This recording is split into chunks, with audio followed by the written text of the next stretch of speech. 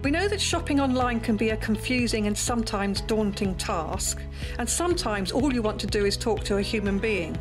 Well, our family-run customer service team are on call 24/7. They're full of friendly, warm-hearted individuals, all trained to make your shopping experience as easy and as enjoyable as possible. And not only will they take your order, they will also help and guide you on your shopping journey, so you never miss out.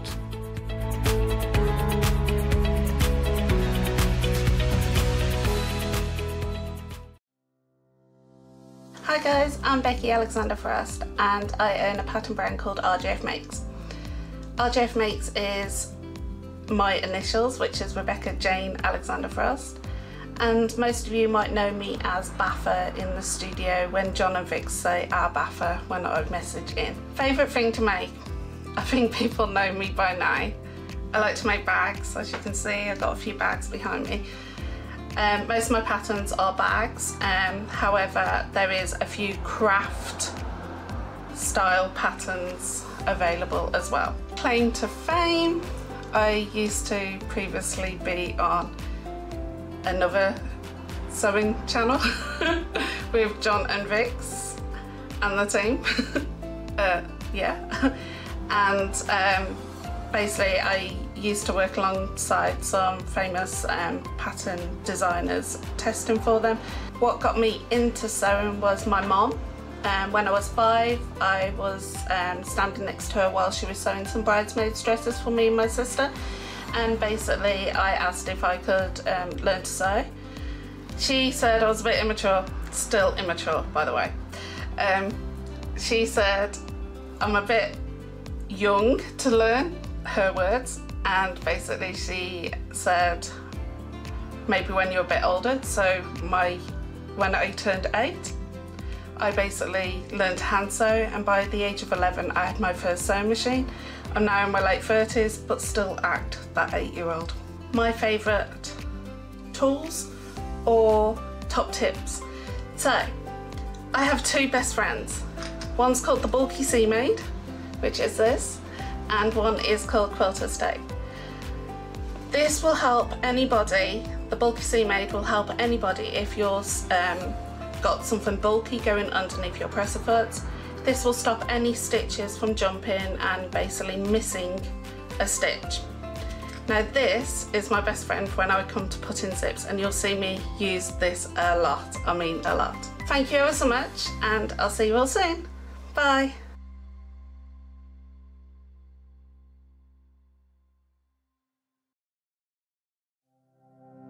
Keep up to date with what's on Sewing Street and Yarn Lane, as well as all the latest news and special offers by signing up to our email newsletters. For Sewing Street, head on over to www.sewingstreet.com. Scroll down to the bottom of the homepage, type in your email address, click the envelope, and you're done. It's exactly the same for Yarn Lane. Head on over to www.yarnlane.com.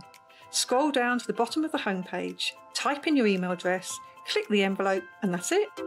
You are now subscribed to both Sewing Street's and Yarn Lane's email newsletters, so you'll never miss out on the latest news and special offers ever again.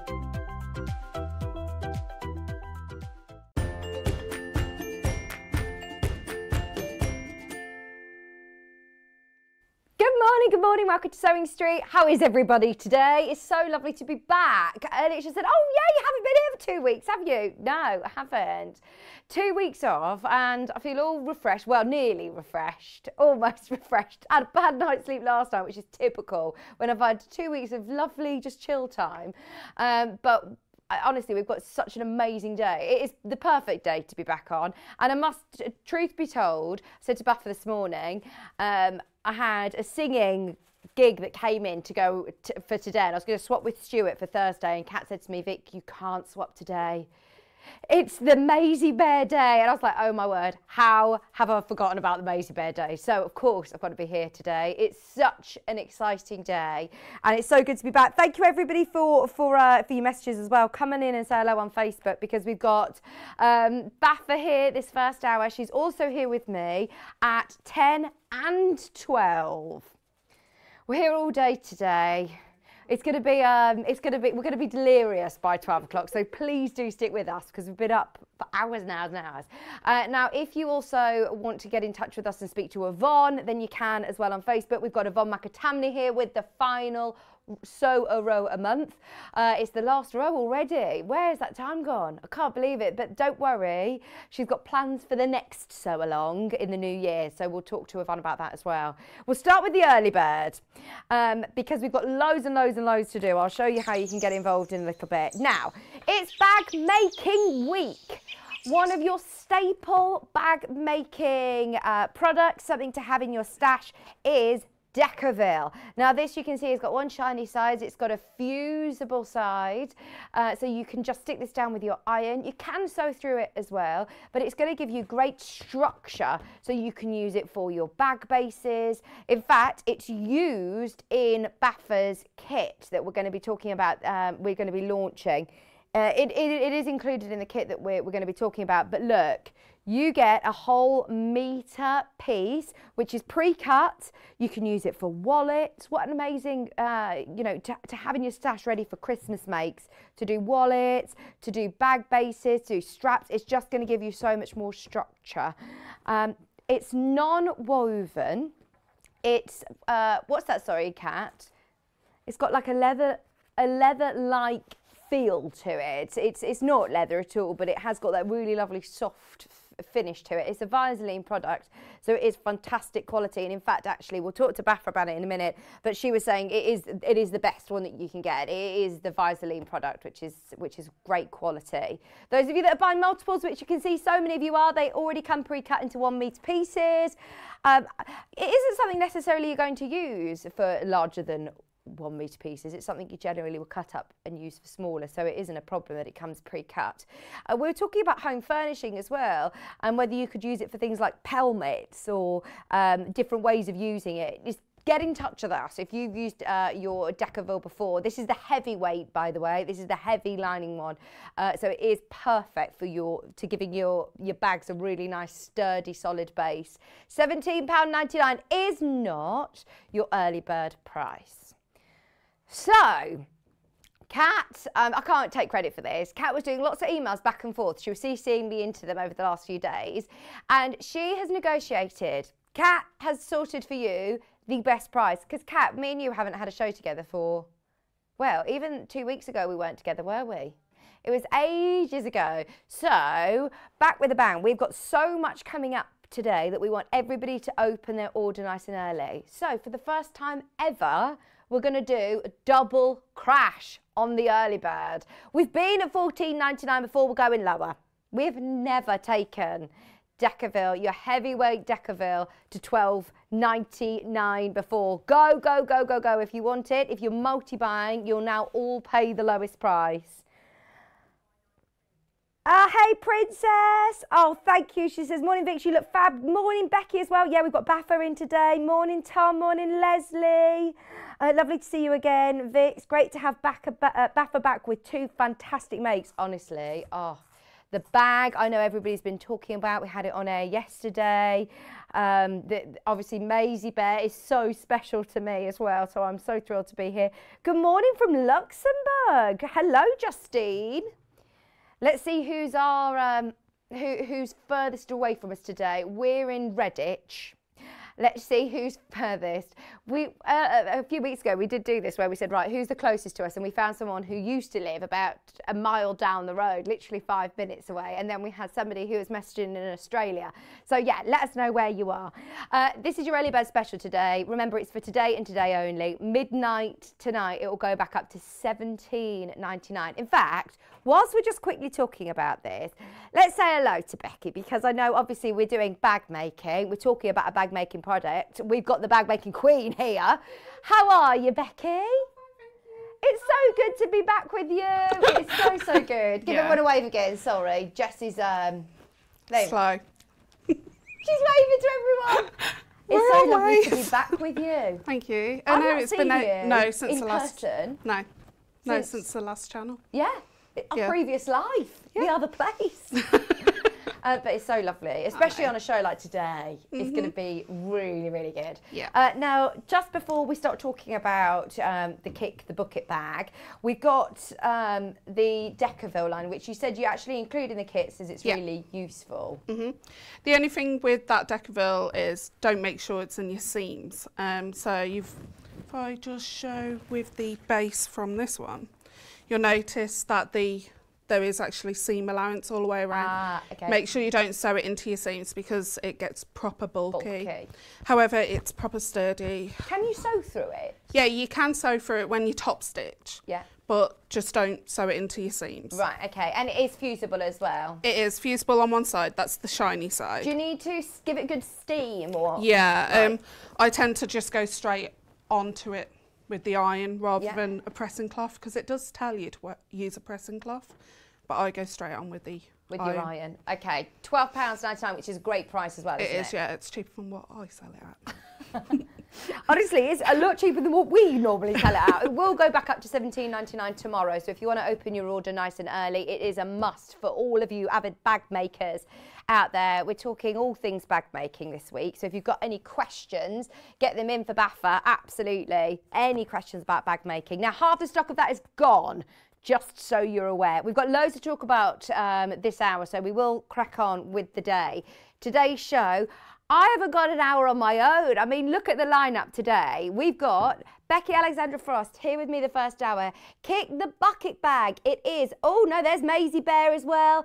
We've got loads coming up today with Baffa. So we've got the bucket bag, which is coming up in this first hour. You can see it here. We've had it on air the last couple of days, and we've had so many messages about it. We've got kits, we've got hardware bundles, we've got fabric bundles, we've got all sorts. So absolutely make the most of those. In fact, they're already selling on pre-order. 9 o'clock, it's the final Sew a Row a month, which is your village shop quilt, which is gorgeous. You don't need to duck because they have taken a picture of it. Baba was scared that she was in the shot of it then, but no, don't worry. So the last row of your Sew a Row a month with Yvonne McAtamney, that's the whole quilt. It's the top row now with the stars, but you can still get involved if you're tuning in and thinking I've missed all of the other rows. Don't worry, you can still shop for all the rows today. We've also got Maisie and Milo bears. We gave you a little sneak peek a minute ago. So those of you that have been watching my shows over the last few months, look, there's my Maisie bear with my Maisie. And Baffa very, very kindly made this for Maisie, and I just kept calling it Maisie bear, Maisie bear. And then Baffa texted me, she was like, do you know what? I've had so many people asking me about this bear. I'm going to do it as a pattern. Do you mind if I call it Maisie? I was like, are you kidding? What an honour. So Maisie, she's in love with her Maisie bear.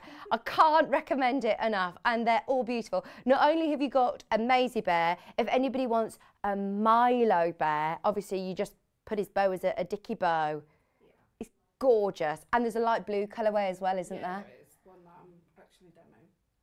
Yeah, yeah. Oh, yeah. We've got the blue, we've got grey, mint and pink. Have a look on the website. So that's at 10 o'clock.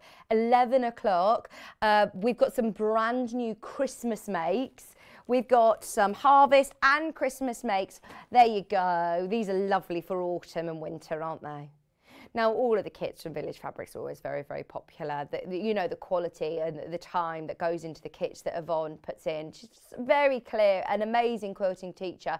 So those of you that love our Yvonne, be with us at 11 o'clock. And then 12. Now, Baffa, this is quite exciting because I know you as having the 720. You've now got the 780 plus. This is only recently, isn't it? Yeah, it's only 3.5 weeks. Okay, how are you getting on with it? Yeah, I've learned quite a lot. Not all of it, about 40% of it. Oh, well, there's so much to learn about it, There is, yeah. So I'm hopefully going to teach you guys what I've learned so far, and then in a couple of months' time, probably come back and teach the rest. Oh, amazing. I mean, these machines, they are like spaceships. There's so much that you can do with them and so much you can learn, and especially trying to cram it all into 1 hour is quite difficult, but we'll try and show you as much as we can at 12 o'clock. Now, let's get started. So, Baffa, we have got your brand new pattern. Now, I know that this has been available to members of your club online, but this is the first time that the general public and us at Sewing Street have got to see it. So tell us about the Kick the Bucket bag. Right, okay, so I like bucket bags. The reason for Kick the Bucket is because I've got a dodgy leg, so I trip over things, and I tripped over a bucket at the time of making the bag, so I thought, as it's a bucket bag, I'll call it Kick the Bucket. Not the morbid reason. I have to put that out there, so it's obviously come the Kick the Bucket bag for that reason. I just like a bag that's got a sturdy bottom. Yeah. Can have bag feet on it if you want to. You don't have to install those, but you do get those in the kit. I like a padded pocket for my mobile phone, which is the flat pocket. But I also like to carry my little Kobo reader, which is my book reader. So put that in the back pocket. So you've got a magnetic fastening on the back as well. I mean, there's so many amazing, easy, accessible compartments on here. I mean, all of Baffa's bags, the things we love about them, of course, is that they all have such a professional finish. The hardware really makes it, and in fact, you're very particular in what hardware you use, and you work very closely with the manufacturers, don't you? Yeah, I do. Yeah. So the O snap rings, those were actually made for me because I wanted a dual strap system. Yeah. So the dual strap system was one for a shoulder strap. Right. But I didn't want to put any more swirl clasps on it, which are the lobster clasps. Yes. So the O's snap off. Right. So you can snap this off and take your shoulder strap and just have it as a body bag if you want. So you've got two different strap options. There's also a pocket inside, zip pocket. There is, yeah. There's loads. Now your kit, which is to make this one here, you get 1/2 metre of your PU, which you get, it's extra wide, isn't it? Lots of that. And then a whole metre of this really beautiful floral print. Bit Japanesey actually, isn't it? It's really nice. And that's with the metallic gold. Then tell us what we get in your kits in here, because this all comes included. Right, so you get the number 5 zip, which is the main closure zip. Okay.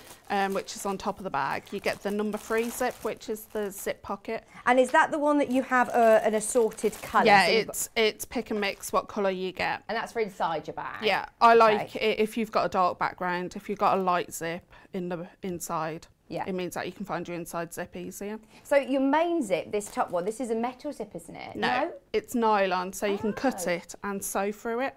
But it looks so... Yeah, they make them look like they're... Yeah.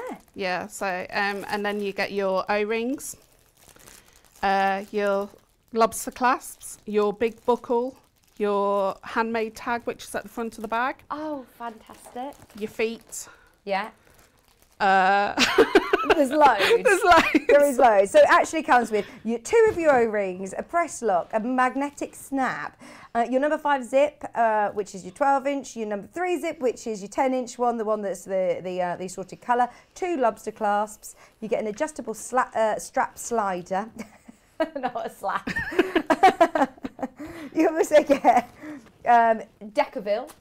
You do. You get a small amount of Decaville for your bag base. You get a metal zip end, 4 bag feet, and your handmade tag as well. I mean, that is a huge hardware bundle that you're getting included here. And don't you think it just makes such a difference using the hardware on your professional finish? It does, yeah. It does give a nice finish. Oh, I'm a bling person. It does make such a difference. So that is for the colourway that you can see made up already. That is everything that you need. All that you'll need to add is your fusible foam. No, it's sew-in foam. Sorry, sew-in foam, not fusible. Yeah. Sew-in foam and any other bits and bobs we will talk through as we go along the show that might help out. But you have all of your hardware, your fabrics, your zips, all included in the kit, including your Decaville for your nice sturdy base. Now we also have another colourway. Now we had to do a pink because we know you love your pinks, don't you? Those of you that watch Baffa's videos, you'll often see your lovely pink sewing chair. Yeah. We've got a blush pink. Now the PU, for anybody who's not worked with PU, it's nothing to be scared of, is it? No. Your PU is a fashion PU, so all I say is with bag making you need to interface it. Okay. Because it's got a slight stretch to it. Yeah. But it's actually a really nice sew. Yeah. On your machines.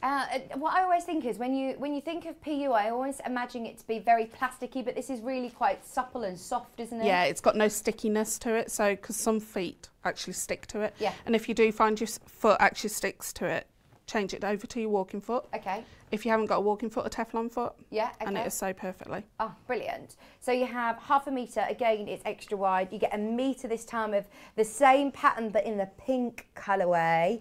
And then, again, your whole kit with instructions, full instructions. And, Buffer, you often do video tutorials, don't you? Did you say there's, fingers crossed, one coming soon? Yeah, in December. Brilliant. For this bag. Oh, we've had loads of lovely messages. Lynn said Becky's hardware is far superior than any other I've used. Thank Fantastic admin. Quality. That's my admin. Oh, brilliant. Hello, Julie. She says, morning, ladies. We've had a message from Susan. Good morning, Vix and Becky. Love seeing Becky on Sewing Street again. I love all of her patterns I've made. Her instructions are always so clear and so thorough, and you're always very present on social media as well. So if anybody has any questions, just tag me in the post and I'll answer. Brilliant. Thank you. Just ordered mine. Can't wait to get started. That's from Christine. Yay. And we've had a question, in fact, come in. It's from Viola. Good morning. Love the show so far. I've ordered the bag kit and just thought, do I need a special machine to make the bag? Right, okay. So the answer is possibly not.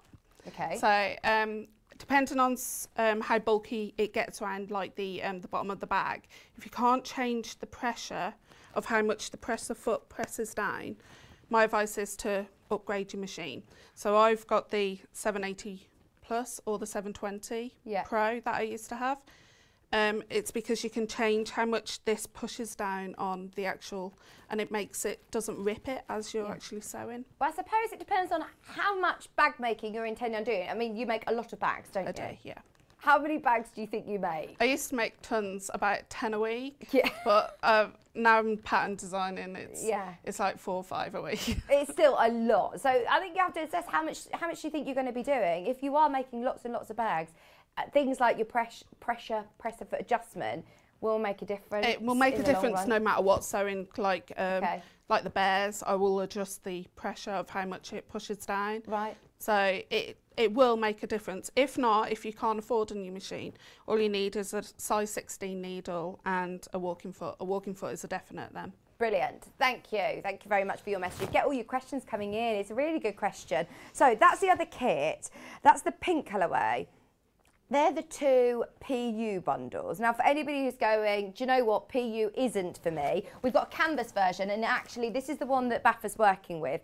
We've got hardware on its own, and we've got just fabrics on its own. So don't worry, if you haven't got the hardware yet, we'll do that in a second. It works out the same price, but we just wanted to give you an option of having the instructions and hardware on its own. So if you want to work with canvas, you get 1/2 metre of your canvas. It's again extra wide, and 1 metre of this lovely black and pink floral. This will look amazing. It will still give you the same structure and the same result with the canvas, won't it? Exactly the same, yeah. Brilliant. It's, I suppose, you're interfacing what's inside it. Yeah, it's the foam that makes it stand upright. £17.99 for 1.5 metres of your floral fabric. Hardware on its own is already selling very, very quickly on pre-order, by the way. Do you know, Jessie, when you said about going through the website, I didn't do it again, did I? I totally forgot, but please look ahead on pre-order because there's lots of things that are selling out throughout the day and selling through the day. So, once again, your hardware on its own. You have your instructions, which we will. Have you got a set of instructions there? Do you want to borrow? We'll flick through them during the demo so you can see, but they're all very, very clear with lots of pictures and text as well. There's all the hardware you're getting, 2 zips, and your Decaville. It will be a lucky dip of zip. Zip colour may vary, but that's for your inside zip anyway. Don't worry, everybody will still get that really beautiful black nylon zip that looks like it's metal. It's finished beautifully, it really is. Looking so relaxed, Becky. Even after not getting your sweeties, said Susan. The train station that I have to hop off and change, I always pop into, I don't know if I'm allowed to say it, M&S. M&S. Yeah, I'm a massive fan of Percy Pigs. And they had none. I was gutted. Oh no. So no sugar this morning, no sweets. We haven't even got any treats here today, have we? Normally this place is full of, it's always someone's birthday or Alice and Marion's been here. We've got cinnamon buns. Do you want No. It's just I like my Percy Pigs. We haven't got any Percy Pigs. Right, off you go, Elliot. M&S, is it open yet? We need Percy Pigs. But you're right, we love having Baffa here because she is just so relaxed. And brings us amazing makes. $41.99 for your hardware kit with your pattern. Now, we've got less than 20 of those left. If you do want just the hardware kit and the pattern, we're so lucky that we get first sort of launch dibs on Baffa's kit and on her instructions, which is so exciting. So if you do want them, please check out because they are now very, very limited. So are you working with the canvas and black? Yeah, yes. I am. Yeah, brilliant. It's really nice fabric. We've got other fabrics and we've also got cork and things like that, but we are also offering, I believe, just instructions on their own today. I would absolutely recommend getting the one with the hardware, if I'm being honest, just because, as everybody's been mentioning, the quality of the hardware is brilliant. There you go, you can just see from the picture. Pattern on its own is £13.49. But definitely go for it. It's up to you. If you just want the pattern, if you've got lots of hardware in your stash, then absolutely go for just the pattern. It's £13.49. That again is quite limited. Right, so where do we start? From the beginning. Okay, let's start at the beginning. It's a very good place to start. Right, okay, so I'm just going to talk a bit about the templates first, the big pull-out sheets that you actually get. You cut them out on the black outer line. Now, if I'm okay to go to the overhead camera. Yeah, we'll see how Jessie's getting on. Thank you. Thanks, Jessie. Right, okay, so this template I really need to talk about. It's a double template. So as you can see, it's the outer body piece and the actual outer body slip pockets. When it comes to making the slip pockets, there's a dotted line at the bottom. You need to fold that up on itself. So that will make now the actual slip pocket. When I was sending it off to my testers, they weren't folding it at the bottom. So I need to stress that you do need to fold it for the actual outer slip pockets. Okay. But the other templates are self-explanatory. Follow the instructions and you will cut out the correct pieces. So do you send this to testers then? Yeah, I have 6 testers that test for me. Yeah, because I'm dyslexic, so they're going to find stuff. And I have a really good proofreader, Lynn, is my proofreader, so yeah. Oh, brilliant. I mean, they are, they're such incredible bags, but they are very complex. There's a lot to them, There is a lot. It takes me a long time. So I have like a book that I draw all my bags on, and then I'll leave it for a while and think of how I'm going to construct it and then keep going back. And then it does take me about 3 or 4 months to design a bag. Yeah, yeah. So it's quite a lot. Yeah. With the pattern, basically there is some notes at the start. Okay. It just basically tells you the seam allowance. Read the notes first. The notes basically teach you what to do in certain steps. Okay, so they're there for a reason. Read them through. Yeah. Also, you got your cutting out, and then you got your preparation. Now, the preparation of the outer slip pocket, the one that's padded, you do need to.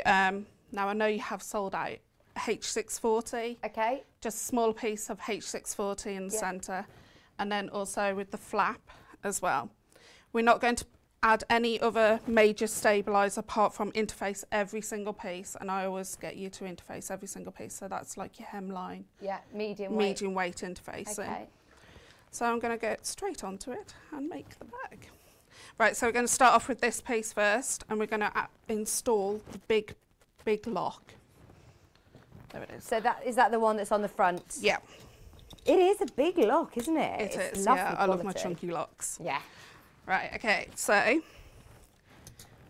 working from the back of the actual, the padded pocket, you're going to find the centre top. So that's the shorter side, the shorter side, and then you've got a longer side. So it's the shorter side of the two long sides. You're just going to snip into that.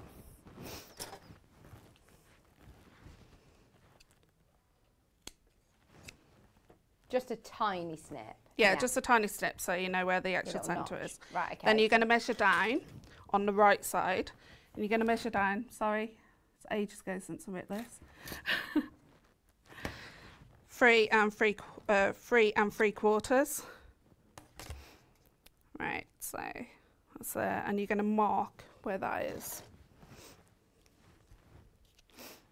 Morning, Sue. She put morning, Mum, and President Baffa. Love you both. Brilliant show. Remember when we started saying that? Becky for president. Yes, Baffa for president. Jill, good morning, Vix. Lovely job, but thank you. Haven't worn it yet. Only got it yesterday. Thank you. Nice. And gorgeous bucket bag, says Thank Jill. you. It is, Thank isn't you. it? It's such a perfect size, but actually, I bet you can get a lot more than you. It's quite deceiving, isn't it? It is deceiving. It was a lot of room inside. Yeah. Also, the zip bridge on top, you can carry a wet brolly on top. Oh, nice. So it doesn't go inside. And then there's also 2 gaps either side. So if you want to carry a bottle of water, you can put it in the side as well. Yes. A slim bottle, not John Scott's big mammoth bottle. Right, okay, so with the press lock, you've got a large washer and you've got your male and then you've got your female. So you're going to pop the male to one side, Okay. which is the button, and you're going to go with the female first. Now on the back, you've got 3 prongs. Yeah. So you've got to work out how your washer works. So you've got 1 prong at the top, which is that one. I've never seen anything like this before. You don't need any any tools to... Only to cut your holes into your fabric. Okay. And obviously your drawing tools. Right, so in the pattern, I talk about a different type of hardware. So it means that you've got 2 sets of instructions, one for this one and then one that's got screws in. So we need to find the centre of this. So this approximately measures 1 3/4. Yeah, 1 3/4. So you just need to basically chalk on metal. Oh, it makes you go a bit funny, doesn't it? It does, yeah. Right, so I've put a centre mark and then you're going to eyeball this over where that centre mark is that you put on. And you're just going to draw in those 3 cutout areas. Princess has asked, she says, I love the crossbody bag. Which is bigger? Is it this one or is it the walk it bag? This one. This is bigger. Yeah. Let me put it on, Princess, so you can see. Princess is an admin. Oh, amazing. Yeah. So if you're having it as a crossbody, it is a really good size. We've got lots of padding in ours. Just to show you how much you can get in.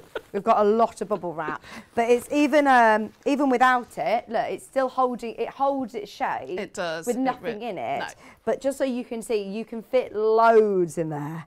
Yeah, well, you can see how much bubble wrap I've had in here, and you've got the zip pocket inside there as well. You have got a shoulder handle, so you can have it on your shoulder as well, which you can remove very easily. Very easily with the O-snap rings. Amazing. Right, okay, so I've drawn on those lines and then I've got my seam ripper and I've basically popped a pin at the end of one of those lines. I'm just going to cut into those holes. The reason for the pin at the end is so I don't cut any further. Okay, and I'll just do that for all 3.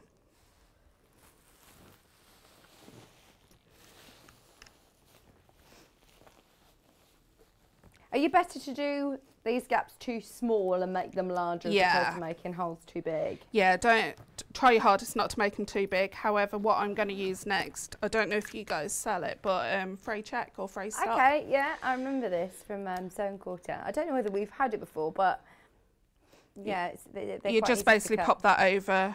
Don't let it dry because Okay. it'll seal it around the actual lock. So you basically pop in this with the female part pointing up. Yeah. And you pop that through. Now I don't think I've made that one hole big enough. Nope. Snips.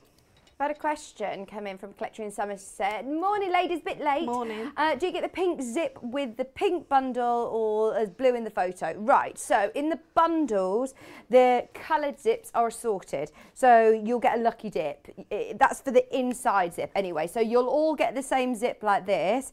On the main zip inside my bag, it is purple. There's a blue one here, there's a yellow one there, there's a purple, there's a pink. So they're a bit of a lucky dip. It's not necessarily, it's not going to be seen, it's the one for the inside. It is, it's the inside zip pocket. And like I was explaining, if you use a dark fabric, I'm partly blind in the one eye. No, I'm not really, I'm just, in darkness I am. But if the lining is black like that one is, having a bright zip inside to see your inside zip pocket is best. Definitely, you can find it. And none of them are, you know, horrible colours. They're all lovely colours, all nice bright colours. Yeah, they're all bright colours. Brilliant.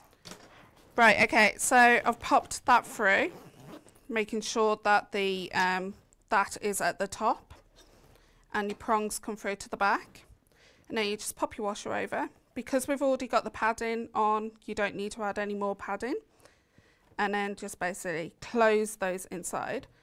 Now, because we don't like this ripping onto the lining, because these prongs can rip the lining, you can either put a bit of interfacing around it or some branded duct tape or over the top. So I've got unicorn. I like yours. Yeah, I love my unicorn tape. Unicorns and rainbows on. Oh, yeah.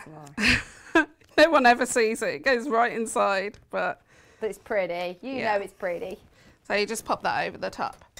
So the next thing you're going to do is get the lining piece. Now the lining piece, I do suggest making it out of the same fabric because you can slightly see the lining. Okay. So you're going to pop those right sides together, matching up the two long edges, and clip or pin.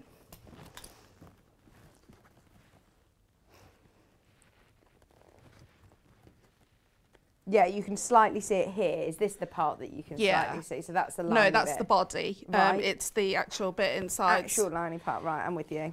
Yeah, some of the testers were saying that you could see it slightly, so do your best to use the same. Yeah. Do you have to audition to be a tester for you? No, I look on social media and look at people who... Oh, there you go. So you get scouted to be a tester. Kat was like, how do I get to be a tester? You have to get headhunted, Kat. Yeah, I'm sorry, Kat. Princess said, it's gorgeous. Thank you. As you can tell, I've not made this one yet. Lol. She's wants to make this one. Bless her cotton socks. Right, so we're going to sew 3/8 of an inch across the top, and I'm going to reverse my stitch at the start and at the end. I'm going to use a stitch length 2.5, and I'm lazy, so I keep my walking foot on. Oh, you always have your walking foot on for every project, don't you? Yeah, even with my zips. Right. Oh God, someone's got this really fast. There you go. Helen agrees with Lynn's comment saying, I agree, it's excellent quality and well worth the extra money. This was the lady that was talking about how superior the hardware was that Buffy uses. So yeah, everyone agreeing your hardware is brilliant. Susan says, I love watching Becky. She makes everything so easy to do. Thank you, thanks. So clear. You can tell she's just an incredible designer, but also an amazing teacher. Morning, ladies. I'm so glad I'm at home to be able to watch you live today. I love your bags and love your patterns. They're so easy to follow. Oh, thank you. The videos do help, but I'm a bit behind at the moment. I must admit, I'm one-man band. Yeah, well, so. You're a busy lady, aren't you? Yeah. I heard you talking to Yvonne saying you literally are working, sewing. Yeah. From the moment you wake up to 12 o'clock at night. Oh. So, right, so... And this is your day off today? This is my day off, your day off. Come in here. Right, so I've just given that a quick press to set the seam, and now I'm just going to press it open. Now, if you're using PU, like if you want to use full PU, because you don't have to use actual cotton fabric as the outside pocket, don't use your own, obviously, because it'll melt. So, just going to press that completely open. That'd be really cool, actually, in the full PU, wouldn't it? Yeah, it'd make it even posher. Yeah. Yeah. Right, okay, so the next thing we're going to do is measure in 2.5 inches from the edges. So can you just show the actual pocket itself, please? Yeah. So if you put your hand in, you can't go all the way around, can you? No. Even though the actual pocket. We've got to do some hidden sewing. Right. Sewing piece. Oh yeah. So there isn't actually a line of sewing on the front here. No. But it stops there. My pocket does. On the original mock-up, I actually didn't actually do these hidden sewn lines. Right. The reason being is the sewn lines will come in. It's the fact that things were going around the edges and collapsing the bag in, so you don't want to collapse the bag in when it's meant to be a bucket. But do you think that's a good size for your mobile phone? Yeah, that fits a big note phone. Right. So they're quite big. Yeah, it's still a really nice size. You still get plenty in there at the front, but it's good that it's also got that secure clasp if you are putting your keys, your phone or purse or something in there. Right, so you're going to measure 2.5 inches in and mark on that edge at the top where the fold is on both sides. So we're going to sew top stitch 1/8 of an inch away, and we're going to sew to approximately where those two marks are. So we're going to start off from each side. We're going to reverse our stitches at those two marks. So I'll do that now. I'm going to do a stitch length 3.5. There's only 10 of the hardware kits left. That is your main graphic at the moment. You get your instructions as well. So you get all of the hardware, which is a lot of hardware. You get is it the first time you've used these O-rings that you've designed with the manufacturer? For this, for any bag, especially for this? Yeah. I bet you'll be using these again then, won't you? Yeah. They're brilliant. Baffa worked with the manufacturer to get these designed. She designed them especially for this bag, so they're included. We also only have 10 of the blue kit left. So that was the one that's made up with the grey PU, your instructions and your fabrics, hardware, everything that you need to get going with that one. There's 10 left of those. Very, very busy. We always have a lot of people waiting for Baffa's latest designs. Oh, she's going to be talking about the machine, by the way, that she's using at 12 o'clock today, and we might have a little surprise with a little freebie along with it as well. Stay tuned for that. Right, okay, so I've top stitched to those two marks, so now we're going to open this up and get the body. And you're going to pop the body. The body's got only interfacing on the back. Okay. You've got the shorter long side, which is your top side, and then just always remember the longer edge, the longest edge out of all of them is the bottom. Okay. And you're just going to pop this pocket, but make sure this is open, and clip it into place.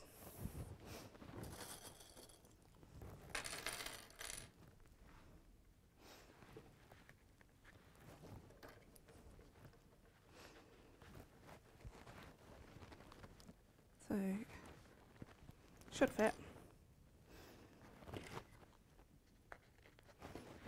You're a big fan of the clips as opposed to pins, aren't you? Yeah, the pins are a new thing because of the bears, but I'm more of a clip person myself. I think that's from my quilting background. Yeah. Right, so once again, where we've just top stitched, we're going to top stitch just underneath it, the same distance, and we're going to top stitch it to the main body piece now. So. Are you back doing your commissions as well?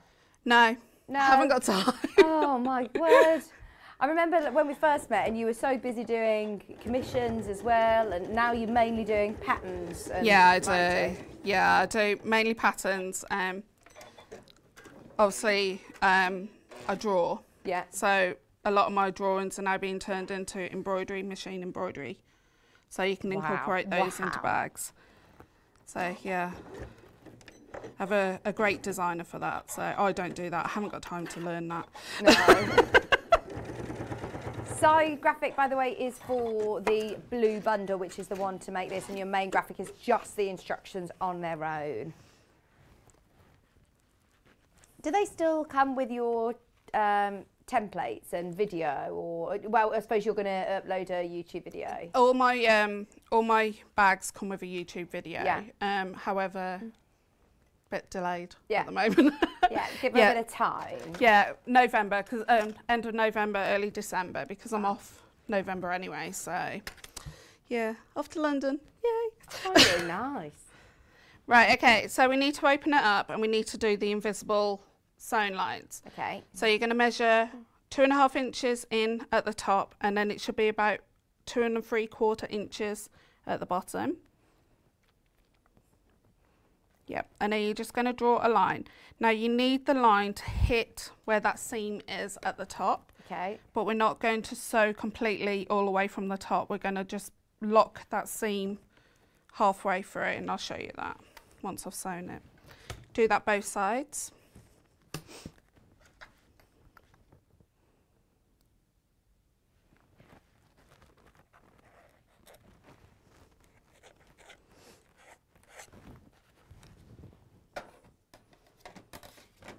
Okay. So we're going to sew using a stitch length of 2.5. Going to start right on the seam so it locks the seam into place, and you're going to sew all the way down. Make sure you reverse your stitch, but you don't want to reverse your stitch onto this part of the pocket here. Okay. Oh, Jessie's is just gone. She's very good, isn't she? Oh, bless. She's very good. Brilliant. Morning, ladies. Will the cotton canvas work for the body of the bag instead of quilting weight cotton? Yeah, there isn't exactly enough in the kit, but I know you guys sell it, don't you? So you'll need another 1/2 metre. Right, okay. She says, I'm thinking of the New World fabric. Oh, Elaine. Oh, nice. Yeah, it worked nice, so.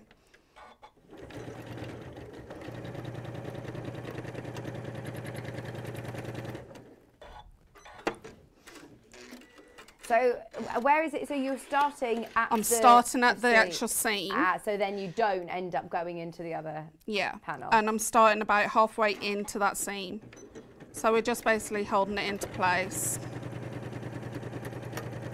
Debbie, right. Debbie says, sorry I'm late to the party, but if I do get the kit, do I need anything else? Just a quick rundown of what else we need to have on our shopping list. Right, okay, so obviously H640, but obviously you haven't got any in stock. Yeah, you only need a small piece, don't you? You only need 2 small pieces anyway. You need the sewing foam.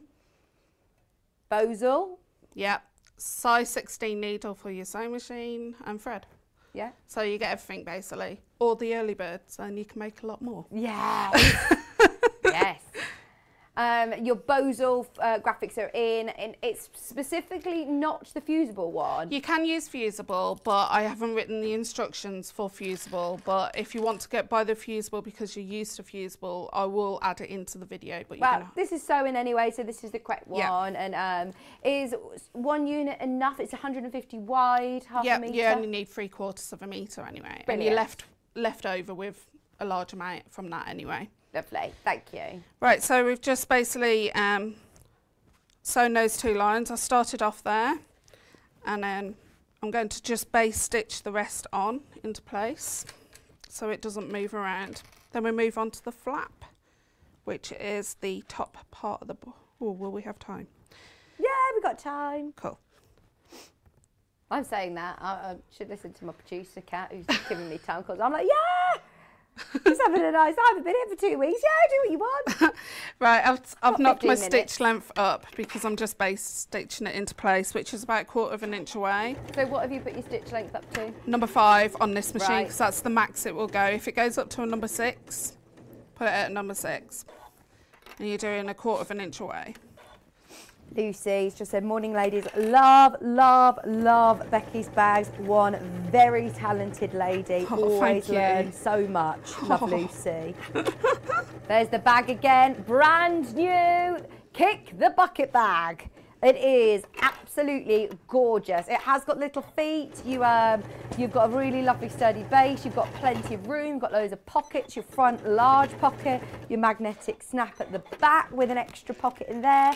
Zip pocket inside. So you put your wet brolly here. You can fit a small bottle of water, not like John Scott's big bottle, one that he copied from Kat, she wanted to mention. But you can fit your bottle of water in there, so easy access. It's great, isn't it?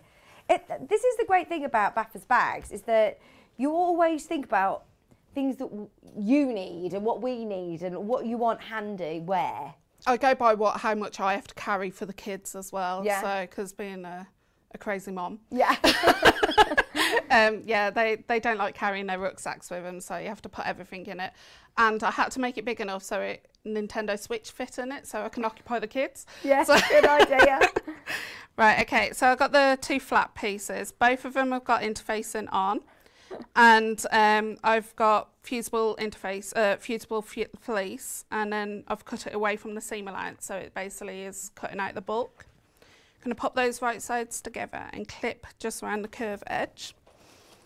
Keep packing the clips away.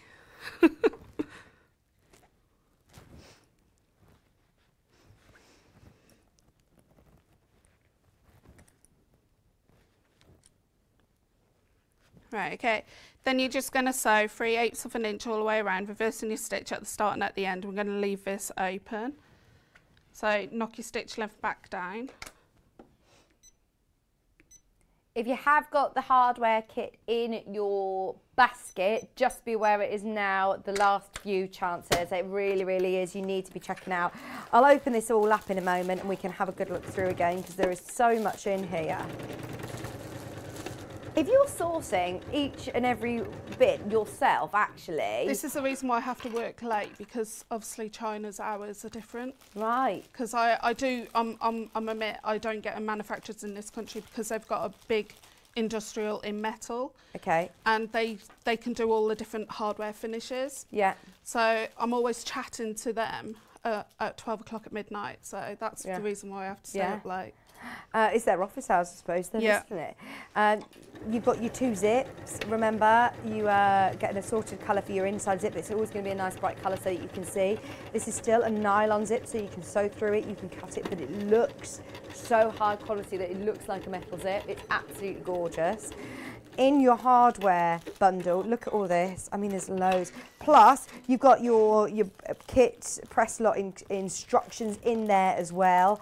But you have got today's demo that you can watch back. That's the only one that I've never actually seen before. All the others, we've done demos before of the magnetic snaps and things like that. I've seen them before, but only on shop bought bags. I've never seen them on handmade bags before. It is attention to detail. They're your little feet. You've got your magnetic snaps, you've got your brand new O-rings, which Baffa's designed with the manufacturer that snap away. You've got your buckles, you've got these really, I mean, they're also lovely and chunky and sturdy, aren't they? There's nothing they are. Flimsy about them. No. I do pay the little bit extra for that. They're lovely, really lovely. You've got your handmade tag as well, all included, plus your instructions. For $41.99. It's your side graphic. If you do want it, check out now. Just before we go back to Baffa, we've got another quick message from Sylvia. Hi all, I'm a newbie to Becky's Patterns. Have recently made the Octavia wallet. Can't say how impressed I am with the instructions. So easy to follow. Thank you. Thanks. Oh, brilliant. Yeah, take a bow. Right, so where are you up to now? Right, so I've snipped away the excess seam allowance and turned it right side facing out. And now I'm just going to top stitch 1/8 of an inch, but if you're not confident at doing 1/8 of an inch, do it at 1/4 of an inch. It's totally up to you. And I'm knocking my stitch length up to a 3.5. Even the zip end is really plush. Yeah, I must mention there is, in the zip end, is a minute screw. Okay, you've put it in a separate packet. It's in a separate packet, but be careful when you open that packet. Don't let the screw fall out of the place. It's the size of your glasses. That goes on the back. Yeah. Yes, please. There you go. There's the little screw. But that's your zip end. It comes in its own little pack and there is a tiny little screw in there. But all of that is included. And what I love as well that Baffa's done is labelled them all so you know what they are. Because you get all this hardware home and then it's referred to in your instructions. You think, which one's that? So you have also got them all there, instructions included where you need them. And most of the hardware, likes of the zip end, there is an install in video on my actual YouTube anyway, so. Brilliant, thank you. Right, I've dodgedly top stitched around and I've used white so you can see it. Right, okay, so you got your Gutermann HD2 glue, and you've got this. Now there's teeth on the back of this in the channel. Oh yeah. So we're going to pop glue on the flatter side inside.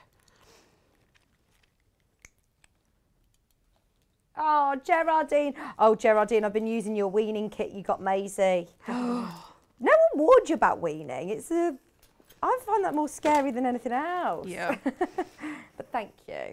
We have got the HT2 glue that Baffa's using. It's £4.99. This is the one I know Lisa Lamb likes to use as well. Lots of bag makers all swear by this one. Especially if you've got the frames, like Lisa Lamb uses. Yeah. Actually, you had the frames on yesterday with Becky Reed, didn't you? So yeah, we did. So I've folded it in half to find the centre, and then obviously you got the little bit that sticks up on the flatter part at the top. That's kind of your centre. So you're going to eyeball that and push it into place, and then you're going to push down. Now it might not click into place first, but the teeth at the back should dig into the actual back of the fabric. The glue is the extra precaution. Now you really need to let that set for 72 hours. However, I always carry on sewing. Impatient. We haven't got 72 hours, I'm afraid. We've got Yvonne McAtamney on today. Oh, yeah. Right, so the next thing you're going to do is get the top outer piece. Now, the top lining piece is slightly different. It's slightly shorter, so make sure you label the back, outer and lining, or else you're going to pop the wrong piece. I'm going to find the centre of this long edge here and draw on. And then you're going to find the centre of this top edge here of the flap.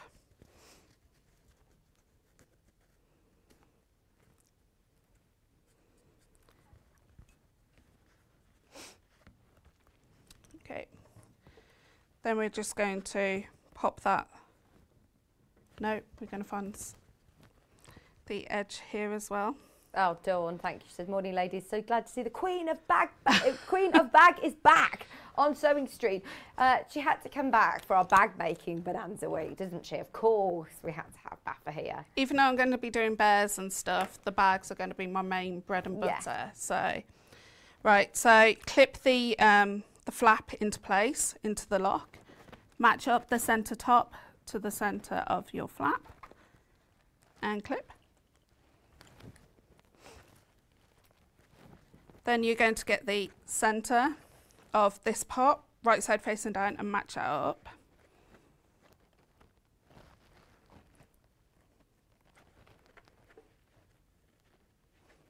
And you're going to clip all the way along to the edge.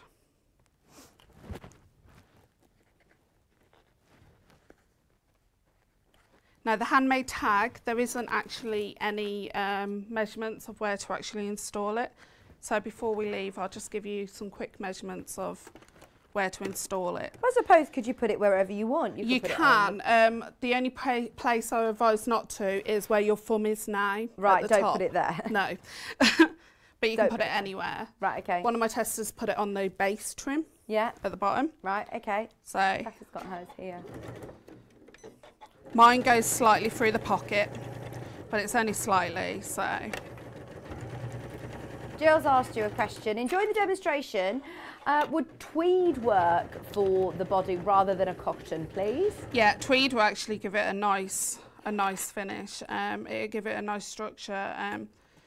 And possibly with tweed, because if it's a strong tweed and woven quite thick, you probably could get away with actually H640 rather than Bosal. Would you still need to interface it? Yeah, you will need to interface it because tweed does slightly stretch. You're right, okay. Yeah. But you might get away with using H640. Yeah.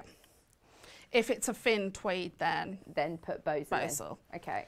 So you're going to just pop that out. Then you're going to press it. I'm just going to finger press it. Then you would top stitch along this, making sure your seam is pointing upwards. Obviously, I know we've strap on time, so you got the base here. You're going to got a shorter side and a longer side. The longest, remember, is your base. You're going to pop that there and clip. There's me putting the clips away again. We just had a question come in fact, actually, we can answer it. It's on the front of the pattern here. It says, morning, beautiful bag. Can I ask, Becky, what's your policy on selling what you make? Obviously not the pattern, but the bags that you make. Right, the only, you can basically make to sell. I used to make to sell, so it was a big thing for me to make that into my patterns. However, just don't take it to a manufacturer's and do it thousands upon thousands of time. Yeah, we don't want to see this in John Lewis, but no. If you are doing craft fairs. And yeah, you don't even have to credit me. Honest, I've got no problem with that at all. I just basically, if I find it in John Lewis, I'll have to manhunt you down. So. But that's on all my patterns. So if you ever buy a pattern in the future, even the bears, I've said. However, with the bears, you've got to be careful with the eyes and stuff. You know, safety and all that lot. Safety in numbers. Oh, Sue says, hi Becky, good to see you back on my telly. Welcome to the insanity of my sewing room. Yay. We're always on in your sewing room as well, aren't we? Yeah, on my computer. Yeah, it's company because my husband is kicked. He works from home now, so he's kicked into one of the boys' rooms. Yeah. So he sets up his computer in there in the week, and then I basically got no one really to talk to because he's always talking to people on the phone. On Zoom and things. So you talk to us. Come talk to us. It is good company. I'm the same. I think that's why I'm messaging quite a lot. Yeah. Right, okay, so you would basically, in an ideal world, top stitch 1/8 of an inch on the actual base trim and 1/8 of an inch on here. Now, I'll just talk about the foam quickly before we go. So you got the foam, you would cut it a lot bigger. This is way too big, but about an inch bigger all the way around. You will pin this into place. Now, if you have used the PU, you will need to use quilting tape or basting tape or 505. Okay. Then once you've done that, you base stitch with the longest stitch length on your sewing machine all the way around 1/4 of an inch, and then trim back this, but then you need to trim it back even further. So you know, like the flap had no fusible fleece in the actual seam allowance, you need to actually trim it back to where that sewn line is, so there's 1/4 of an inch free of foam. Right, okay. Brilliant. It's all in the instructions though, isn't it? It is self-explanatory, and I do go into some depth with installing the foam. Fab, thank you. And of course, Baffa's always watching us on the Facebook page, so tag her in any questions or message her. And of course, if you've got any questions, get them in. But we've had so many messages in today saying how clear your instructions always are. Lindsay's just said, thank you, Becky, for allowing us newbies to see, to sell onto our craft stores as we learn. It's very kind. No, because I know how expensive sewing can be. Yeah. So that's the whole point. If you can generate back the money that you've paid, so that means you can buy more from Sewing Street. Absolutely. Oh, and do you know what? If I saw this on a craft fair stall, how professional does this look and how useful? Because you start to then try on a bag and you think, actually, do you know what? That pocket's really useful for this and this pocket's really useful for that. So tell your customers, you know, all of these brilliant uses for it as well. Show them the O-rings and how they were designed by Baffa, and it's brilliant. Anyway, thank you ever so much. No, you're welcome. Thank you. We're in single figures for the blue kit, which is the one that you can see here. Very, very popular indeed. We'll see you for the Maisie Milo bear. We've waited months for this. I'm so excited. So the blue kit, you have 1 metre of your blue patterned fabric, and then you get 1/2 metre of your extra wide PU. Then of course you get your Decaville, you get your instructions, you get your 2 zips, and you get your whole hardware bundle, everything that you need. All that you need to add is your Bozil foam. Last 5 of those. There's loads more of you that have got it in your basket, so just be aware if you have got it in your basket, it's not yours until you check out. Don't let the pink one pass you by. It's really pretty. I'd love to see this one come together as well. This one you get 1 metre of your really lovely pink. It's got the gold metallic as well. 1/2 metre of your extra wide PU in pink. You get, of course, your RJAF makes pattern, brand new pattern in today. Your 2 zips, your hardware, there's so much hardware in there as well. Everything that you need to make this very professional, beautiful bag. Decaville for your lovely, your sturdy base as well. Everything that you see here, Baffa is specifically chosen for this bag. So definitely make the most of those bundles. They're brilliant. If you do just want the hardware on its own, it also comes with a pattern. This is very, very limited. Again, it's the last 5. Last 5. So that's just the hardware and your instructions plus your zips. They're for just $41.99. Enjoy. I mean, they're amazing. Absolutely amazing. Now, finally, we do have the instructions sold on their own. They're £13.49 just for your instructions.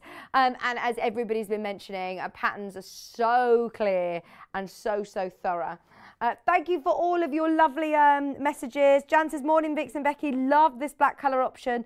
It makes the bag look very classy. Well, I think it's very similar actually to the one that's on the front cover, the one that Baffa designed. If you do want the one that Jan's suggesting, it's black cotton canvas this time, no PU, a metre of the rose and half a metre of your cotton canvas. And then obviously you can just buy the hardware pack with your instructions separately. But that is a lovely bundle. That was the one that Baffa was using. I think that's everything. Right, we'll see you in an hour. Thank you, Baffa. Don't go anywhere. Yvonne McAtamney is here coming up with our final row in our Sew a Row a Month. Don't go anywhere. We're back after this.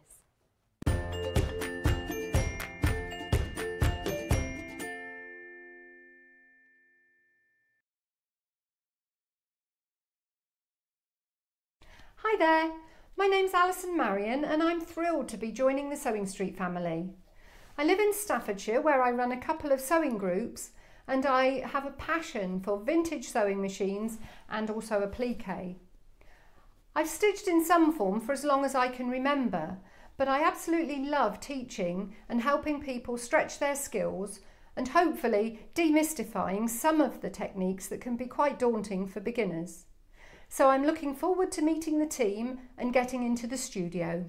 See you soon. If you're a Sewing Street or Yarn Lane customer, no matter how many times you check out in one day, you will only pay 1 postage and packaging. So don't wait to add the item you want to your basket and check out. You will only pay 1 P&P even if you check out multiple times in one day. Missed the live show? Don't worry, we recorded it for you. Never miss out on your favourite presenters, guests and makes ever again. Head on over to our YouTube pages to watch back the day's live show and enjoy your favourite demos over and over again. We also have lots of great content exclusive to our YouTube pages, such as product demonstrations, troubleshooting videos and so much more. Subscribe and turn on the bell notification so you never miss a show or video ever again.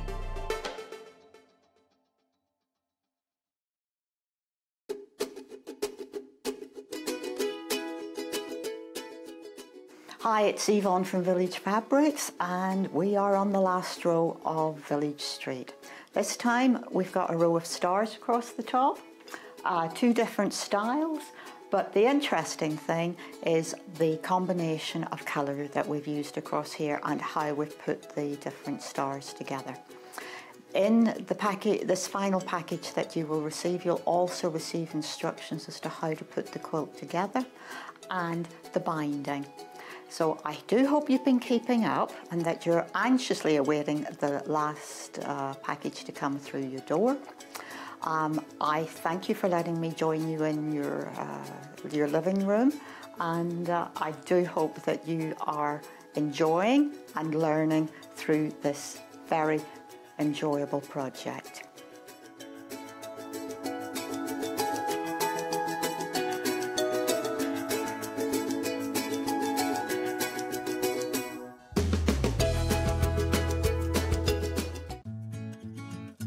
Stuck for ideas for the perfect gift? Why not get them a gift card?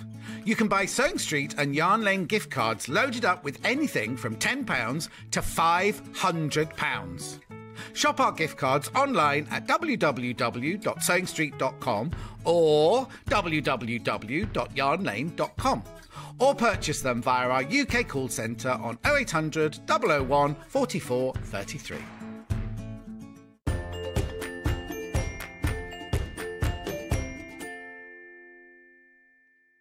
Hello, welcome back. I told you it was going to be a good day today. Oh, I'm so thrilled to be back. I've had 2 weeks off and I'm actually back on the best day ever. I did watch Yvonne the last time she was on with John, and I know how gutted he was that he wasn't here for the final row of the month. So if you're watching, John Scott, yeah, he will be watching. He will be watching. It's the last row. It's the last row. I can't believe it. How is everybody getting on? I love the fact that through the duration of the quilt, we've learnt so many new skills with Yvonne, and hopefully it's built up your confidence in quilting, and you've managed to almost complete a whole quilt, which is so exciting. So obviously row 1 from the bottom, row 2 with the little cat there. We've got the applique flowers. We've got the houses. We've got the flying geese units, and then the final row at the top is the row that we're going to be focusing on today. Now, we noticed as well, not only do you get the final row, you also get your binding, and the prices, well, it hasn't changed. The price hasn't changed. It's still $31.99. So your row of the month, the final row and your binding, are these really beautiful star blocks. So row 7 are the stars. Now these have already been selling all morning. Those of you that have been waiting for them, absolutely check out now. Those of you that are a bit late to the party and thinking, do you know what, I haven't seen row 1, row 2, row 3, row 4, row 5, no, row 6, don't worry, because we have got the individual rows and we've also got the whole bundle now. We can do the whole kit bundle. So $31.99. I know that we're against the clock. We've got a lot to get through this hour because it's also bag making week, and we've got some of the Village Fabrics kits as well. But as always, with Yvonne's bundles and kits, and especially with the row of the month, everything is really well thought out, so you don't need to worry about the fabrics or the colours. They're all picked out especially for you. So you've got everything that you need all in here, including your needle for your binding, to hand finish the back of your binding, because that's the nice bit. I always think you've done lots of bits on your sewing machine, especially this time of year. Sit with your quilt on your lap and just do a nice bit of hand stitching, which is lovely. Oh, I must say hello. I just had a text message come through in the break from Barbara and Willie, hello, who are watching on their new TV, and they've never been able to get Sewing Street for some reason in their old house. They said, we've managed to get it on. So congratulations, because they became grandparents as well over the last couple of days with lovely little Birdie May. She's a tiny, tiny little, she was only £5.6, and she is just the most gorgeous little girl. So yeah, welcome to the world, Birdie May. Yeah, so I'm guessing they're kind of cousins, aren't they now? This is Kieran's aunt and uncle, so we're just saying they're cousins anyway with Maisie. So yeah, sending you lots of love, lots of love. $31.99 anyway for the last block of the month, or the last row of the month, which is your stars row. Okay. Those of you that haven't yet secured all of your other rows, just very quickly before we go over to Yvonne, should we do the whole shebang? Never done this whole, we've never had all of them, so we've never been able to do the whole bundle before.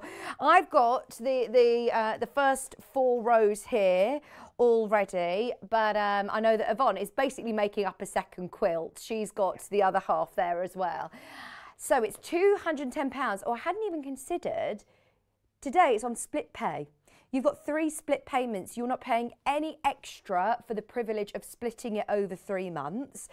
You'll still receive it after paying the first payment of £70, and you can get on with your sewing, but then you can split the payment over 3 months, which is brilliant. So this is obviously row 7. If we go back to the start, did we put them in order? Kat said yes, I did. I put them in order earlier. So this is your log cabin row, which you can see here. So you've got row 1, and it also comes with row 2, which is your rail fence row with the lovely cat. But at Yvonne this time, you can see she's changed it up on her second quilt and put some lovely little butterflies. So, I mean, it's up to you. You can adapt it, and it's really exciting to see how people have slightly changed the quilt on Facebook. It is also available individually. If you just want to buy row 1 and row 2, you absolutely can. If you want to have a go at these blocks and incorporate them into different quilts or into cushion fronts, or if you've missed out a week by accident, then that's row 1 and 2 together. You also get thread in there, you get all of your instructions, all of your fabrics, everything that you need for row 1 and 2. And of course, all of the demonstrations have been on air, obviously, so you can watch back with Yvonne. And she also did, it seems so long ago, but I remember her recording when you first set up your machine and how you get going with starting a quilt, and the same with the end. So as we're coming to the end now, there is a video on how to bind it and how to quilt it, do your quilt sandwich. There is a full YouTube video as well for that, which is brilliant. So that's row 1 and row 2. We're then going to go on to your applique, which is your lovely flowers.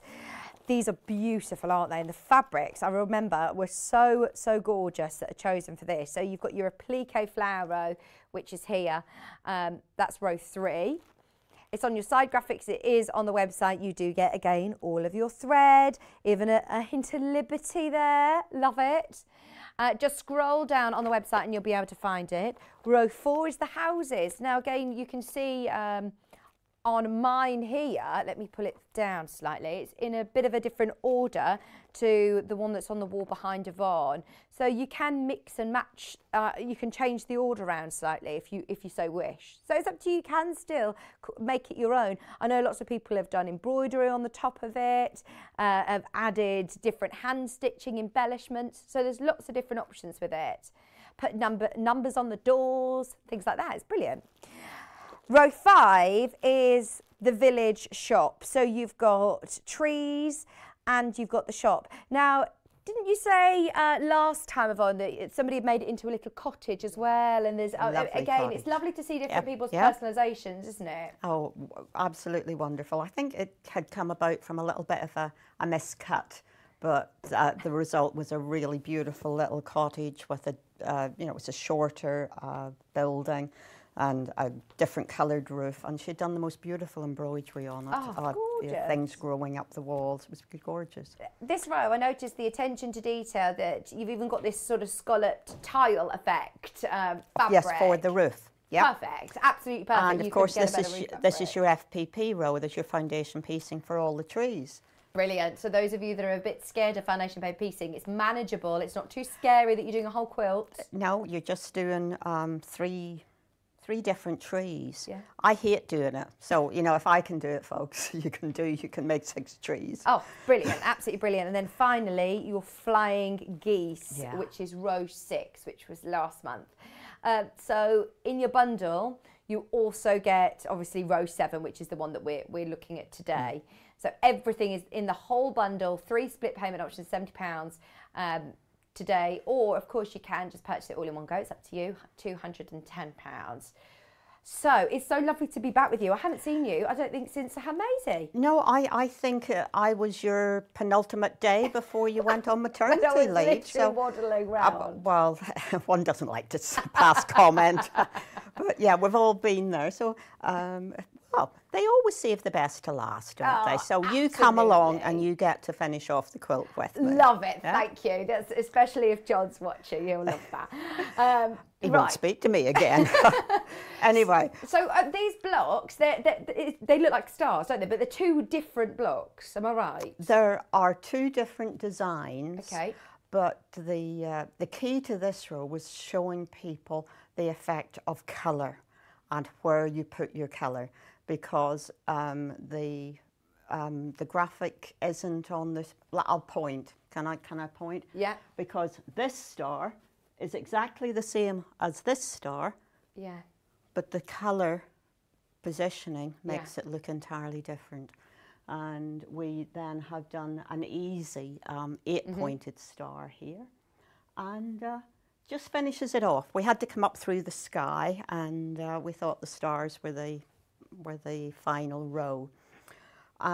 So if I can just tick off a few things that I really must say to people.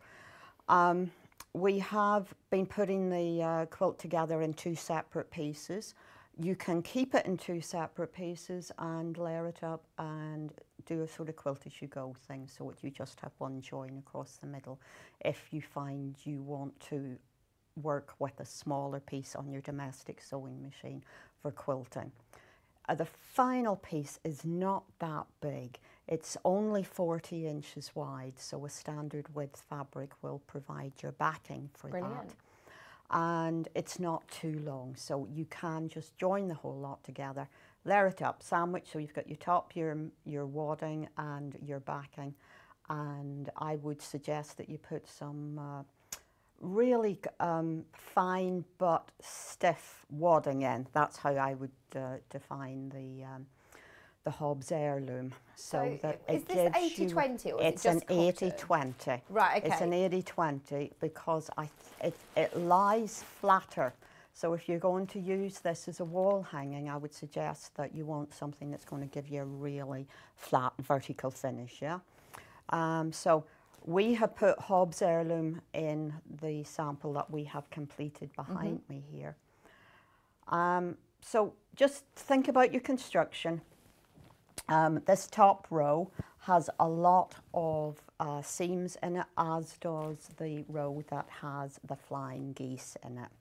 So that's another reason that we are going to join the top row onto this smaller section, and then you've basically got half of the quilt here, and then you would join the two halves together. That's how I'm going to finish it off over the weekend. Now, the really important thing is, whenever I was making up the samples for today, I find we have a typo in our instructions. Okay. So the front page of the star row instruction, the cutting instructions, blue, so this is all of the sky element. The second line down says that you should cut 4 2 7/8 inch squares. That is incorrect. You need to cut 4 3 7/8 inch squares. We're sorry, it's a typo. Everything else is 2s down that line, and that should have been 3 7/8. That affects blocks 1 and 5. Right, okay. So the first one and the last one, and it's the sky pieces that go. It's these pieces, that piece there, yeah, and the same on the end here. So just take note of that. No, thank If you. If you run into any problems, you just give us a telephone call and we'll sort you. Brilliant. Thanks for demystifying that for us. Well, we try, and I'm really quite impressed that over all the months, there's been 2 typos. Yeah. So I'm pretty happy with that. Now, as everyone knows, I never make the same thing twice. I get bored. So I have been using my imagination, and the idea, as I said earlier, of this top row was showing people what different colours in different positions how it can transform a block. So what I have made so far is I have one of these. Oh, let me pull that a little bit further down. Yeah, so I have one of these, but I went for a bit of sparkle and a bit of glitz. Yeah. Oh, that's a bad position. Let me move over. No, don't worry. We're moving the cameras for you. There you go. Okay. So look, I've got sparkle. So I thought that my stars across the sky could actually graduate in colour. I could go from light right the way across, and that one I think is actually not going to be the last one. It's going to be there, and this one is going to be there. So I have made 3 stars to go across the top. The idea was going from dawn to dusk across from, so I'd say. I just like to fiddle. Anyone. Well, they're all the same size blocks, aren't they? So it's up to you how you place them. Well, I would say that don't fiddle too much because the fabric pack is designed to allow you to make 2 of the Sarah's Choice blocks out of the grey and the plum colour. I'm with you. And then the jade and the yellow allows you to make the economy blocks, which are blocks 1 and 5, and the diamond star. But obviously, if you want to add in some fabric of your own, which is what I've done with this, with the sparkly one, then go ahead. Yeah. And that, of course, then opens up the opportunities of using the other fabrics in different ways. As always, follow my instructions. Do as I say, not as I do, and carefully cut the pieces out. I would suggest you might want to separate them out into little separate bags so that you can keep the pieces together for each of the blocks. I am going to show you how to make the diamond block, which is the central block in the middle. I just refer to here, so I'm going to make this one, and I'm going to make this one, because these are the only two designs there. Yeah, brilliant. But it doesn't look like it. No, it doesn't. It's the clever placement of fabric, isn't it? Well, this is it. So as always, we have diagrams in here with sort of sequencing as to how you should be putting these together. So this is the economy block, which is 1 and 5. I'm going to, I think, going to do the Sarah's Choice block, which is blocks 2 and 4. I think I'll do it first. These are simply half square triangles. So whenever you are cutting triangles, you really should put a little bit of spray starch or some best press, something like that. So just a smidgen before you cut, not after you cut, before you cut your half square triangles. I have put half of this block together because it is, it's repetition and we have a busy hour. Always lay the pieces out. This is how you check that you've got the right size pieces in the right places, yeah? So this one is going to go there.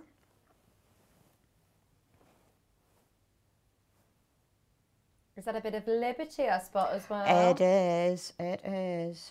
There we go. Let me pop that in there. I love that you've thought about the different scales of print and not just having a plain blue for the sky. It's slightly sort of mottled, isn't it? There is too much of it to not put something with a bit of interest to with it, a bit of interest. It would be far too solid. Now that's the wrong way to put that one in. So what I'm going to do is I'm going to continue and, oh, this is interesting. There we go. That one is going there. Right, whenever I do this, you can see where the half square triangles are going. It's like a going. jigsaw puzzle, isn't it? Well, it is, and I've put that in the wrong place because look, what I want is that to continue, line, yeah. So I've then gotten that. Oh heavens, there we go. Okay, that's that row, and that's going there. Yeah, obviously you allow for your seam allowance, don't you? So absolutely, yeah. So we're going to sew these half square triangles together. Hopefully, I'll kick that along there. So you've set your sewing machine up for whatever seam allowance you have been using throughout the rest of your quilt. Okay, so as long as it's consistent. Consistently 1/4 of an inch on your machine. Yeah. It has been causing me a little bit of trouble over these rows because I've sewn some of it on my machine at home. I sew some of it here, and Linda, my colleague who helps design at the shop, has also stitched some of these on the machine in work. So we have 3 different 1/4 inch allowances. They're machine is slightly they're different. all just a thread different. Yeah. And but as long as it's consistent. As long as you're as accurate as you can be, yeah. I'm just going to chain piece these along here so I don't have to worry about having lots of threads. I find that helps with your consistency as well, chain piecing. I do as well.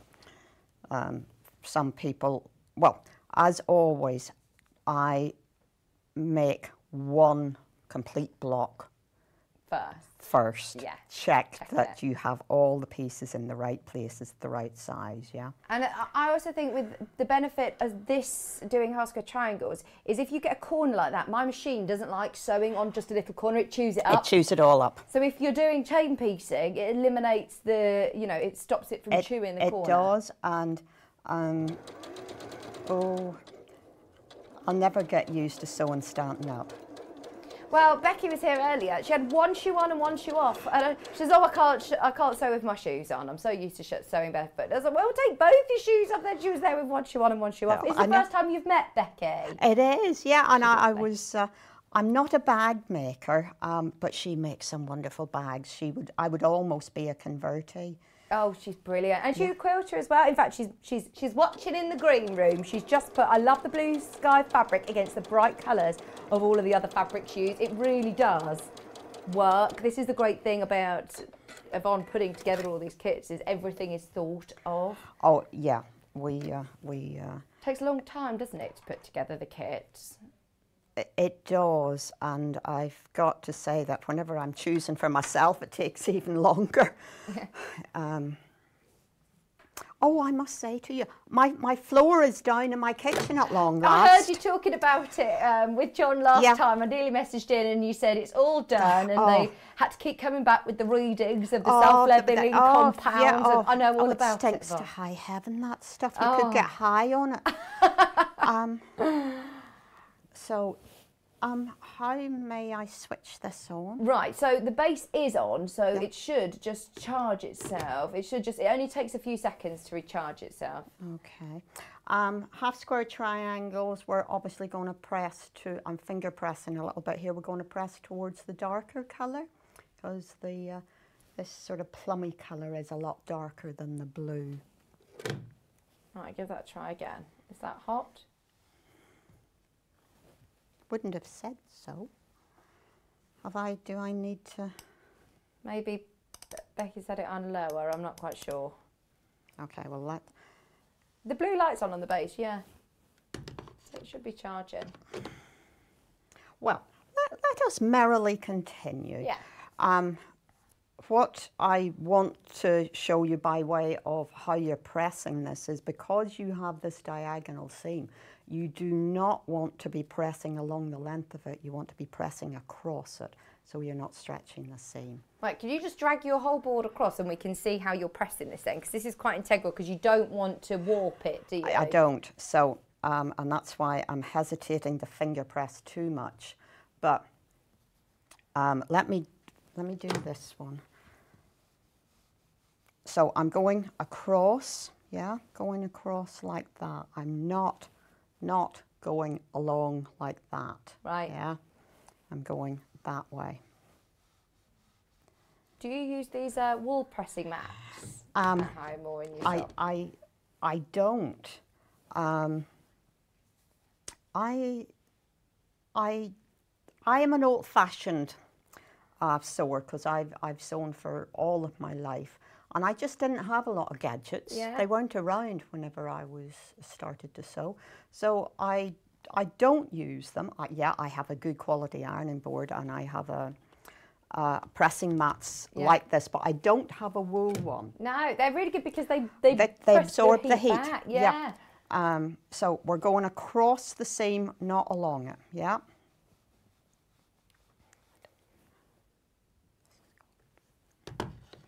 Yeah, we think there's an issue with the iron. We'll have a look. We'll get the technical team, Elliot's technical team, or Kat. Kat loves this iron. This is the one I've just bought. Mine's fine, so it must have a... So, having squished all of this, we are back to reconstructing this block, okay? So we have to put these half square triangles together in the right manner, which I almost feel as though I'm a bit dyslexic this morning. There we go. That's where I want that one, isn't it? Is that where I want that one?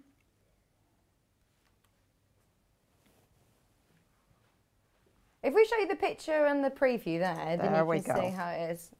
There we go. Sometimes I find it hard to look at it like that unless I've taken a photograph or seen it in a picture. Then I know I have to have my two that is what I have to create.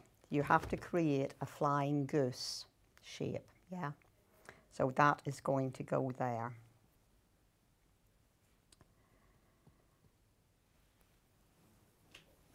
So again, 1/4 of an inch seam. We think we're up and running with your iron. We've got you. a great technical team / Elliot. Are you happy, Yvonne? No. No. There's a picture of it on the preview, if that helps you at all. Right, look, that has to go there, doesn't it? Yeah, you need to make that top flying geese unit. So you've got a blue square and then a bottom grey, top blue, bottom How about that? plum. That's it, perfect. Let's go for it. Once I put these two together, all will be well. Oh, whilst we're looking at pictures, Lynn, hi Lynn, by the sea in Cornwall. Okay. Lynn has sent in this photograph. This is not a picture, that is her view. And Oh, look I at her know. quilt. We're so envious of this view. Look at where she's quilted. That looks beautiful as well. What an amazing job you've done on the quilt. Hi, lovely ladies. Here's my quilt so far. Looking forward to receiving the last row. It's been an absolute pleasure to make, and I've learned so many different techniques. FPP being my favourite. Oh, yes, Lynn. well done, Lynn. It's just not for me. She said I should be looking forward to the next sew along. Love to all at Sewing Street from Lynn. So, we'll talk a little bit about it before the end of the show, but watch this space. Block of the month coming early next year. So we'll talk about it at the end of the month, at the end of the hour. Okay, I'm just going to finish one of these rows off so that I can't confuse myself anymore. Oh, Fiona, on the same. I think it's a real sort of skill in itself. Fiona just messaged saying choosing fabric is the real headache. She says I spent hours walking, 4 hours walking around Malvern quilts last Friday trying to choose fabric. I think it's a skill in itself, or it's something that it does take a lot of time to think about colours, scales of print. Does it work? And I think one of the most difficult things is to envisage what the fabrics will look like in small pieces. Yeah. Because some of the big prints are so intimidating unless you think, but it's only going to be a 2.5 inch square, or True. it's going to be an inch wide border or frame. So that, besides choosing your colour, you have to think of the impact of that particular design in its position in the quilt. Because they're all lovely strong colours, yet not one outshines the other. They all just work together really well. That's what I love about these kits, Fiona, is it's done for you. It's done for you. Don't need to worry about, is it going to work? It just does work. It is something we do in the shop for people every day. So we do it every day. So perhaps it's not as intimidating for us as it is for some people. If they're not very careful, they can walk out of my shop with blue quilts because I like blue. Yeah. So. Is that better? Yeah. I don't. So, what I have, is that is going to sit in there. You then have your squares that go on either edge. Oh, I do this all the time. I lose bits of fabric on the desk. Especially when you cut it all and prep it all and bring it here. Yeah. There it is. See, it's always here. They just, you know what I think the problem is? When I'm at home, I have this huge area and I just sprawl. But whenever you're here, you have to be just a bit more compact so that the cameras can... Remember the old studio, Yvonne? Yes! Oh. Do you need even more space? Yes, you didn't see it, Jessie. It was tiny. You couldn't swing a cat in there. It was tiny. Yeah, but remember I built an extension to my house so I could have a studio. So, you know... That is dedication to the craft, actually. Absolutely, Jessie. I've had a message from Joan. Hi, Joan. Right. Okay, Kat's saying get your pen and paper ready. She says she's got all the dates for you, Joan. Hi, at Sewing Street. I've bought the full Village Street quilt set. Would it be possible to get the dates that Yvonne has demonstrated? Can you remember them off the top of your head? No. I know Good job, Kat can. Kat can remember them off the top of the head. So, are you ready, Joan? We all started back on the 18th of the 5th, which is the 18th of May. So the first one was 18th of May. Rows 1 and 2, the 18th of May. Row 3, 22nd of June. Row 4, 27th of July. Row 5, 17th of August. Row 6, 28th of last month, September. And then today, which is the 19th of October today. If you go on YouTube, if you type Sewing Street on YouTube, we actually have a whole playlist of all of them there. So you don't need to keep jotting in all these days. They're all there. If you do want all of the dates, there are all the dates. But there is a full playlist. And don't forget, you also have Yvonne's extra YouTube videos, which weren't actually on the show, but you did one at the start, didn't you? Yeah, yeah, we did a sort of introduction table runner, which was for a beginner's project. And you did another one to finish it. I did how you cut it out, and did a whole piece on how to quilt and how to put your binding on. Brilliant. So you've got all of that to watch as well, Joan. Thank you for your message, because I think a lot of people will be wondering that. But if you haven't yet got your whole bundle, you can. It's the first time that we can do the complete kit, the complete quilt. £210. We are now limited on the complete kit. If you haven't yet got row 7, this is also limited. Also limited. You get all of the fabrics that you need ready to make this lovely star row. Have a look on the website below us for all the previous weeks. Or months, I should say. If you do have any questions, get them in. Right, back to Yvonne. Where are you now, Yvonne? Well, I'm sewing a complete row onto the... I'm sewing rows together. Do you have points to match here? Yeah. So have you pinned at those points? I have pinned at all my seam intersections on both sides of securing the seam allowance in place. And yes, I am one of those people that sews over pins, but I do not do it at breakneck speed, as you can tell. But what's your excuse? I don't do it at breakneck speed. Okay, doing it slowly. So that I am actually allowing the needle the opportunity to slide over the pin as it's supposed to go through it. And I don't do it that often. But you really do need to secure those seam intersections. And yeah, I'm just about there. You want to press... Is there a way you press your seams? Or just the way they want to go? Generally on these, I want to press to the outside of the block. It just seems to... They do seem to want to go that way. Don't they tell you which way they want to go? They do. So this is the row I've just... So I'm going to, again, press I'm pressing to the outside squares on this occasion so that I'm not doing any more... but putting any more bulk in the inside.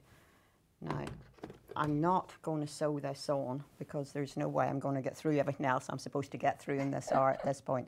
So that is going to go there, and that is that block complete.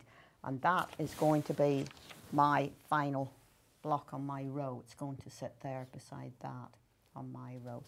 Now, the other block is the diamond block in the centre, which is, we refer to it as block 3. This is, you have to start in the centre, work your way out, but again, I have made quite a lot of this one up because I thought I was going to be a bit pushed for time. But yep, so that one I'm going to put here. This top row is already done and the bottom row is done, because all that is exactly what I've just done, except we're using the same colour here and here. Yeah, no. And no, this is a proper flying goose. Proper flying goose. Which is the same design block that we were doing in the last row? No, no, my mistake, I misspoke. In this row, we are making a proper flying goose in that. Will you just show me it to your left, please, slightly? Have a look on the top. There we go. We're just messing it. That was perfect. Okay. Thanks, Yvonne. So I have, this is the unit we're going to make. Perfect. So we have our large triangle with 2 small triangles on the side. So a flying goose. And I'm going to stitch one of those. And what I wanted to just point out, and is worth doing that, is that you need to, when you are joining the 2 triangles together, you need to have something level so that you know where you're starting from. So I've matched up the point along the base, the long line of the triangle, yeah? And I've got a little bit of an ear sticking out at the top. Right. Yeah, just there. So two triangles. That's your 1/4 inch. That's still, we're still, yeah. Your So, little dog ear. My little dog ear. So whenever I come to the end of it, end of this seam, my needle should be coming off where the top fabric ends on the base fabric. So it's just coming off. It's just coming off here, where my fabric ends, where you can see it here. Oh yeah, perfect. So going to press that away, and I'm actually going to press, no, I'm going to press that way because that's how it wants to go in this instance. Do you find fabric talks to you as well, Yvonne? Oh, I talk to myself consistently. Yeah, I sort of grumble at the fabric from time to time. So that's relatively straightforward to find where that small triangle is going to sit on the larger triangle. Just going to sew this, and then we're going to come back to the center of this block where we have 4 triangles going round the square.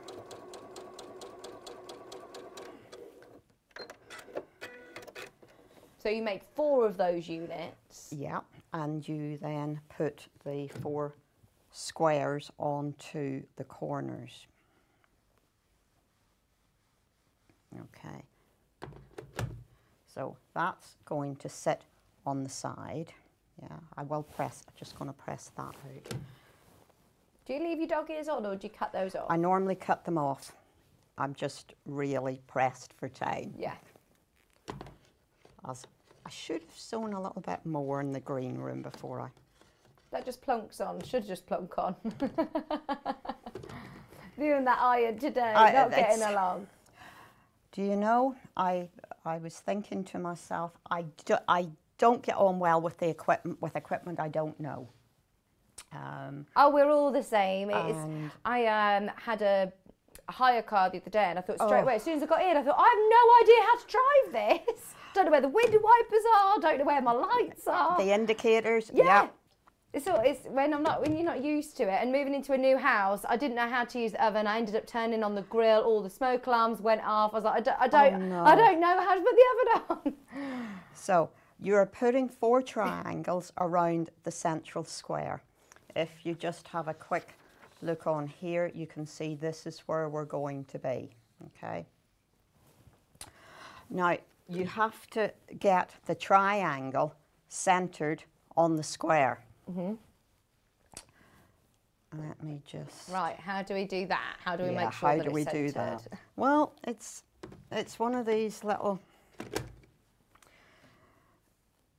You fold your triangle in half, and you finger press a little seam there. Sorry, a little crease, not a seam. You do the same with your square. Yeah. and you've got a little crease there. That then sits there. And this I would put a pin in. Okay. And I do, this you have to do seam at a time. You can't chain piece this. It's better to just take your time.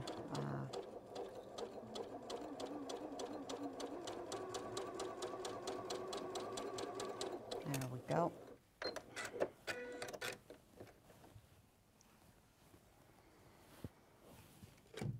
And we are going to just press that seam. Yep. So same process again. You're going to fold. Find your centre. Find your centre, just flick it so that you've got a little crease just there. Going to do the same with the triangle. And again, if you, I of course haven't put any best press on this, but you should do. Before you cut it? Before you cut it. And that will help it to stabilise it almost? It stabilises a little bit and it'll let that crease sit in a little bit better. Right, you know. okay. So I'm just going to, again, I'm going to pin through that. We've got about 10 minutes left, Yvonne. So yeah, that's going to be interesting, isn't it? I know, and then we've got to talk about the bags as well. We're going to talk about the project that you've got coming up in the new year. So you start talking about something there. Okay, all right then. Yeah, what I'll do is I'll remind you of how you can get the whole bundle, and we can round up the quilt before we then do the other project. So Nicola's just said, bought the whole quilt kit for my husband to gift me for Christmas. He doesn't know about it yet. Good plan. Very good plan. Well, he'll always say, well, what do you want for Christmas? I don't know what to get you. And you say, don't worry, it's sorted. I've got it all ready for me. Anne just said, morning, ladies. I'm late, but got the row. Vix, what about the wadding, binding and backing? So I'll tell you. Binding comes with your row. So if you've already bought it, this is row 7. It comes with your binding. Your binding is the dark blue. It's included already. So your wadding...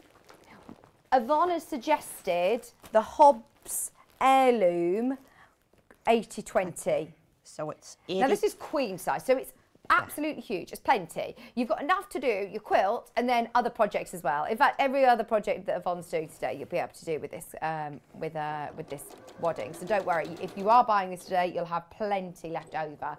£32.99, but this is the one that. That Yvonne suggested. And whenever we talk about 80-20, that's 80% cotton, 20% polyester. So the polyester simply loosens the cotton fibres.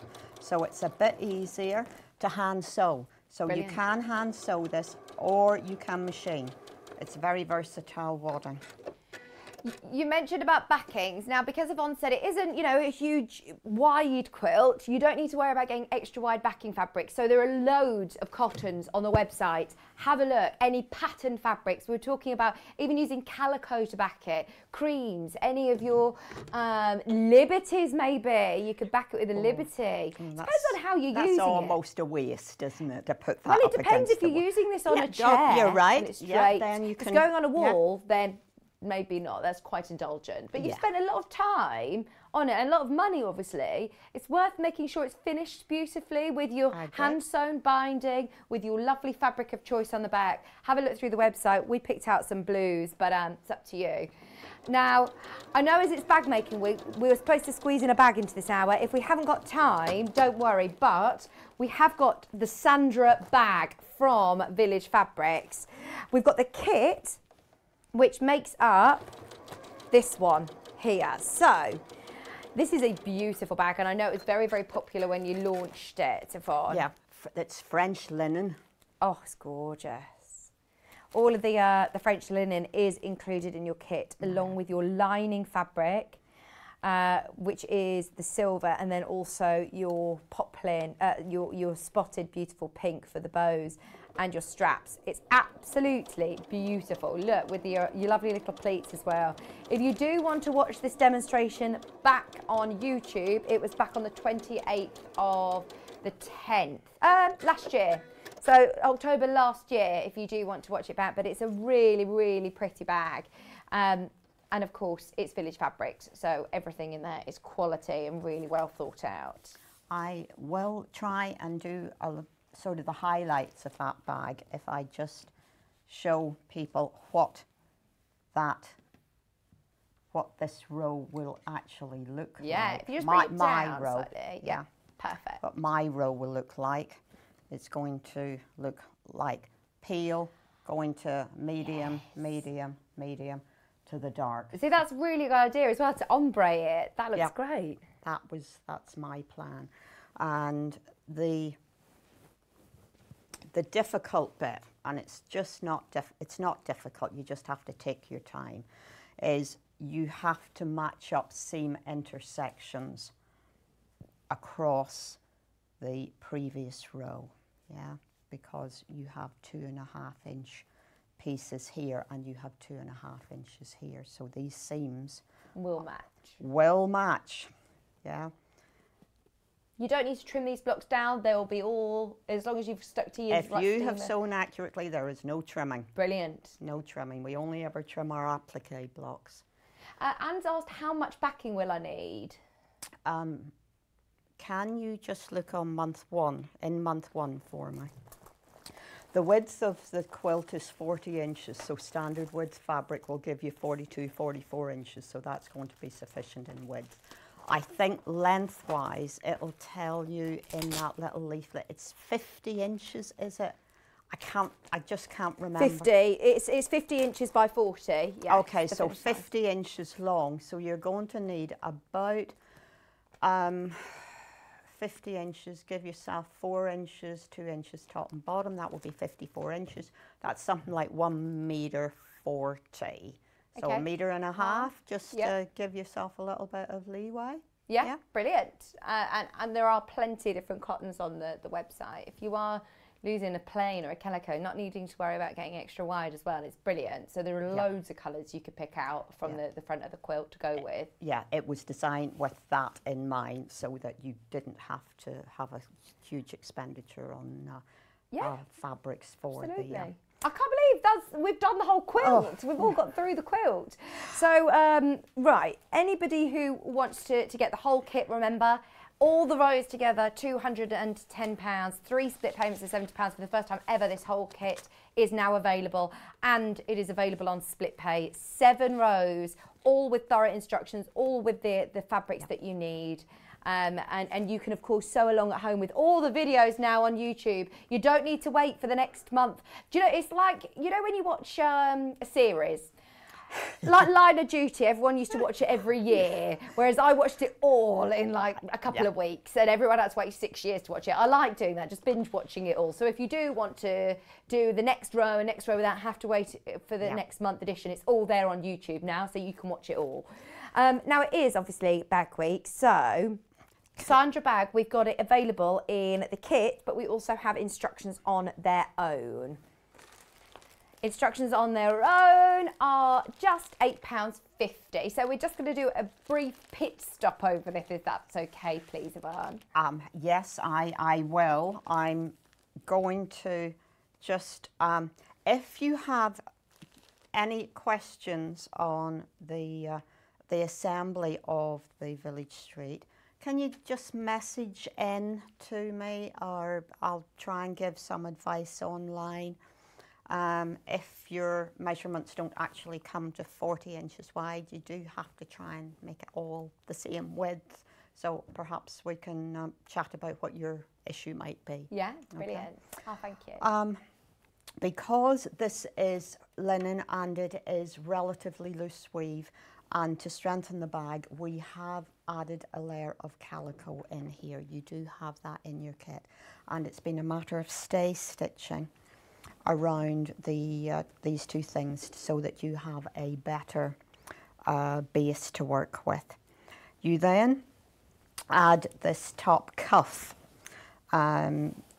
you make the bottom half fit the top half by putting some pleats in along this edge. So there's, I put 4 pleats in here, you can do 3. It's just a matter of making sure that the bottom bit fits the top bit as here. So if I set that to the side, I show you that I've just put a pin in here, put a pin in the centre, and then made the bottom bit fit by popping some pleats in. Okay, so do that and that. I love the shape of this as well. It's a beautiful round. It's just a little bit unusual, isn't it? So you just pop a pleat there. It's a bit fancier than having your just standard tote bag, isn't it? Oh yeah. But for anybody who's not, you know, with Becky's designs that we had earlier on, who everyone was saying that's just too difficult for me, I'm not a bag maker, then this is something that this is, I think this makes a wonderful knitting bag. Perfect. Because it sort of narrows in a bit and it would hold your knitting needles upright, but you've got that sort of more bulbous bit at the bottom for putting your balls of wool in. I've made that too fat. There we go.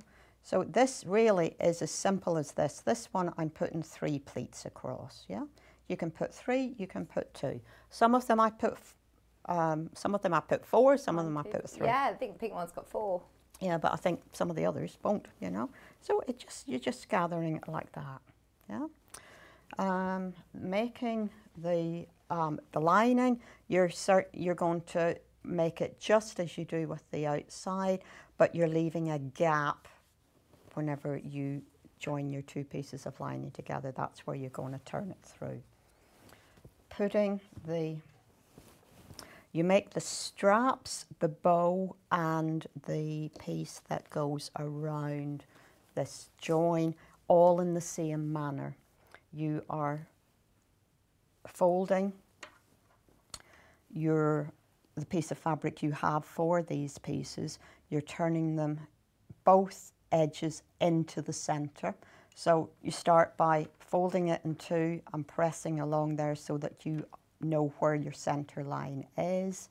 You then turn the 2 pieces to that centre line, fold them over one on top of the other and stick a pin in.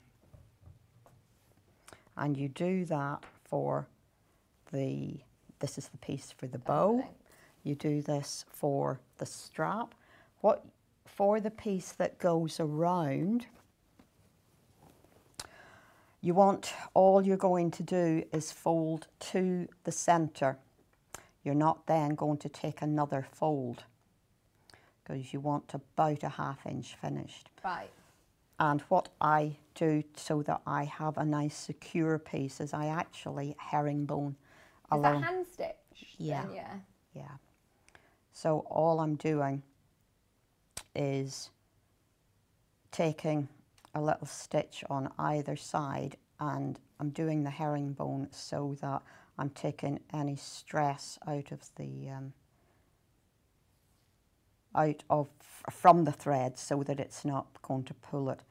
And it's simply to make sure, see, even the thread's tangling today. It's one of those days. There we go. Because I want this flat, and because I'm going to machine around it, I need it to be stable. I don't want it wriggling or changing its width. Yeah, that makes sense. Yeah. So you're going to do that all the way along. Do that, yeah. So I'm just going to put that there, and you're putting this over here. You're going to stitch both edges down. Do one at a time. You will, of course, have joined the front and the back together at this point. Yeah, that we haven't got, but that's sort of fairly. Right, and this is a little bit longer than you need, which is excellent, and that's going to go there. And then the whole idea of the bow, of course, is to hide this join. So the bow is going to be tied and popped in place just there. Yeah. So that covers up that little join. And this covers up that join, and you have your matching And the lining, if actually, Vicky, if you look in show it, yeah. you could just show that. You see the top cuff. I love that matches, actually it matches yeah. your pink, so it doesn't actually look like you've got the grey lining. It's all looks like it's all pink, but that then stops. Yeah. Here, so then you've got your grey lower down.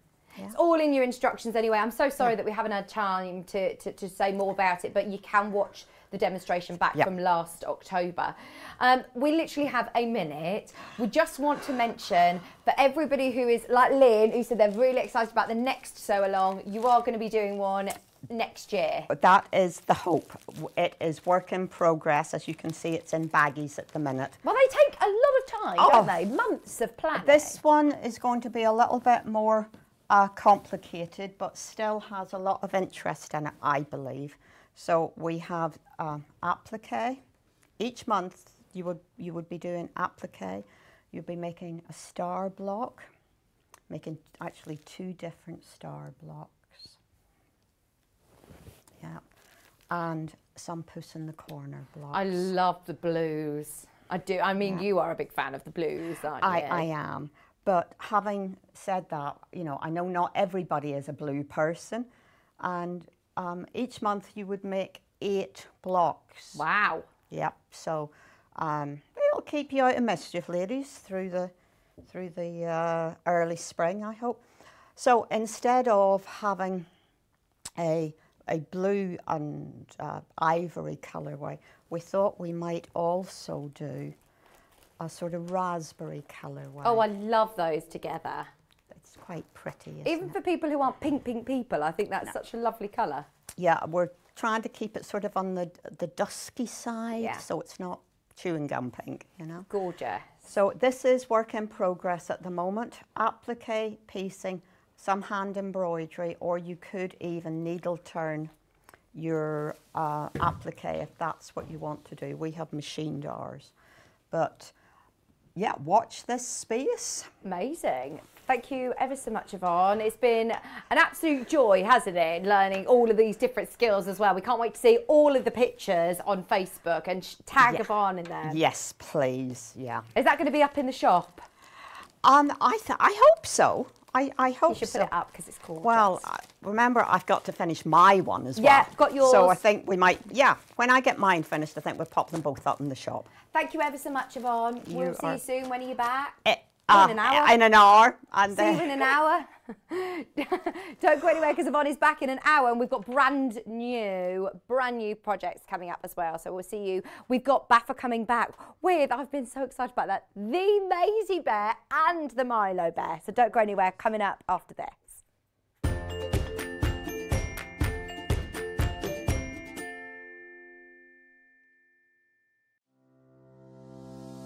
Hello, I'm Emma Bradford from the Swift Quilting Company. I've been a quilter for 25 years. I began sewing and quilting by hand, but now I offer long arm quilting services and I run patchwork and quilting classes. You can see me regularly on Sewing Street demonstrating patchwork techniques. My top tip is there is no right or wrong way, only the way that works for you. There is no such thing as the quilting police. Outside of quilting, I am a qualified botanist and I enjoy riding my motorbike around the country. I hope to see you soon on Sewing Street.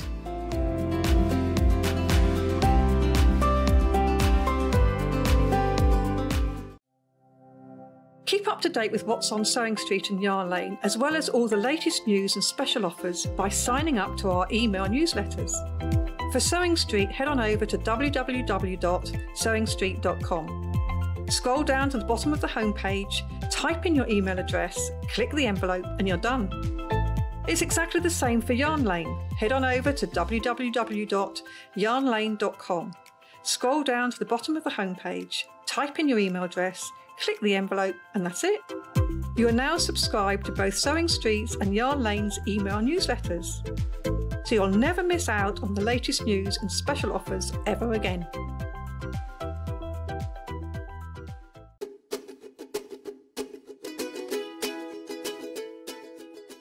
Hi, it's Yvonne from Village Fabrics, and we are on the last row of Village Street.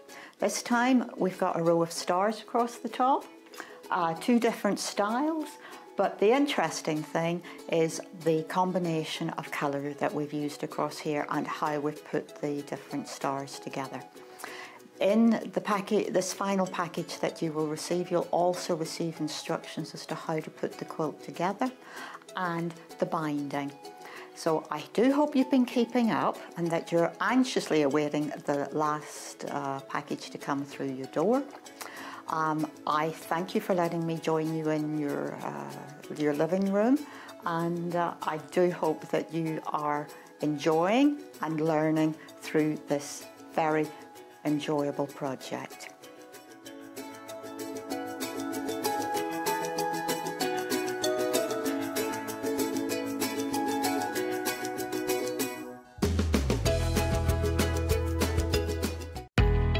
We know that shopping online can be a confusing and sometimes daunting task, and sometimes all you want to do is talk to a human being.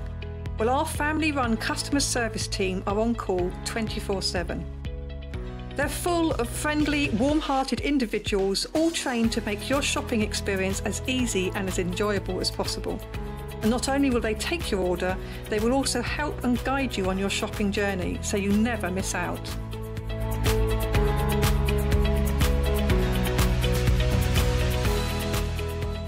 If you're a Sewing Street or Yarn Lane customer, no matter how many times you check out in one day, you will only pay 1 postage and packaging. So don't wait to add the item you want to your basket and check out.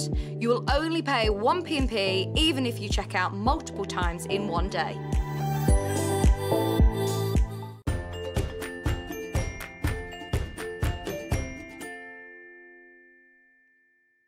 Hello, welcome back, welcome back. Now this hour, one is really personal to me as well, and I've been so excited about this for the last, well, months and months since Baffa actually made this gorgeous Maisie bear for my Maisie. And I had it on air one day to say thank you to Becky, and I had so many messages about it. And then I think Becky had the same, loads of messages come through. She says, "Do you know what, I'm going to actually make this into a pattern." And the team here in the office all said, "Oh, you've got to make one of these for us to put on air because it's absolutely gorgeous." We've all loved it. And I've put pictures on the fan page of Maisie when she was little. This was a yesterday with Maisie, but look how much she's growing up. She's huge. But she just loves her Maisie bear. And Baffa even put her a bow on because she was always wearing bows. I sit looking back on all the pictures from when she was tiny. She's always wearing a bow. Now, I mean, she's getting to the point now that she takes the bow off herself. So yeah, or it slips over her eyes if Kat's watching her. I'm like, Kat, look, her eyes are coming from a bow. But anyway, it's finally here. Now, we all know Becky, we all know at Sewing Street, Becky as Bags, Bag Queen. We all say that the Baffa's the Bag Queen. Oh, no, no, no, no, no, no. Baffa isn't just, you know, one talent. She's an incredible artist, which we do know. But she's also an amazing quilter. She is an incredible toy maker, and she is going to be doing more toys for us as we go through. We actually were very lucky to have a bit of a sneak peek at some of the designs that she's got coming up. But not only to be an amazing illustrator, drawer, but then to transfer that into a 3D bear, it's just a different ball game. And she's done it so beautifully, and they are amazing. So it's not just Maisie, also Milo.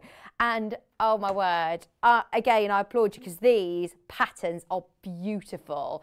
A4 size, very, very plush. It's not a pamphlet, it's not an instruction set, it's a full book. It's a full book. So you are never going to be left on your own. You've got so much information in here.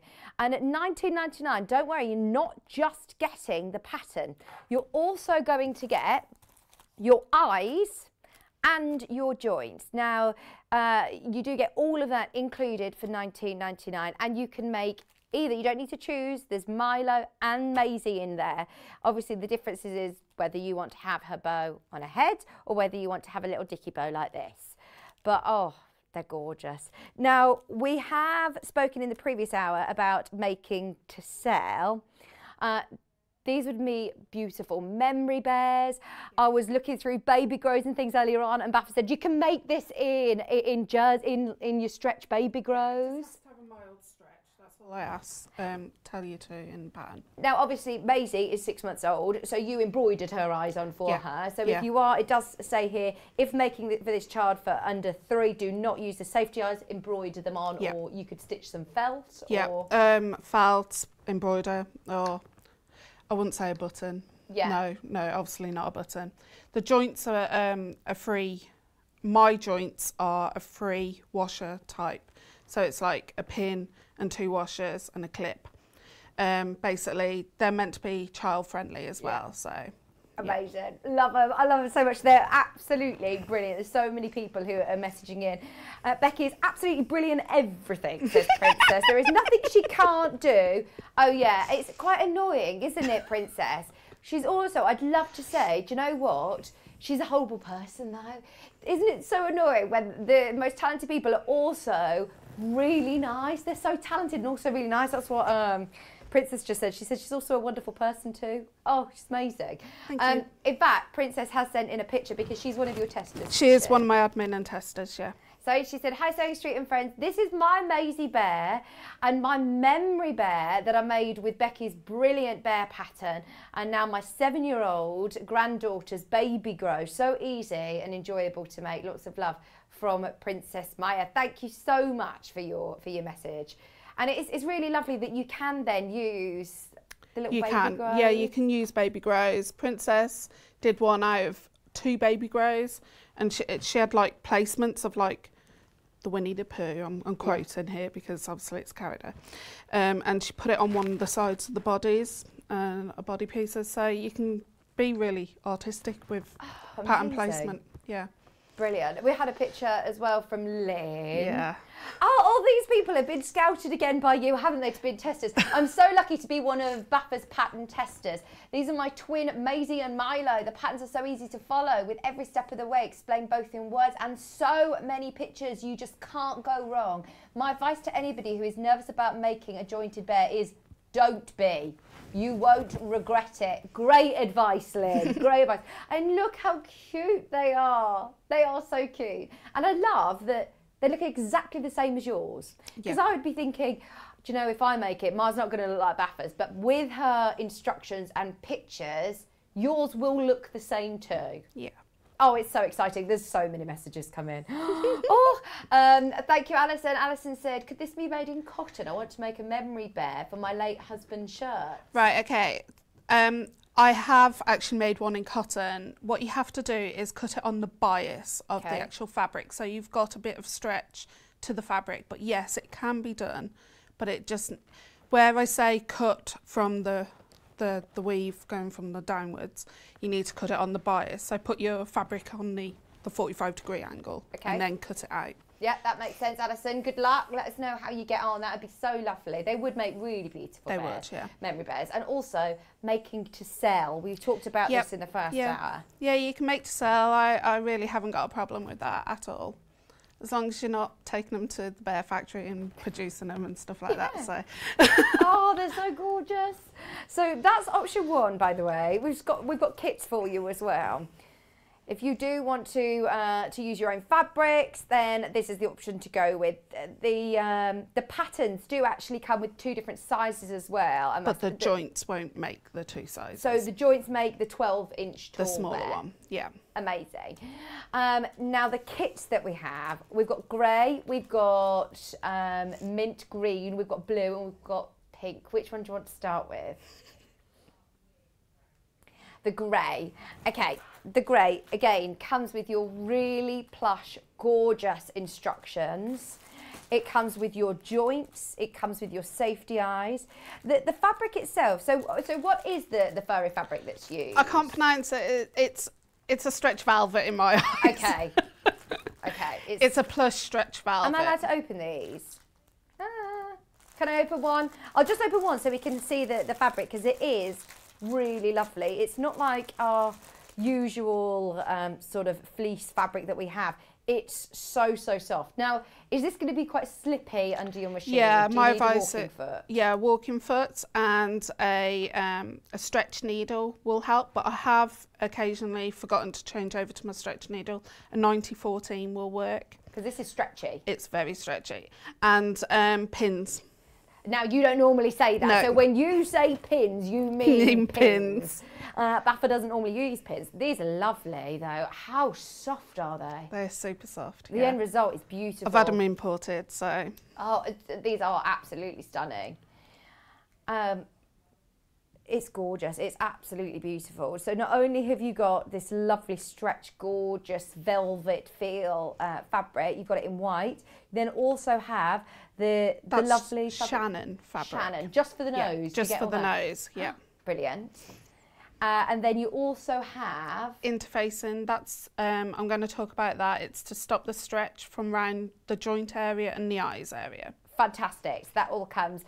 Lynn said the fabric is so soft and huggable. It really is. It really, really is. It's so beautiful, especially for this bear. So that's the grey option. Can we do mint? Because that's the one that's very, very similar to My Little Maze. Oh, thank you for your messages. Geraldine says, oh, Victoria, Maisie is so like you. What a beautiful smile she has. Simply gorgeous. Love the bear, Becky. She is cute, isn't she? Just like me. Just like me. I can't pull that face. Yeah, I've got teeth. She has one tooth now. It's so funny. Just one. Like that. So the mint green is really beautiful. Mint green.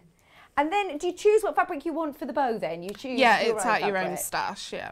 Brilliant. So this is where you can really sort of, you could do a Liberty bow, couldn't you? You could, yeah, or William Morris. Oh, yes. Yeah. Tula.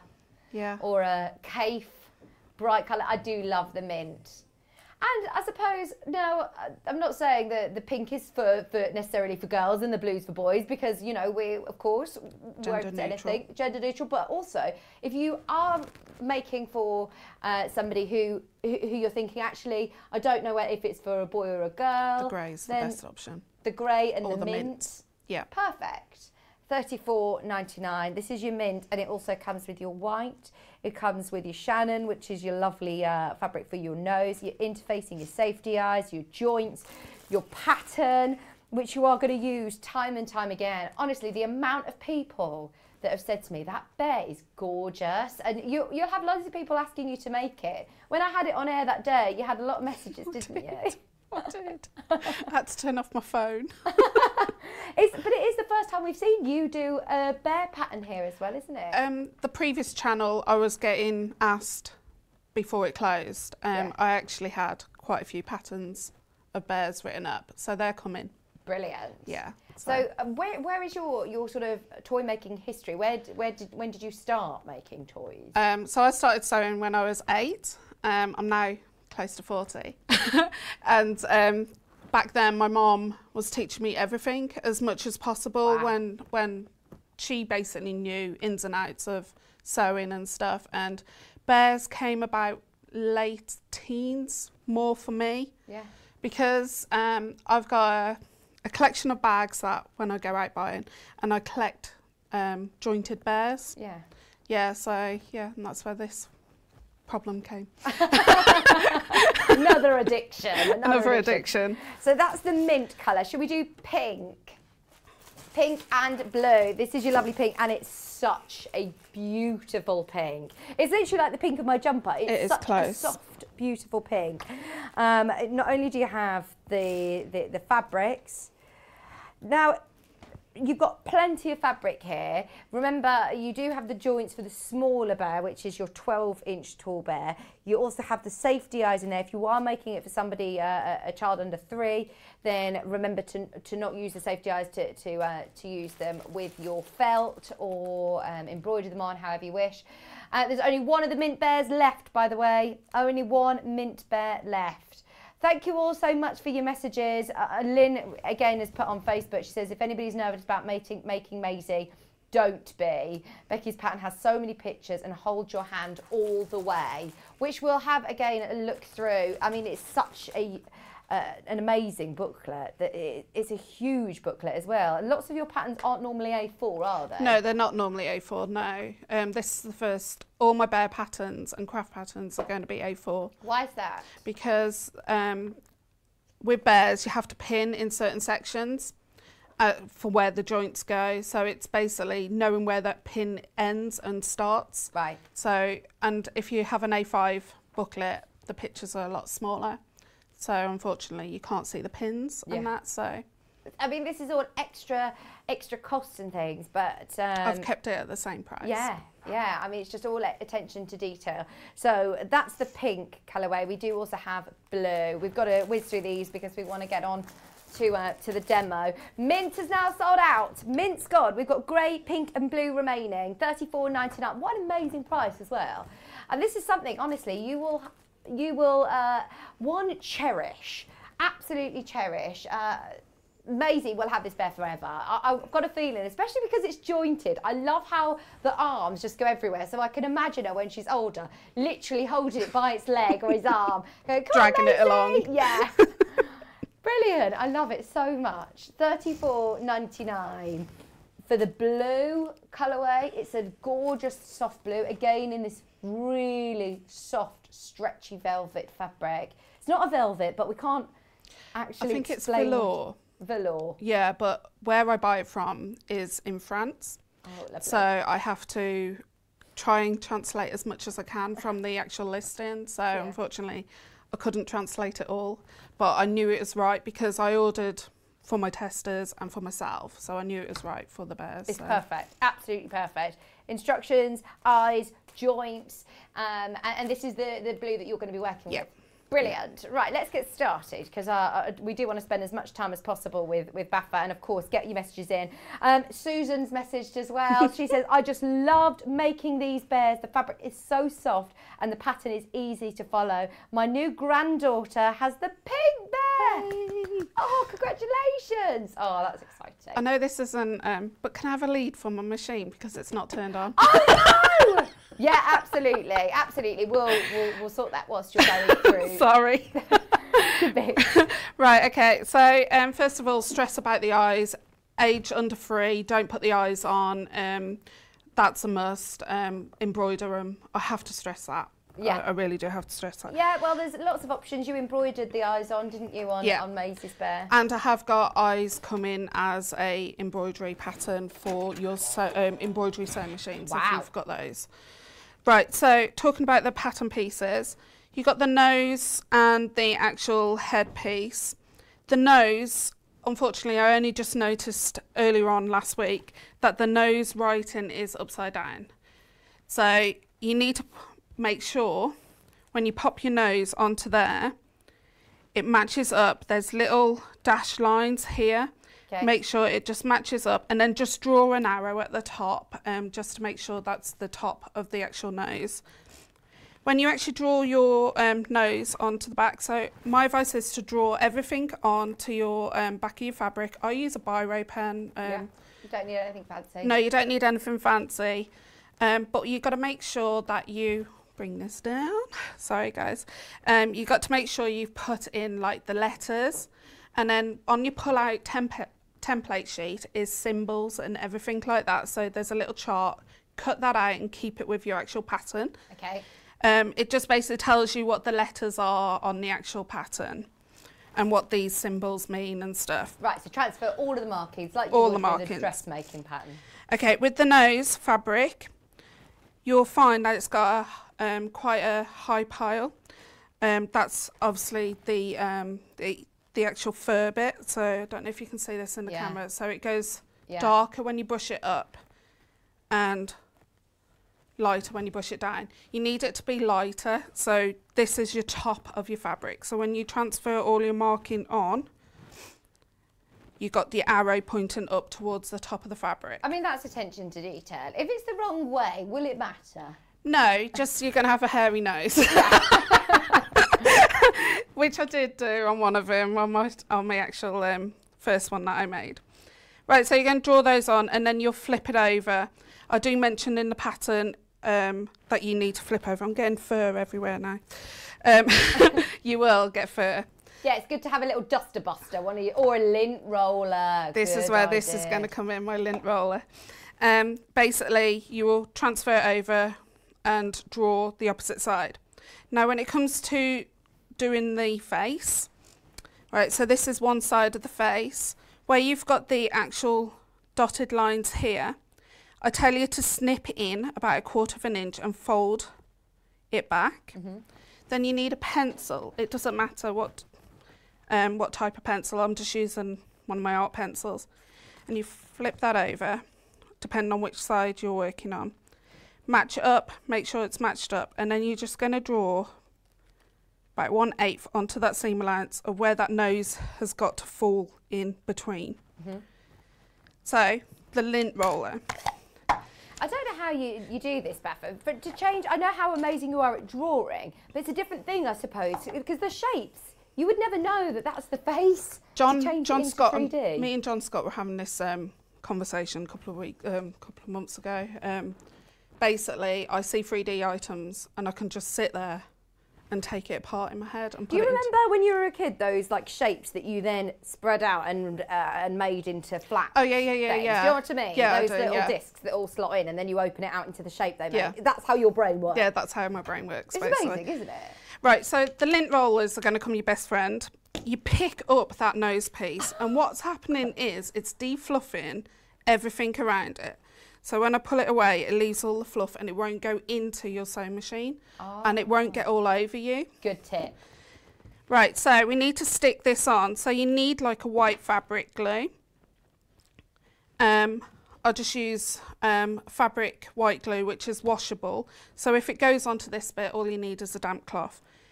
You pop some on the back and then you just basically stick it into place, and it should have an overhang like so. And it's not harmful to your actual sewing machine. You just need to let it dry for at least 24 hours. So do all your prep work the day before when you come to sew it. So you should have an overhang here. Right, so if you are doing baby grows, you can go ahead and fuse the actual interfacing straight on with your iron, because you can iron most fabrics with baby grows. However, my advice is, I haven't tested it. Well, don't iron it. I don't think it needs ironing, does it, anyway? It's not creasy. No, but for the interfacing to go on. So with the interfacing, you need to use your glue, spread it out, transfer your marking back on, and let that dry for 24 hours. So that's why you need to do all the prep work first. But other than that, that's the only glue, apart from I do mention, when I install the eyes, I do go one step extra. And that's it really. So I'm going to get making. Oh, Geraldine, she's missed the mint. She says, where can I buy the fabric? We don't have the fabric individually. I can't get it individually itself at the moment. I'm trying. I can only buy a certain amount for the kits that Ian asks me to. Right. But Ian's asked me to bring it back, so. Oh, good. Yeah. Okay, watch this space, Geraldine. I'm pleased you managed to get the grey though, because they're all quite limited. How are we doing for stock now? Blue is still all right at the moment. You've still got stock available. Pattern on its own.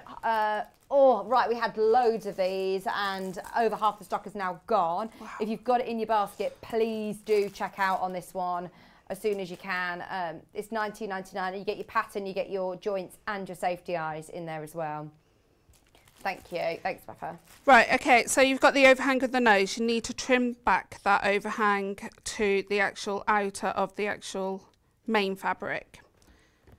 The reason why I do the overhang is so you've got a bit of wiggle room and play around room, and you can actually make the nose really big if you want to and just not have the overhang. So if you want like a koala nose and make it into a koala bear, if you can do. Cute.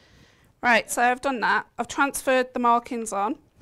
Where there's notches pointing in, make sure you do those, and where there's notches pointing out, make sure you do the notches pointing out as well. So we're going to pin these together. No, we're not. We're going to basically zigzag stitch, or I know some people tried zigzagging, my testers, and it stretched the nose a bit. So what I ended up doing was doing 1/16 away from the actual nose edge and then 1/8 of an inch away from the nose edge, doing a straight stitch. And I just make sure my straight stitches are quite a short straight stitch at 2. They almost get buried into the fabric, don't they? Yeah, and with the glue anyway, it's stopped the fraying. Yeah. And basically, with me doing double rows of stitching, you will be able to see it, but I'm going to rough it up. So this is another reason why we use Shannon fabric as for the nose. So I'm going to do 1/16 away.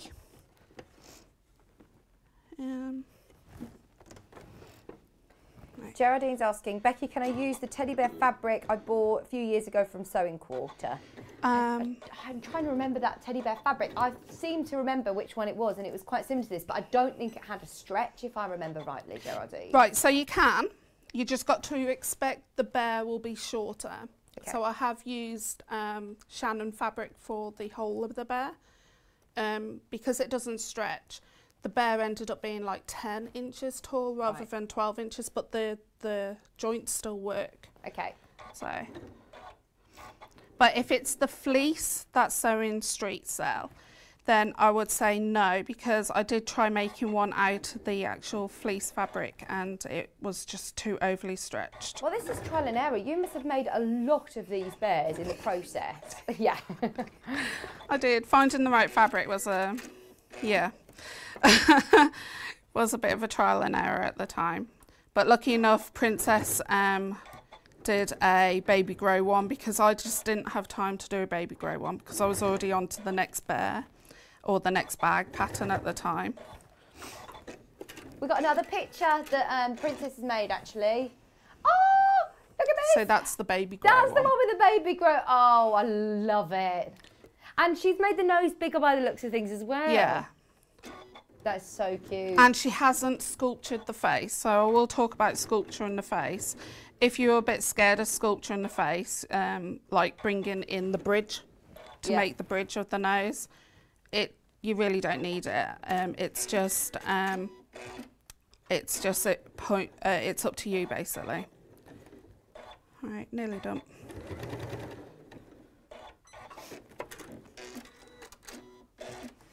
Right, okay, so where you've got the nose, as you can see the sewn lines.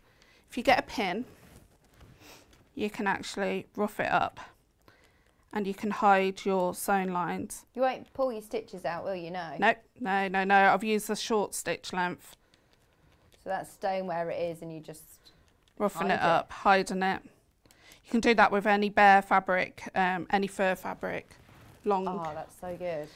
Right, okay, let me just trim those bits back and then we get sticking this, doing this together.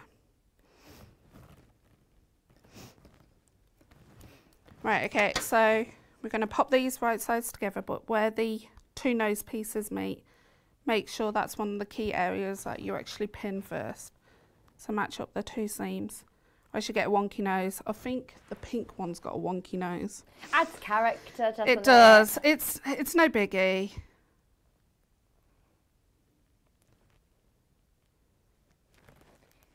I'm amazed that you were pinning and not clipping at these. I'm slower a pinner, that's why, so just bear with me. What, no, but, why is it that you're pinning as opposed to clipping then? Right, so... Sorry, clips. The clips, I did try it on this fabric. The clips weren't holding it into place. Okay. So it's worth spending the time then making sure you put plenty of pins in. Yeah, the body does need plenty of pins. Instructions are available on their own. I say on their own, they all come, don't worry, you don't need to go out and source your own joints. They come with the safety eyes and they also come with 5 joints, 1 for the head, 2 for the arms and 2 for the legs. It's a fully jointed bear. I will show you. Let me grab her. Oops, dropping everything as I go. But this is what is my favourite thing about this bear, is that she's just so wibbly wobbly, all jointed everywhere. So you'll find that whoever's little friend it has, you can just imagine them just going along, swinging it around, swinging their arms around. Their arms are fully jointed, the head is jointed, the legs are jointed. They do the splits, they do the high kicks. They're just amazing, aren't they? I do love jointed bears, and this fabric is so super soft. Aren't they gorgeous? But they do then sit up as well. They do, yeah. The beans help, the weighted beans that you sell, I think you call them pellets. Yeah. Those help. So they're in the feet, the hand, and a couple of grams, a large amount of grams in the bottom. Okay. Yeah, so. And that will help with the sitting upright. Oh, look at her face. She's so cute. The head is meant to be wobbly. That's one thing my testers pointed out. It's meant to be wobbly because they can just pull the head and it won't come off. So, right, so I'm going to sew. Oh, sorry. I'm going to sew from this, from this area here, 3/8 of an inch. I'm going to stick to 3/8 of an inch for the whole pattern. But when I come to about here, I'm going to measure in. So I'm going to approximately,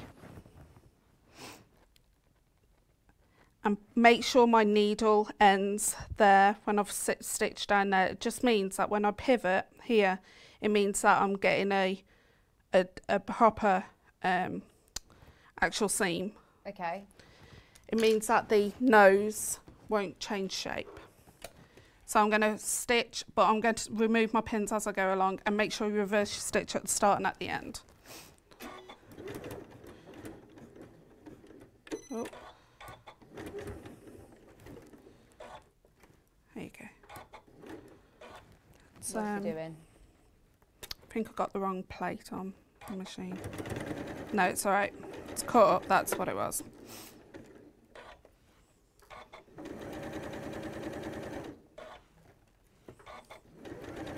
That's what I love about this machine. It pops up when I stop sewing. It means I can get the pins out easy. What, the presser foot lifts up? Yeah, you can. Without you having to lift the foot No, at the no, back? no. Basically, you can program it to do it. Also, pivoting like that is a dream, I bet, isn't it? Yeah, so it is. It's been a game changer having this. I've never had this before. It is on pre-order. We're going to be talking more about it at 12 o'clock. The 780 from Elna.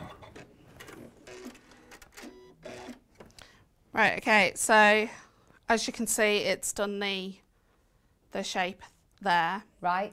And because I drew that dot, I eyeballed it because I was so 3/8 of an inch all the time. But if you want to measure it, just measure it in and make sure your pin actually hits that point there. Now we need to just trim back this by half the amount. I love that on the pre-order it says on there, Elna 780 sewing machine plus free Becky. We're not giving Becky away. She's ours. And she's free. It's not a protest of freeing Becky. She's free. She can go whenever she wants. I know we said this is a day off and she's got to come here, but you are free to go. You're not trained to her. Right, so I've trimmed back that. Next thing we need to do is add the eyes. So where you can see where the eyes is, I've added the interface in overnight. So I don't stab myself with pins. This is why I don't like pins, because I'm always pinning myself. Pop them back in the cushion. Good idea. Yeah. Right, okay, so now these safety joints, for anybody who's not used safety joints before, are they something to be scared of? No, okay. I will talk you through those. I'm just doing the eyes. Eyes first. Yep, sorry guys. The eyes are so simple. You poke the hole into where the centre of the cross is on both sides.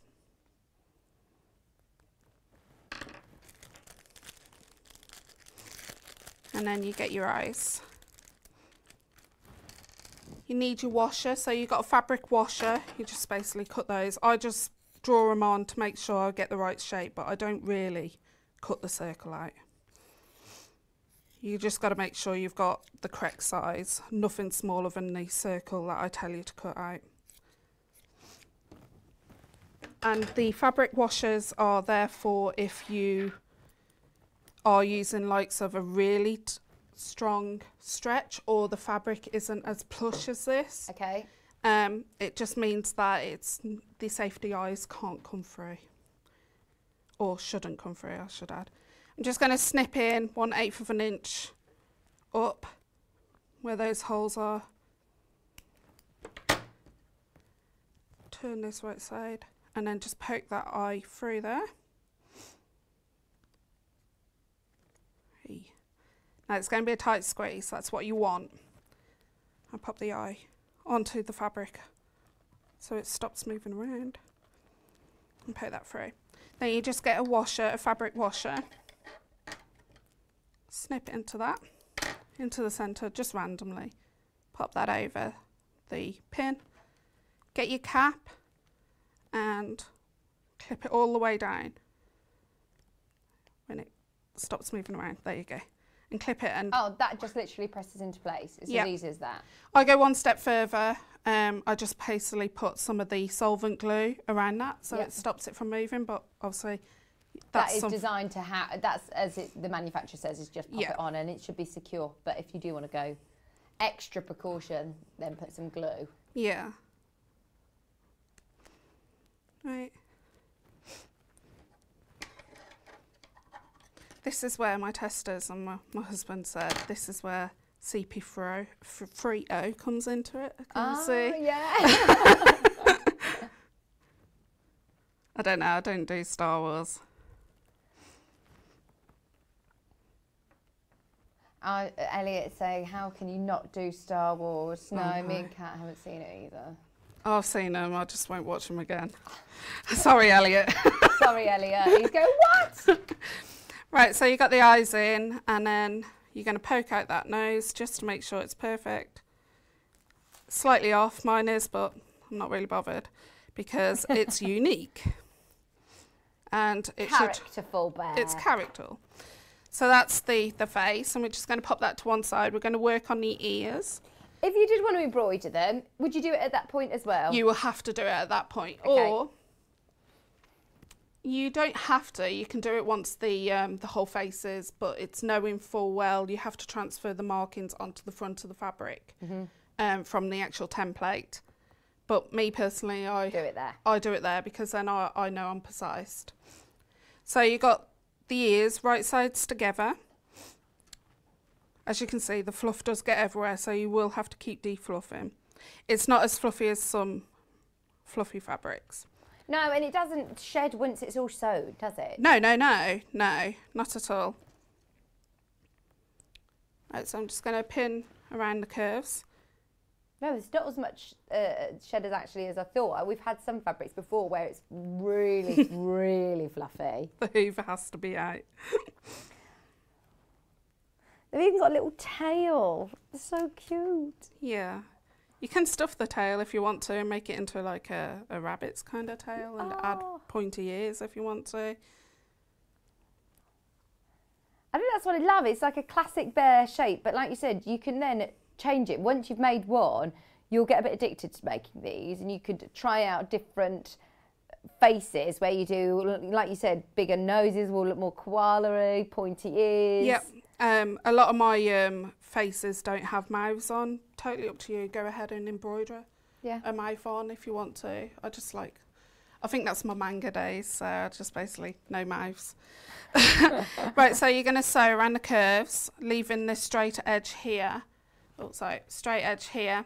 You're going to sew 3/8 of an inch all the way around. Reverse your stitch at the start and at the end.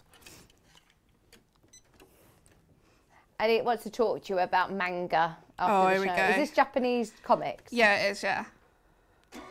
Yeah, he loves his Japanese comics and animation. I used to teach Japanese manga drawing to the local kids in our village. Well, it's not a village, it's a town. How cool is that? Is there anything you don't do? I'm just trying to find out. Is there any... what? No, what don't? I really want to know. I do not a lot of stuff, actually. Do you do all sewing? Is there anything? Do you do dressmaking? I used to up until the wedding. Yeah, of course. You made up all of your. Me and my friend did, yeah, and that was just manic. No thanks, never again. Never dressmaking again. Do you do baking? Can you do cake decorating? I bet you can. I know you can. This is so annoying. What other things? Can you sing? No. Yes. That's a bit you can't do. Unless I want the cats to all line up. All the howling dogs.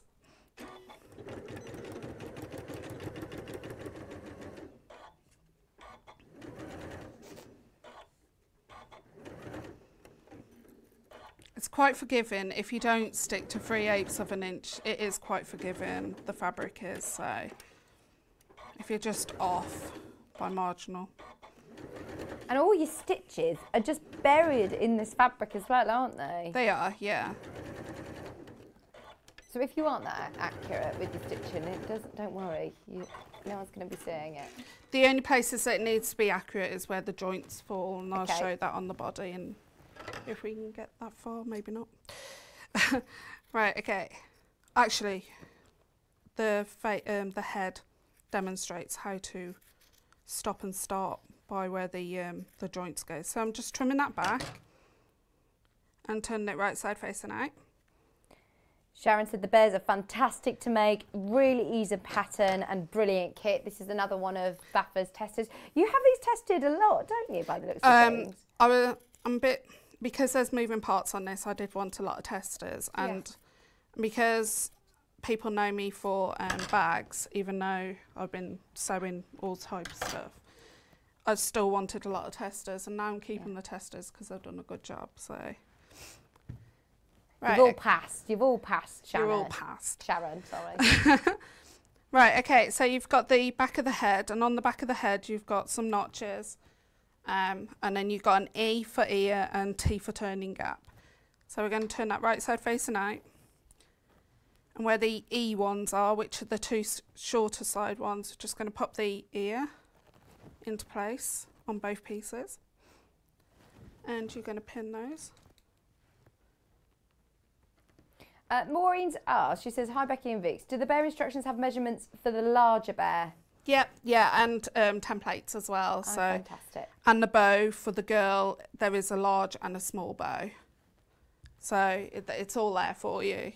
The only difference is the joints are different, and that's explained what sizes you need to get there anyway. Oh, thank you, Maureen, for your question. So you need to sew, base stitch those into place about 1/4 of an inch away from the edge. You're right, I think we need a new nickname now, Lynn. She said, just call her Wonder Woman. Forget Baffa, the bag making queen, it's just Wonder Woman now. No, it isn't.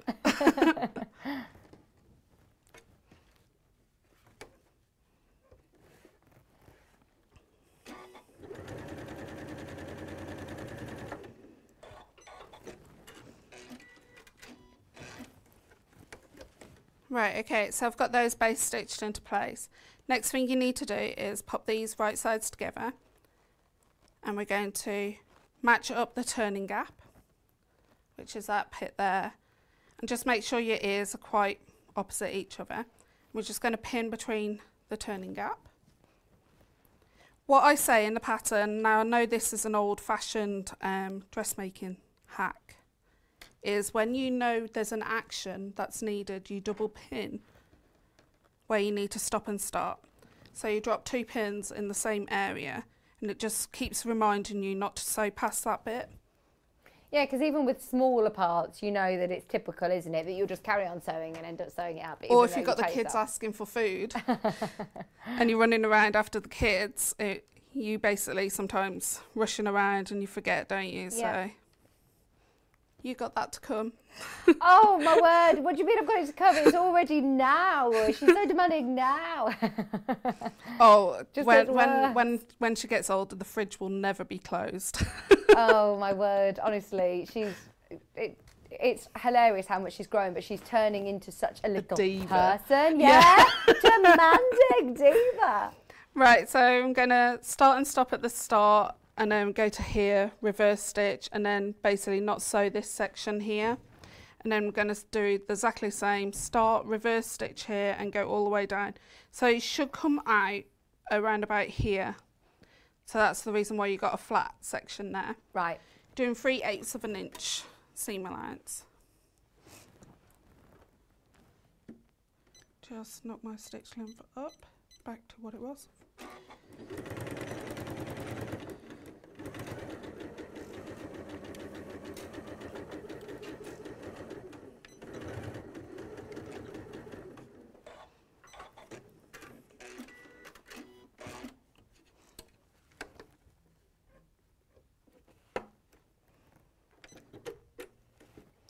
Christine, thanks for your message. Now, there's loads of nicknames for you, Baffa, and she's called you Fred. Yep, right, okay. So, you know cotton spool? You know the Fred on it? I can't say Fred. Oh, Fred, it's Fred. Do you know my mum and dad call me Frank? Because I laugh like Frank Bruno. You've got so many nicknames by the sound of it. She says, hello, Vicky and Becky Alexander-Frost, aka Fred. I love this teddy. It's so cute. So oh, it says, thank you. and Maisie is so adorable. She is. Oh, and she loves her Maisie bear. Honestly, when Buffer messaged me and said, right, we're going to do this pattern and can I call it Maisie? I was like, are you kidding? This is like the biggest honour ever. I can't wait to tell her when she's older. I'll watch this show back and say, look, you had your very own Maisie bear. I was going to say, turn to the first page. You actually get a mention. Well, not as in name-wise, Yeah. but as in... Oh, yeah, I've been handsome. Carry on with, I'm just having a read. Right, okay, so you've got the now sewn back headpiece with the turning gap here. You're going to make sure the ears are at the top. You're going to match up the right side of the head front with the top seams. So you're going to match up those two top seams first. And you're going to pin those together. Then you've got the two inverted notches. You're going to pin those either side and match those up. I've no idea where this hour's gone. You've got about 5 minutes. Yeah, no, that's fine. I'm going to get Okay. to the joint now. Okay, and then you've got that bit there. Okay, so there is a joint that goes in at the head at the bottom. So where the joint goes is where the seams, two bottom seams match up. Now you need to measure or eyeball 1/8 of an inch away from the seam and pin, and you're going to double pin.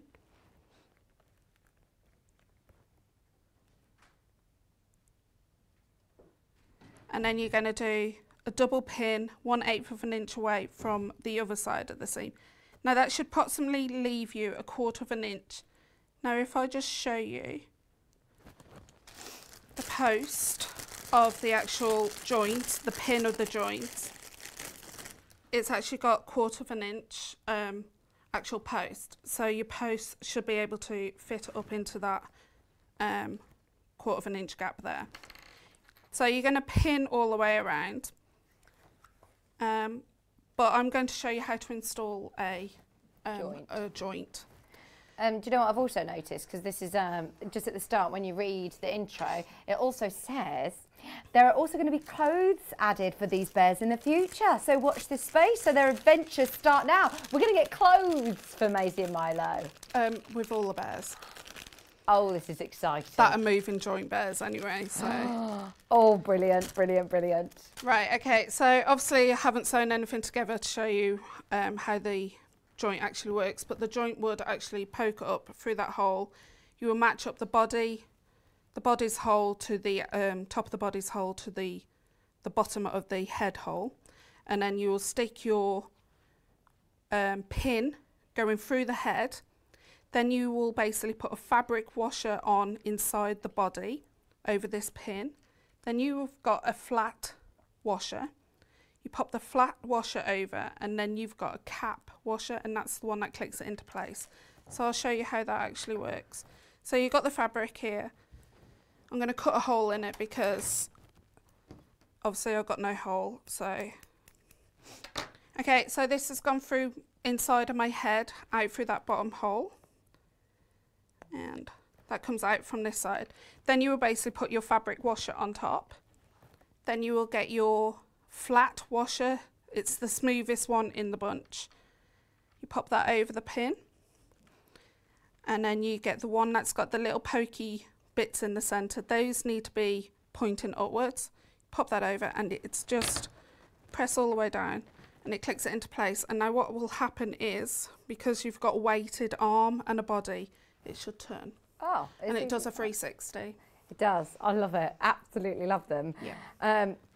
They're gorgeous. And once they're in, aren't they? They're in, yeah. So make sure that they're in the right place when you're doing it. Exactly, yeah. So they're really simple. And then it's just the same with the legs, the arms. And where it comes to the body pieces, you'll notice there is, where I said A's and L's, that's obviously where your arms go. Yeah. And where your legs go. And then when you pin those together, just like we did on the top and the bottom seam of the actual body, you're just going to basically double pin either side and make sure there's 1/4 of an inch gap for where the actual joint goes in. Amazing. I mean, it's so clear. I can't stress to you enough how Becky has done photographs for every single step. So many of you got these in your basket, and I know that we're all watching the demonstration, but please can I urge you to check out on the pattern on their own. I mean, this is just the beginning of Maisie and Milo and all of your amazing creations. The video will be out in about 3 weeks for this. Oh, brilliant. So. You've got video demonstration as well. And trust me, this is not a bear that you'll be making once. You'll be making a collection of Maisies and Milos. And for all friends and anybody who has children, what gorgeous, gorgeous bears. And I love the bows as well. And all the instructions to make the bows. Yeah. All you need is, for the female, you need either 1/4 of an inch wide elastic or 1/2 an inch wide elastic. And then for the little boy's bow, you need just some Velcro. Yeah, I've used Velcro, sorry. Yeah. Velcro on the back. And you did with Maisie's bear, it was in a silk dupion, wasn't it? It was. It was actually leftover wedding dress fabric. Oh, this is so special. Oh my word, amazing. Yeah, so... I mean, you could do, Yvonne was just showing us that she's made her granddaughter's baptism dress. Imagine using bits of offcuts from that to do the bow. How special that would be. Oh, amazing, I love it. Thank you. You're welcome. So much. And I had to be here for your show. We've been planning this for months and months, haven't we? Yeah. So I can't wait to see what other creations you bring. I'm back in December with 2 bears, but over 2 dates. Amazing. I'm allowed to say them. Okay, go on. A panda and a fox. Oh, this is so exciting. What date are you back next then? You're back next month, are you? No, I've got next month off. December. December. Right, so that will be the next show. And the 23rd. But I'm back. Of course, you're back in an hour. Yeah. Baffa is staying with us all day today, so she's going to be talking through her brand new machine. And you don't get a free Becky, but we'll reveal what you get free at 12 o'clock. It's on pre-order, so have a look ahead if you want. So many people have sent lovely messages. Have a read through on the Facebook Live when you go back through to the green room. So very quickly, let's have a roundup. So the grey, mint sold out. The grey's been very, very, very, very popular indeed. You get your instructions, you get your safety eyes, you get your joints, and you get the fabric that Baffa has specially sourced for this bear. She's tried out multiple fabrics. We can't get this. Baffa can't get this. You can only get it in the kit. It's enough to be able to do, whether you want to do a Maisie or a Milo, you can choose which one you want to do. It's a gorgeous stretchy fabric, but it's so cuddly and so, so soft. You also have your white for the paws, the ears and the tail, and then you also have your lovely furry, fluffy nose, your interfacing, your joints, your eyes, instructions, all included for $34.99. Dawn said, Becky, your bears are perfect. And you are so full of tips today. Amazing. Oh, thank you. Thanks. Very clear, very, very thorough. So that's the grey. Pink is again really popular. All full jointed bears with the same fabric again, that beautiful soft plush fabric, the whites, your Shannon fabric for the nose. You also have your joints, you have your eyes, you have your full instructions, $34.99. And what an amazing instruction set. That is the most thorough instruction booklet I think I've ever seen. It's a book. It's absolutely brilliant. You've also got a section there on the back to put your own notes, anything that you found useful to know for when you make it again. Because trust me, you're going to be making this for all your friends and family. You can also make it to sell if you wish. And how cute is that? Personalise it. You could even put names or dates on. Yeah, with this machine you can. Oh, there you go. With the machine that we're going to be showing you at 12 o'clock, you can. So finally, blue. They're all beautiful. They're all especially for the Maisie and Milo bears. Again, same price, $34.99. Joints, eyes, all the fabric that you need, your full instructions. All the templates for both size bears are in there, and it is explained if you do want to make the larger bear what size joint you're going to need, and anything else that you might need along the way is in the instructions. It's absolutely amazing, and I'm so thrilled to have been a part of it. I love it. $34.99 if you love little Maisie bear. make the most of it. Also, have a look on the website because we do have things like the pellets, which, Buffy, you say you've got in the paws, the feet, and in the base. And if you want to sculpture the face, you need the needles, the specialist needles. Yeah. These are like longer doll's needles, which if you do want to pull in those eyes, it's all in your instructions as well, isn't it? Yeah. But they're on the website as well. £1.49 plus your toy fillet. Everything that we haven't had chance to mention is underneath us though on the website, so make the most of those. Okay, Yvonne is coming back in with some brand new gorgeous, I want to say Christmassy, but actually they're more wintry. It's something that you can have for Christmas, but then also there's projects for autumn and for this lovely wintry season that we're going into. So stay tuned, don't go anywhere. Yvonne McAtamney is back with me after this.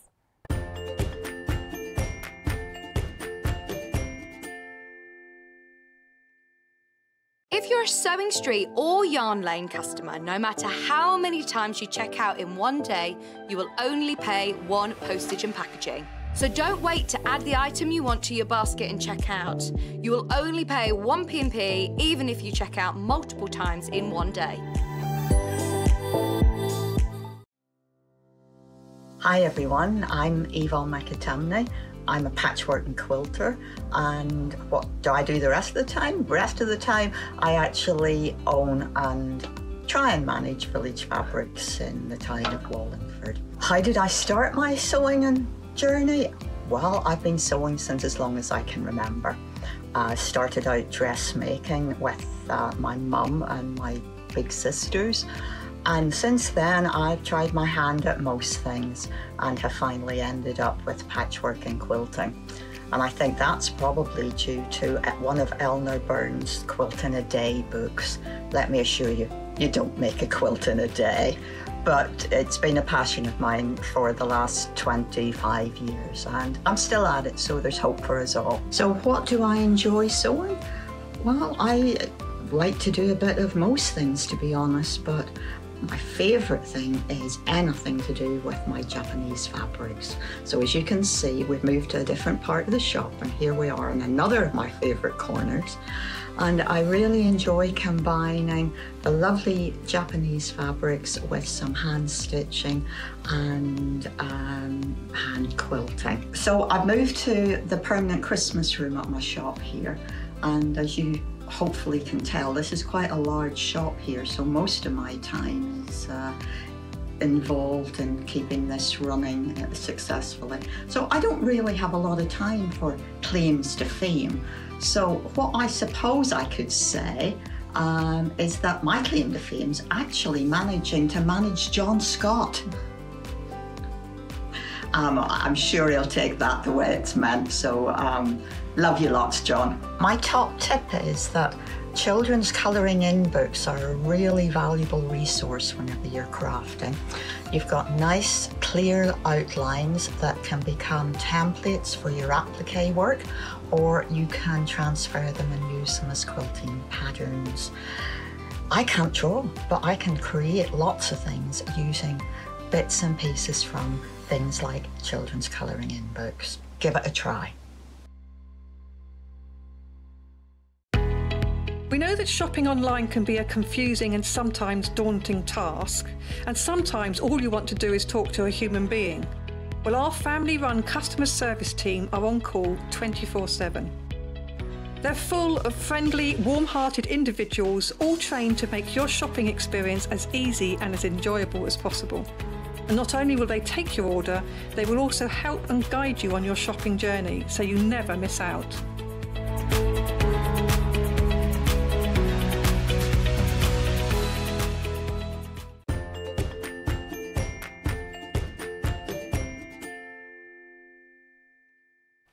Hello, welcome back, welcome back. We've got a jam-packed day today, haven't we? I can't believe it's already 11 o'clock. Loads to get on with, and I know that we've been short on time every hour, so let's get going.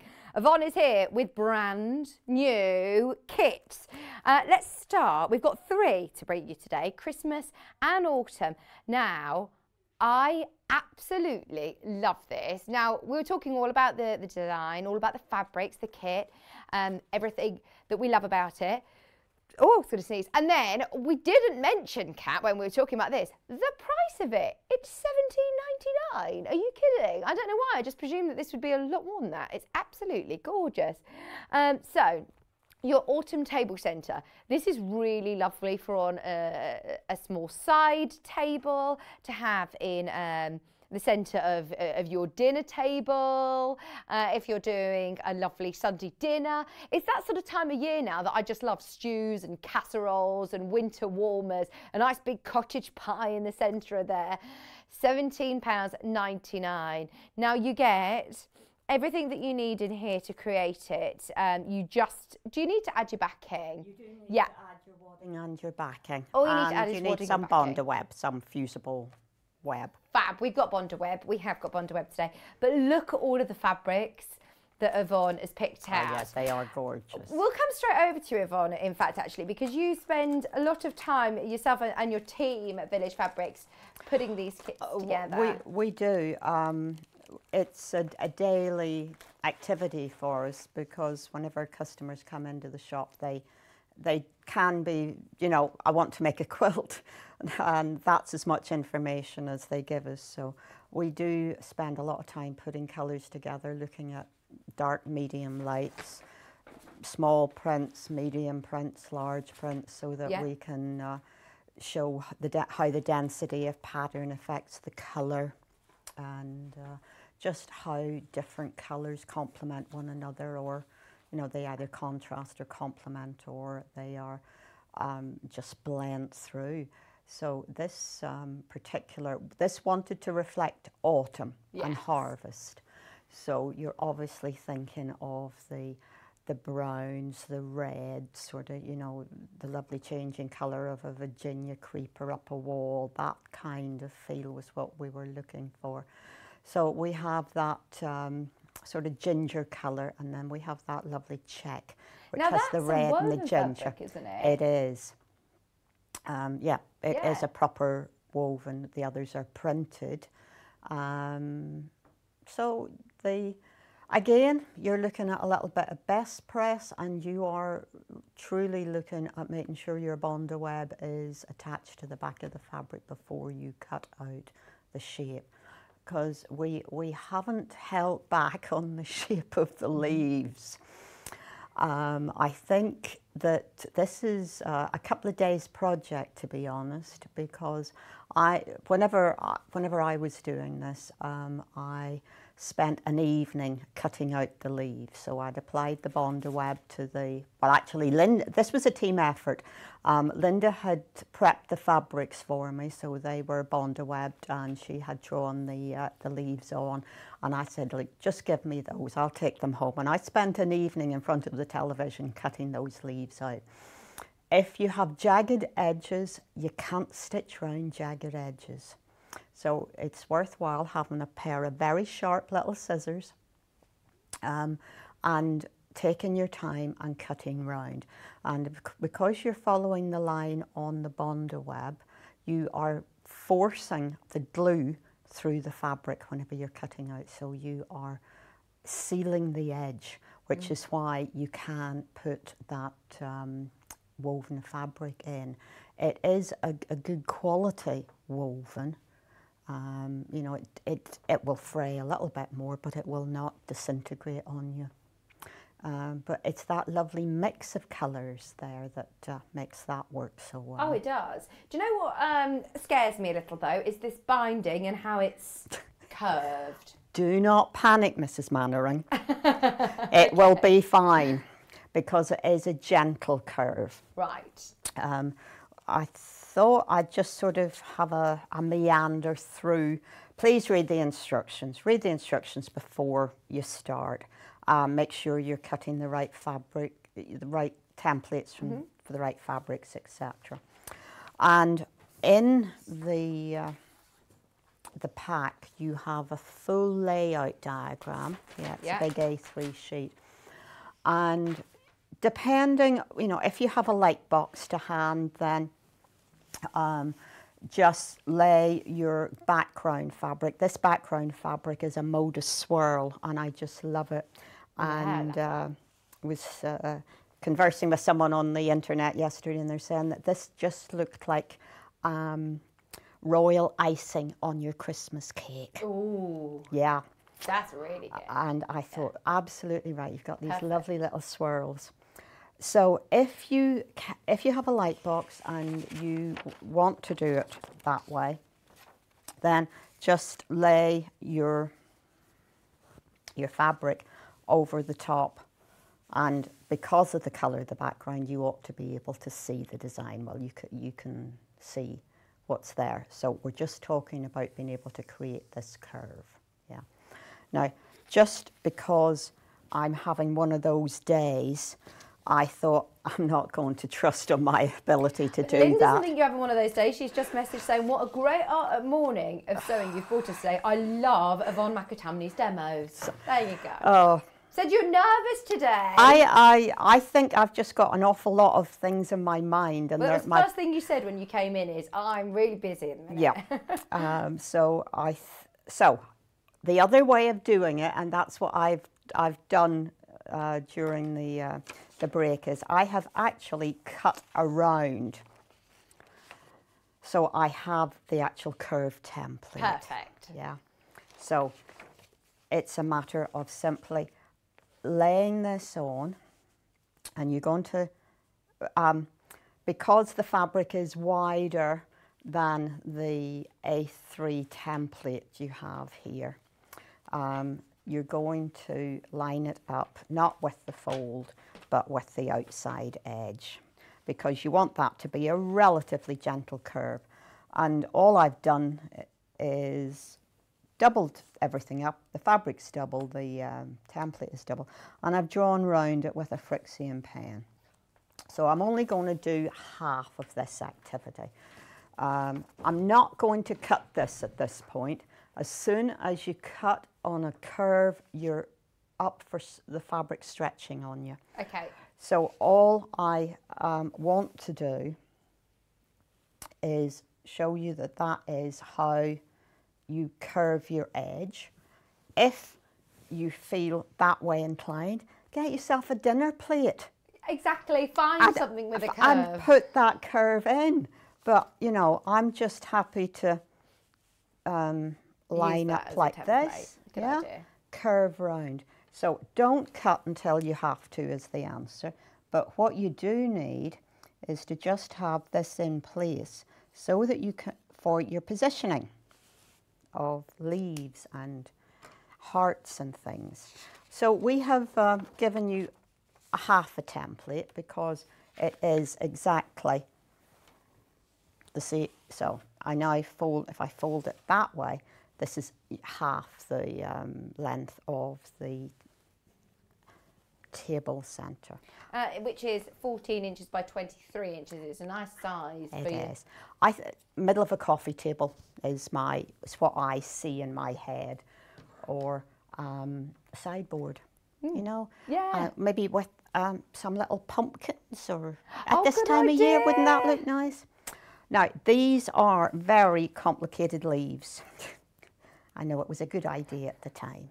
That's all it's my excuse, okay?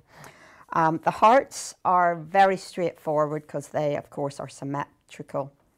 Linda and I had to walk around the shop a couple of times to make sure that we got some fabrics that weren't just a solid colour, because the ginger looks good and the green looks good. The green does have a little pattern on it, but it wasn't actually bringing anything to the party. But whenever we popped in the green and red check and this brown and red, and it's actually got a little bit of like a jade colour in it as well. Yeah, that started to bring the thing to life. These are complicated shapes, so I have obviously cut these out. Whenever you are peeling off the Bonder web, really important that you peel from the centre out. Do not. Oh, why is that? I've not heard that. Is it you could get the glue off as well? Or? No, it's just how do you start to, you're going to compromise your edge if you are trying to get your finger in there or whatever. So you score down the middle and you peel from the middle out, and then you're not pulling any of those little delicate bits, yeah. And there is a, let me see if I can do that. Well, this is the layout that we have given you, yeah. You do not have to live with this. As I keep telling everyone, you know, I really struggle with doing things repeatedly the same way. But that is a nice little. Now I'm going to not do it that way. Are you going to go rogue and be I'm a rebel? going rogue. The star is halfway up the. It is. It marks your halfway point, so it might be a good idea to position that first. And you've got the picture from the front cover as well that you can go by. There Yeah. it is, and it's put it on screen for you. So I think that is just about going to sit there, the top of my. Yeah. So this is the fun bit. Exactly, and you don't need to actually position them exactly as you have, do you? And you know, the boring bit was sitting cutting them all out accurately. And yeah, like you said, do that the day before, sitting in front of the telly. Yeah, you've got to, because you mustn't rush it, and that's why I'm recommending that you really need a pair of very sharp, pointy scissors. I think. Oh, in fact, you recommend these. These are really good scissors. We'll get Kat to show you the graphics for those. The Fiskars classic needlework scissors are so sharp to the point, which is This what you is want. it, and you really need that to be able to cut round those little leaves. Christine's just said, oh, Yvonne, this would look lovely as a Christmas cake or Christmas pudding table centre. Oh, yes. Absolutely, and this is what I love. It isn't necessarily Christmassy, but it's quite wintry. You could have this through autumn, winter and January as well. You could do that if you had any American relatives, etc. Yeah, Thanksgiving would be really good, wouldn't it, for this? Yeah. Thank you, Christine. Oh, yeah, your turkey in the centre at Christmas. Yes, please. Sorry, we were just talking about the Fiskars scissors. Thank you for my coffee, Kat. Everybody saw Kat bring it in, I think, then. Thank you.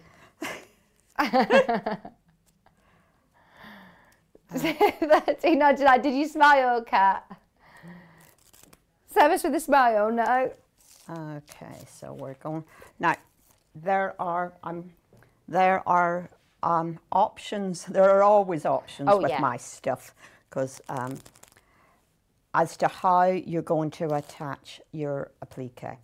You could, of course, needle turn this if you wanted. I wouldn't. For anybody who doesn't know what needle turn is that to hand stitch? That's whenever you turn over a little slither of fabric and you stitch it down by hand using a very, very tiny, like a slip hemming stitch. Right, so you wouldn't see those stitches, really? In theory. Yeah. In theory.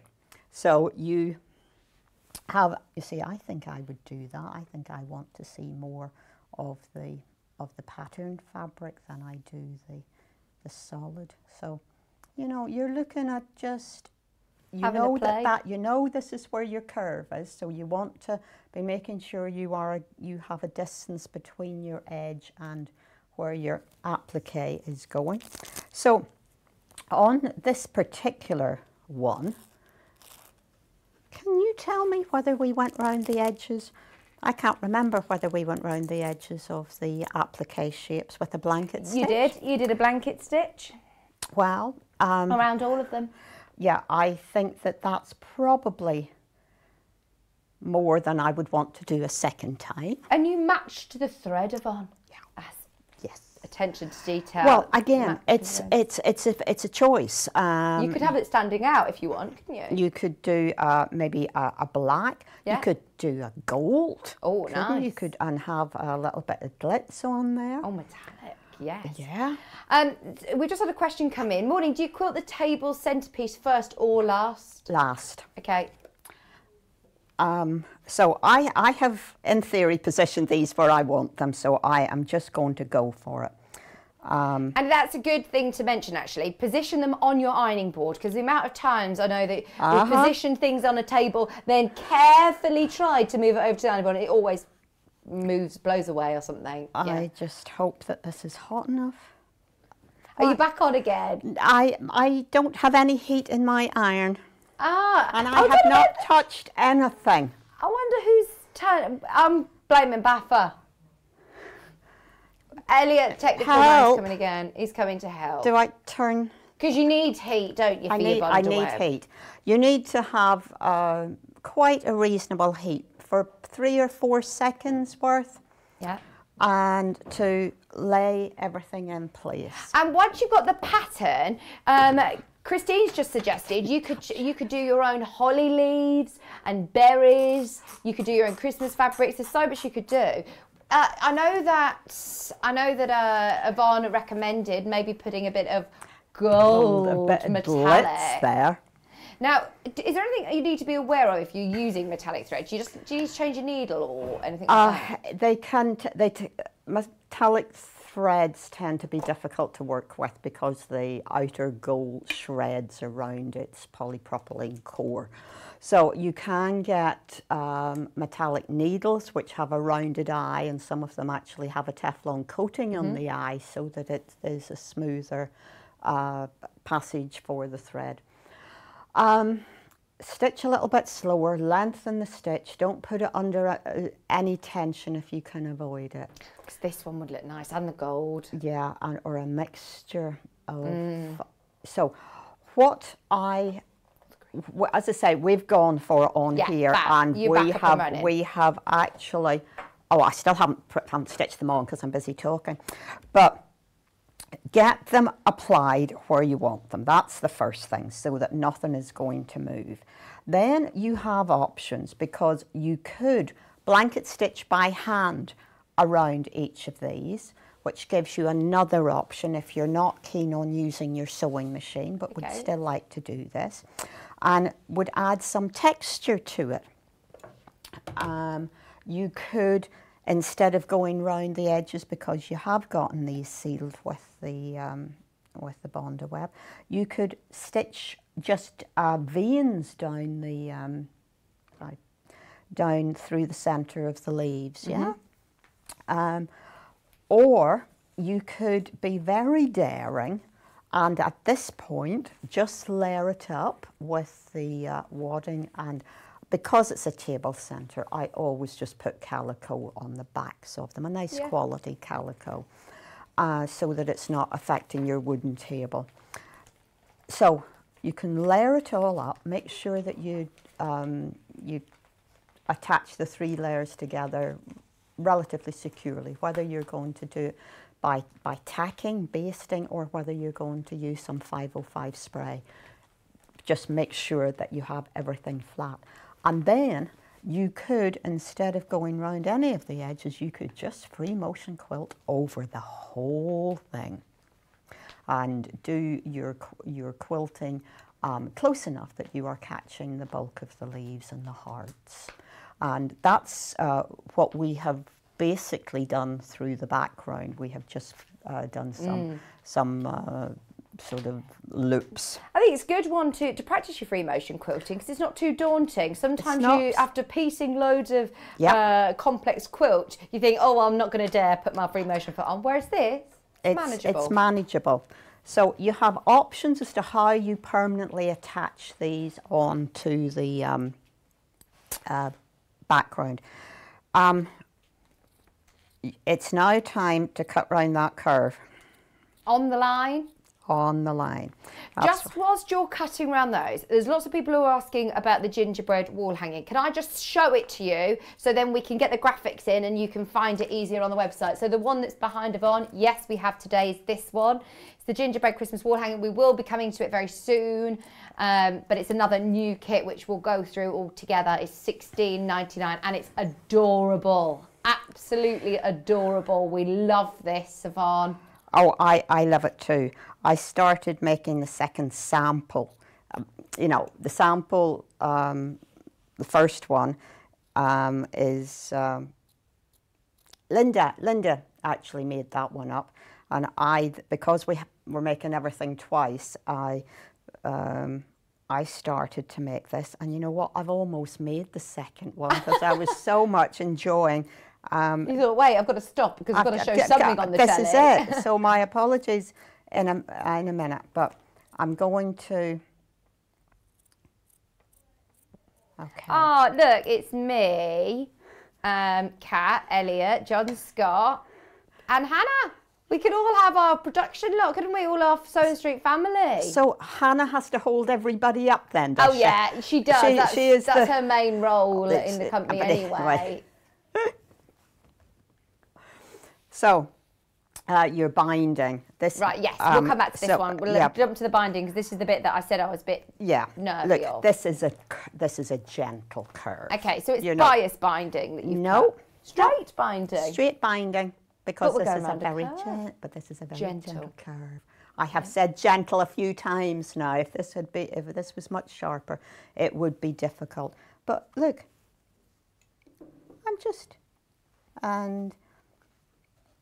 would I pin this? Possibly, yeah, probably not. So your binding fabric is in the kit, isn't it? Yeah. Oh yeah. Brilliant. I'm going to put a couple of pins in, and then I'm going to. You, of course, would have this all layered up at this point, yeah? And you would have trimmed your wadding and your backing in line with this curve. And I'm just popping a couple of pins in. So whenever you would go to your sewing machine with this, you have to remember to lengthen your stitch, okay? You're going to be up at something like a 3.5 inch length stitch. So all I'm going to do is, and this is where your Elnas and your good sewing machines allow you to stitch a couple of stitches at a time, okay? So I'm trying to look to see where your join is here, and it's covered very well. It's diagonally, isn't it? It's diagonal. We always do that so that we're reducing the bulk, so you don't get a bump. This is slowly catchy mousey. Okay. Yeah.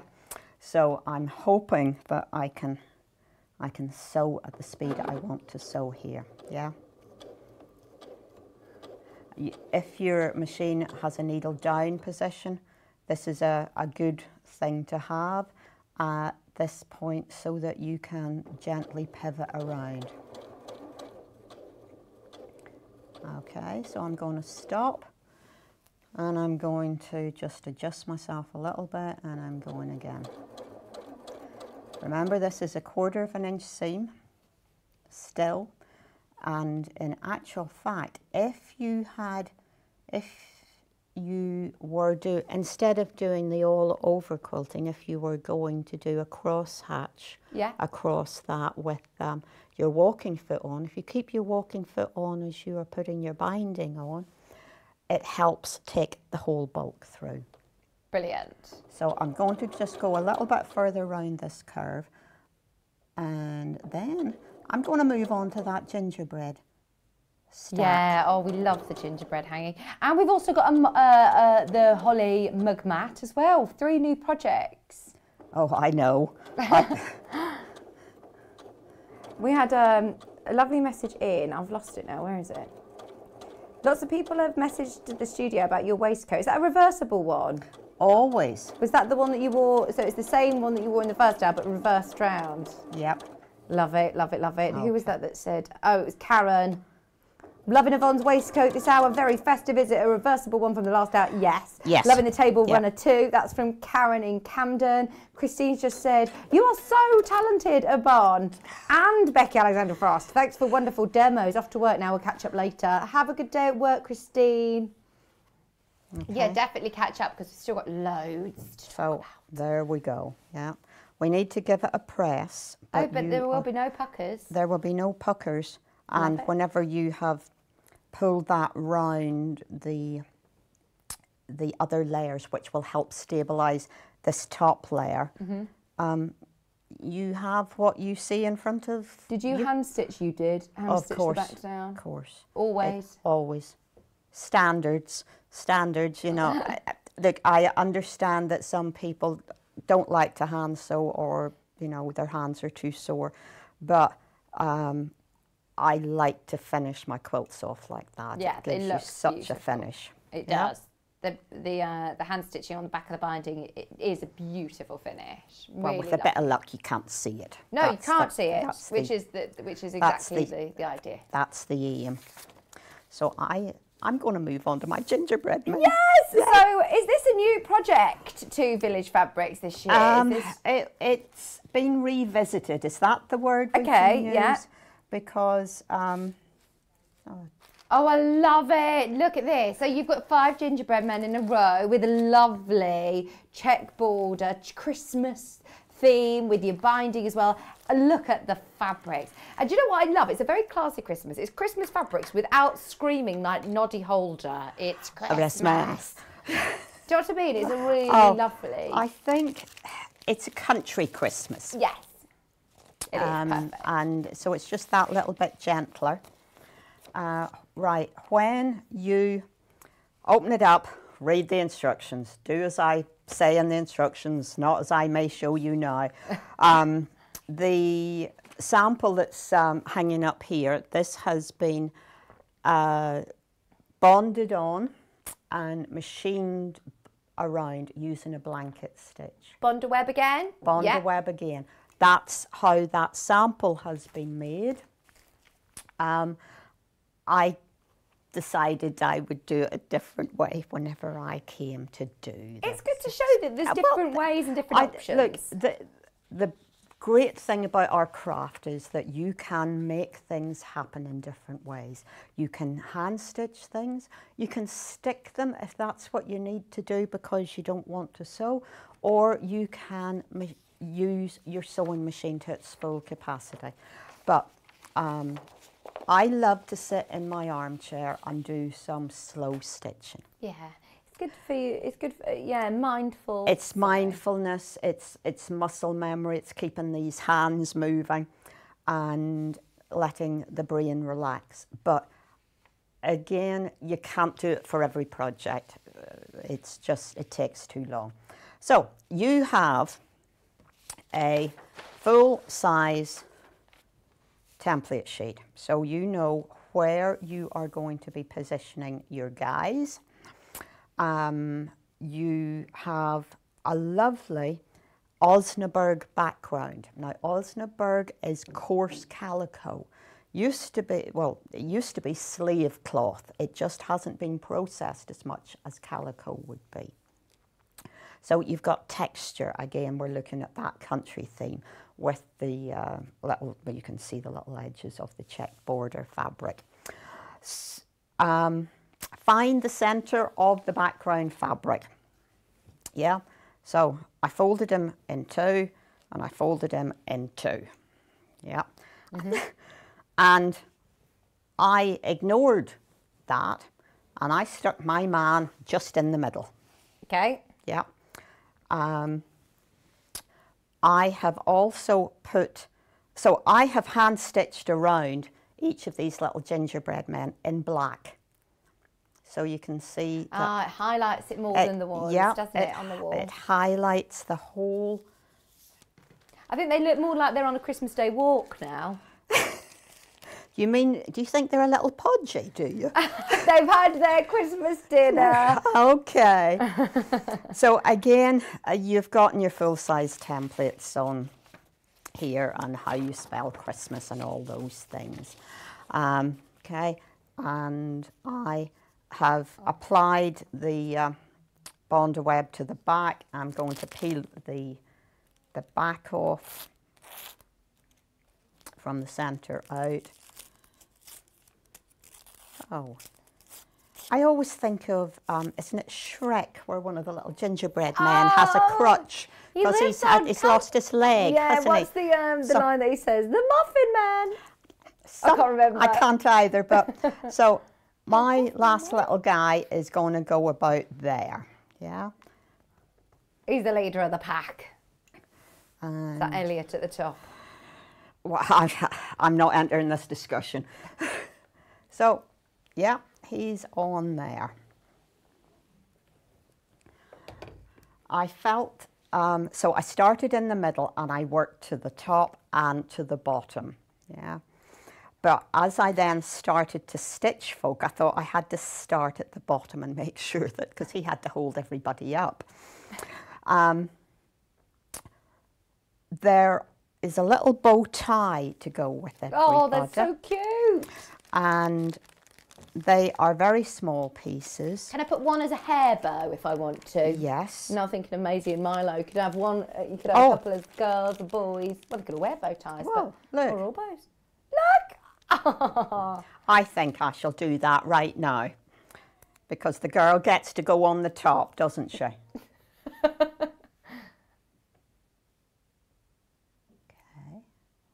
Oh, yep. Cute. In She's place. the leader of the pack now.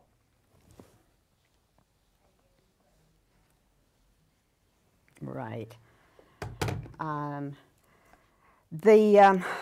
Because it looks better, we have actually got little titchy centres for the bows. And I was really worried I was going to Is there lose. templates for those? There's actually, there's templates for those. There's a, let me bring this in. Here's the bow, and then this little bit is the bit that goes in the centre of the bow, just so that it gives it more of a three-dimensional effect. Yeah. Let me see if I can find one. I was going to say if you lost it. No, Oh, found it. I've just... You are very well organised. Well, I try to be, but sometimes these pieces are very small, so I would suggest that you keep them as together as you can. These were the ones, in case I lost, the ones that I cut out, okay? So let's put that little guy has his bow there, yeah? And then these little pieces go, now, there we go. You really need to put the bow down before you put the centre in. Attach it, it's just too small a piece to... Have you hand embroidered the eyes? Are they little French knots? Yeah. Oh, that's so cute. Yeah, this entire thing is hand stitched, which is well, what it's. I probably do 2 gingerbread men an evening. By the time I sit down and yeah. Oh, I do love gingerbread as well. It's only right that you have a gingerbread house. Have you ever made one of those gingerbread houses before Christmas? I've tried. Yeah. The construction was a bit of an issue. So we have little bows, and then we have the ability to put our Christmas at, we have to spell it correctly obviously, but you can move where they are, yeah. So you've already Bonder webbed these. Already Bonder webbed. This is lovely fabric. It's got metallic gold flecks on it, hasn't it? Yeah, and I think there has to be an H about here, doesn't there? And R. So I think these I will also hand stitch in place now that I've done so much of it by hand. Kat's now thinking of all of the names that she's going to personalise this. She said before she said about 5 names before. She said, what other names are there? And then realised she could do her own name, Kat, out of the word Christmas. Oh, yeah. Sam, Chris, Tia, Kat, Matt. No, I'm not sure that I want to, yeah, the S is going to have to go on his head, isn't it?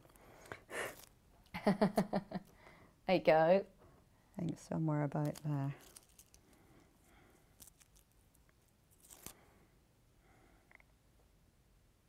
Oh, I do love these colours together. They look so lovely. Like you said, it's quite a country kitchen classic Christmas, isn't it? I think so. I should have, well, I almost peeled these off and then I thought, no, it just keeps the fabric a little bit safer. This would be a nice one to embellish with your metallic threads as well, actually. Yeah. Oh, we might have to shimmy up a little bit, mightn't we? This is the good thing about placing it all out. This is the fun part, isn't it? Yeah, this is why you've spent an evening cutting all these pieces out so that you can then have a play. So position them before you stick them down. Oh, yeah. Now that just has to be a little bit lower, but that can be up a bit. So that can be up a bit. Elliot's thinking he will just have his running all down one side Christmas. That's a bit boring, isn't it? Well, yeah, Elliot. That's Elliot, though. Does it surprise you, Yvonne? I like things to be a little bit more out there. Oh, dear. Yeah? Poor Elliot. He's a boy and you should have seen him in his gold hot pants the other day. Yep, say no more. Alison Marion made him some gold hot pants for his 30th birthday. I'm saying absolutely nothing. I'm gobsmacked. So obviously you're going to have little bits of fabric left over. You have a star template, cute. so you can pop a couple of stars in. And we have also quilted some stars into the Did you do that using the template? Yeah, just draw around it, and or if you're into free motion, then you could do that. Or if your machine will embroider it all, sort of embroider stars. You could, again, we've done it in a cream so that we're this particular wall hanging has very much a country theme. Yeah. So mine is turning into a bit more traditional Christmas, I think. With the black outline, and of course I'm going to have to do a bit of gold of some form round those letters for Christmas. The embroidery, I'm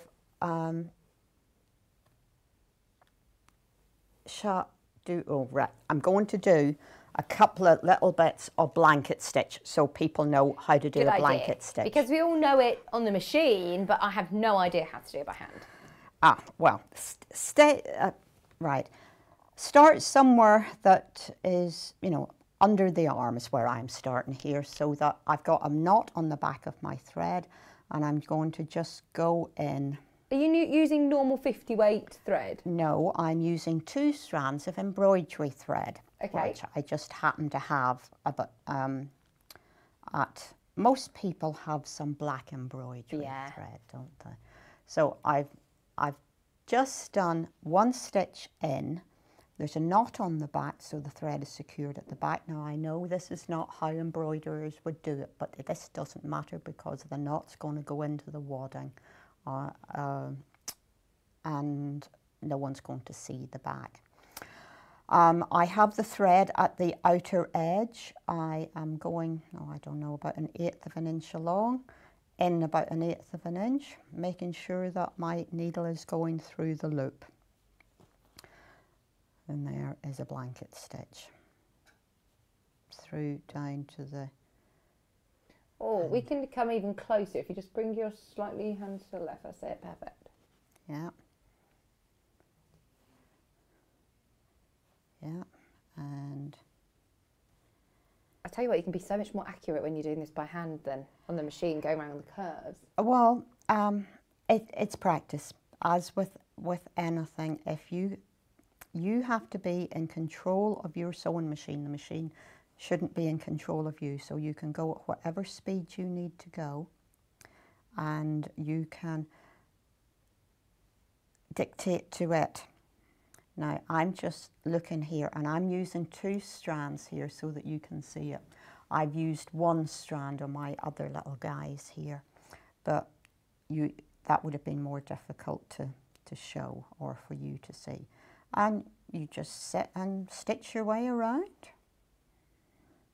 When I look at it, I would, instead of, if you're going to have little girls with their bows, then you really should start your blanket stitch up here by her bow, then you're going all the way round and you're going to stop on the other side of the bow. Good idea. The little... do you need to stitch all of the pieces down? Yes, because Bonder web will stay attached for about 18 months. Okay. It won't stay attached if you put it in the washing machine. Right. And if you will put this away after Christmas and you will want to get it out again next year. So it would be best to spend the time and do the stitching, and it's fun. Yeah. Oh, and Claire says, I love blanket stitch. It's my favourite.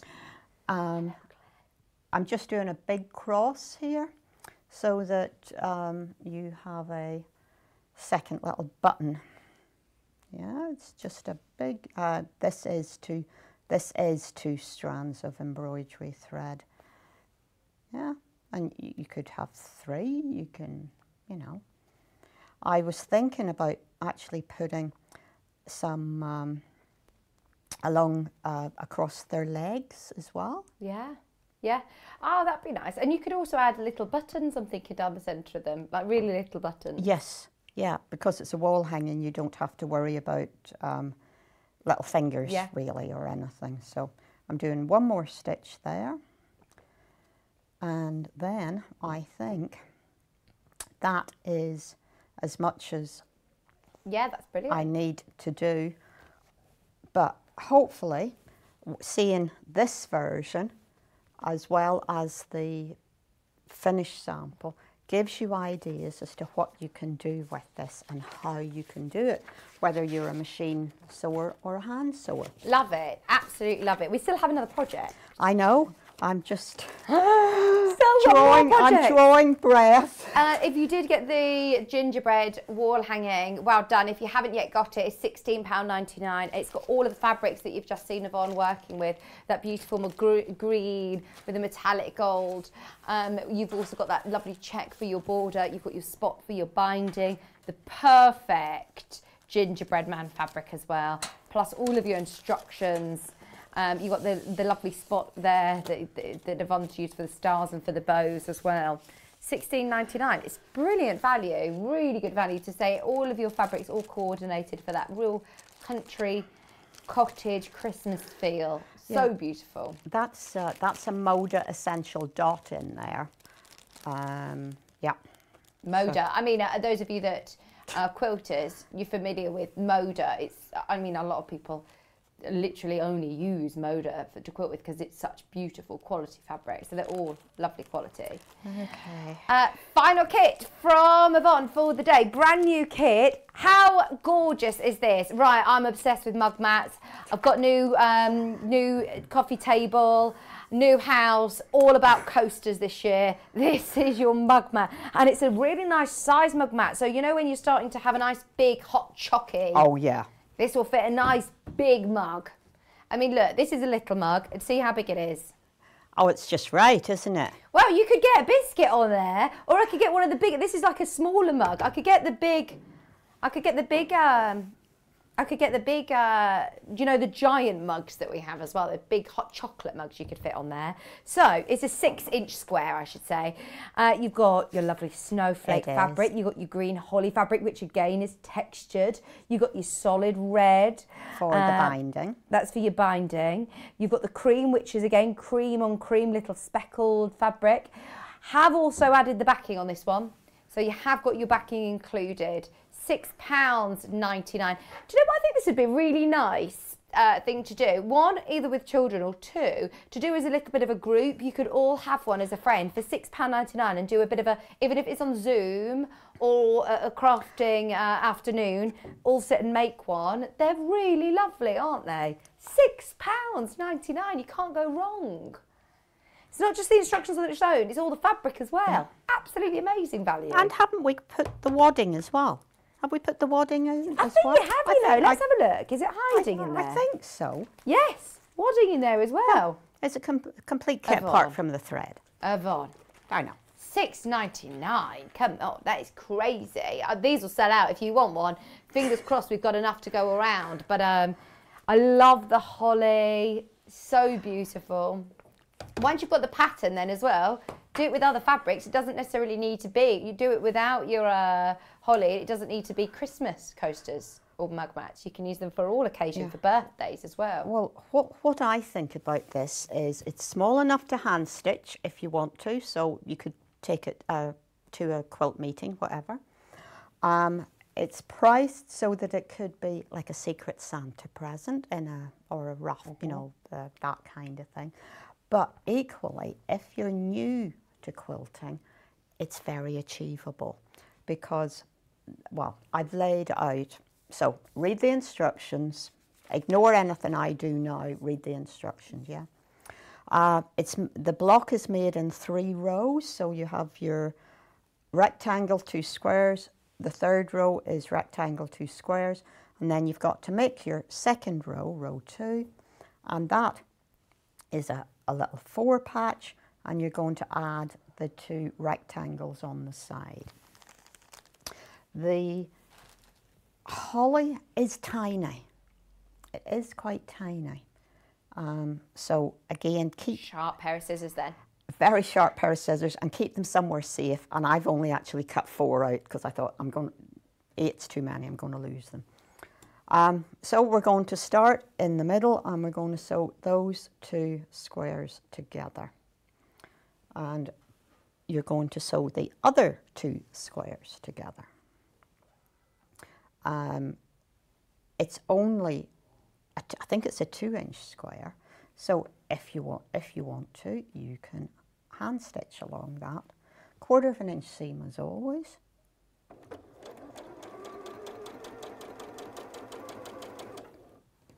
Going to chain piece these, though there are only 2 of them. Oh, these are flying into baskets, I'm not surprised. You've got to make sure you're checking out. We did not know that you could get these so affordably, just £6.99. All of them have been amazing value, but that is brilliant. Your wadding, your fabrics, all you need, bit of fusible web for, and I mean tiny bits for your holly. You know, it's left over from the gingerbread men Christmas bit is what I've done there. So you're sewing along the seam, you're setting the seam, you are pressing the seam allowance to one side. Just to be different, well, it doesn't matter, I'm pressing towards the solid red. There is very little difference in the colour tone.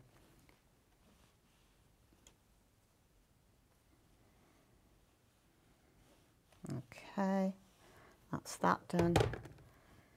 We're now going to sew these 2 things together. We have 1 seam intersection to match, which is there. If you are, as I say, if you're new to quilting, this is a nice little project that shows you how to just cut and join things back together. Absolutely, and like you say, it's achievable. You're still learning new things, so it's not boring because you're still learning to match the seams and putting together a block, which it is going to teach you a lot of things still. How to do your binding as well. Well, this is it. You know, it's a little microcosm, isn't it? Where you're making a small block. You're then quilting, either by machine or hand. I think I've hand quilted that. Yeah, you have. And then you're putting your binding on, because people are forever saying, I don't remember how to put the binding on. How to do a mitered corner so neatly, yeah. Yeah, because they only bind a quilt once every 6 months. Yeah. Once a year, depending on the size. Linda and I, between us, probably bind half a dozen things a month. Wow. Yeah, I know. It's interesting times. Did you have a ball at your show, by the way? I have heard you talk to John about it, but I haven't seen you in person. So. I was so tired, but such a warm welcome. Oh, brilliant. Are you going to do it next year? Oh, yeah. Oh, dates are in place. We're negotiating with the hotel. The dates are reserved. I think we should take a trip to Belfast, Kat. Well, you'd be more than welcome. We had a trader's supper which went down so well. Oh. It gave us as organisers the opportunity to talk to the traders, and it gave the traders the opportunity to talk to one another, because haven't seen each other in some time. So centre is done. We are now going to add the rectangles on. This little spotty fabric, do just check that you've gotten the right side, right sides together. If you haven't, of course, it can just be unique. Do you get a chance to go back to Belfast very often? Well, I suppose obviously the last 18 months, but... Hadn't been home in, maybe 3 years. Yeah. But I got to see my sister and my brother-in-law on the Sunday evening after the show, so that was wonderful. We were able to go out for a meal together. Wasn't able to catch up with my my niece. My niece and her husband are doctors, so it just didn't seem sensible for them to meet me or for me to meet them. Yeah. So that was, yeah. And as I tell people, it's really wonderful to go to a country where I speak the same language. And as I say, we had such a warm welcome from people. Oh, we've had so many messages saying how amazing it was. And lots of people, for our viewers as well. Did you meet Sewing Street viewers there? Oh, absolutely. A tractor, and I had a picture taken that we had a picture of John on the pillar in between us.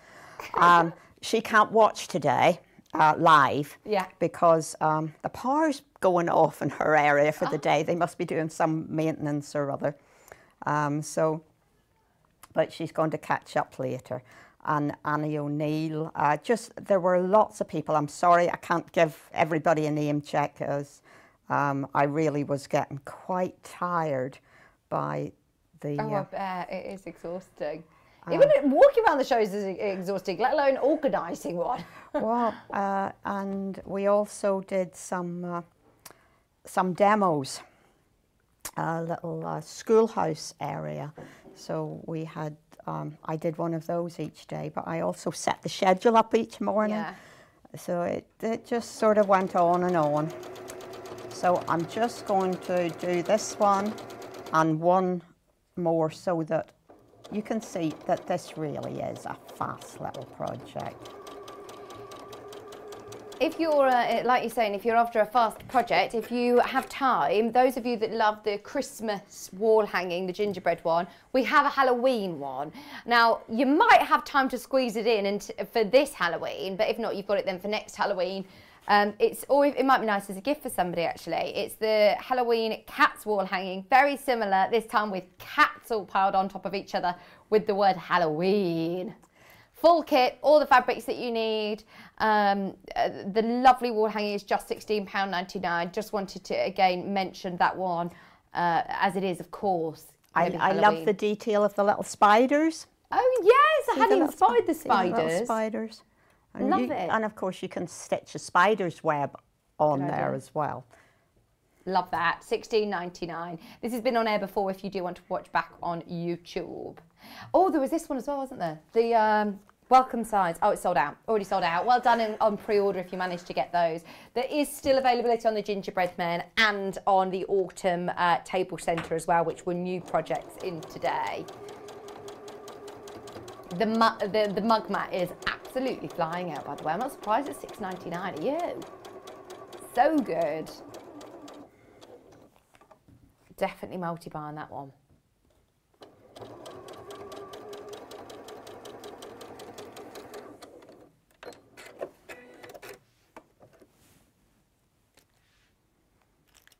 Okay. So we just about have a mug mat.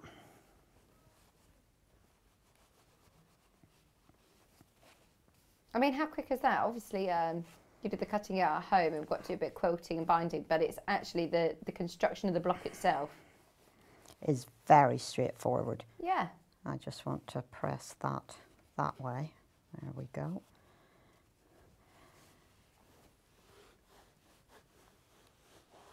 And then you're simply putting those on and pressing them down, and I would just put one line of stitching down through the centre of the holly. It's you know, life is too short to do anything else with that, really. So, you know. Oh yeah, I'm thinking adding little red sequins or little seed beads on. I know obviously you've got to put your mug on it without it rocking. Or what about little? You could just do really little French knots in the centre in red. That would be what I would be suggesting, French knots, so that you didn't melt anything. Or, True. You know, because that would be very disappointing, wouldn't it? Or spill your coffee, which would be even worse. Right. Those are in place. You don't have to put the holly in all four corners. No, that looks lovely just in the two, doesn't it? So, lovely. That is our offerings for Christmas.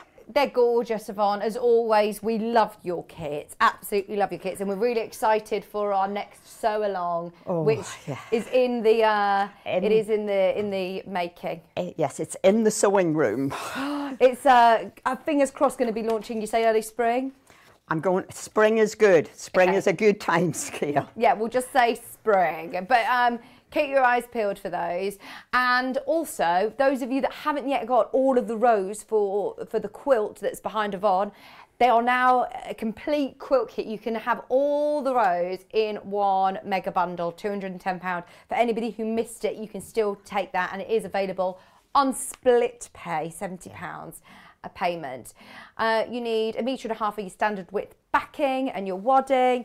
There is a video of how to do your quilt sandwich and your binding, but in the final row you do get your fabric for the binding. Absolutely love it. Oh, thank you so much for all of your messages as well. Interesting morning of learning, which is always amazing when we have Yvonne, and we have lots of lovely tips and lots of very clear demonstrations. So thank you ever so much. No, well, thank you. I think I'm back in the middle of November. Brilliant. 16th, I think. Do you know who you're on with? I don't know.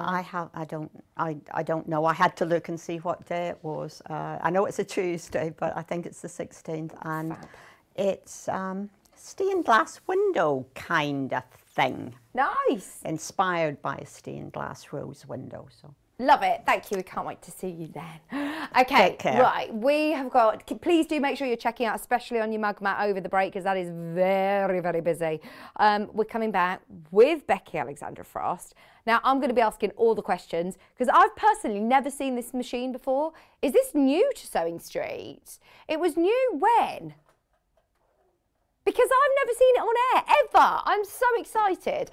It's the 780 Plus. Now, you've got a couple of minutes whilst we swap Yvonne over with Becky.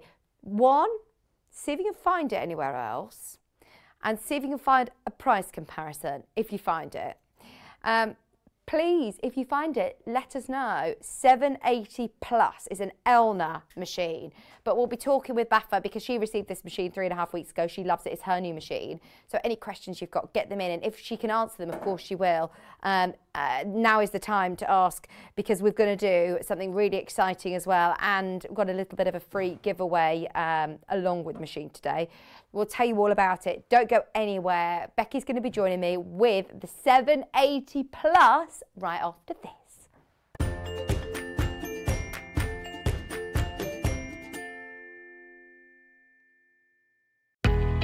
We know that shopping online can be a confusing and sometimes daunting task, and sometimes all you want to do is talk to a human being. Well, our family-run customer service team are on call 24/7. They're full of friendly, warm-hearted individuals, all trained to make your shopping experience as easy and as enjoyable as possible. And not only will they take your order, they will also help and guide you on your shopping journey, so you never miss out.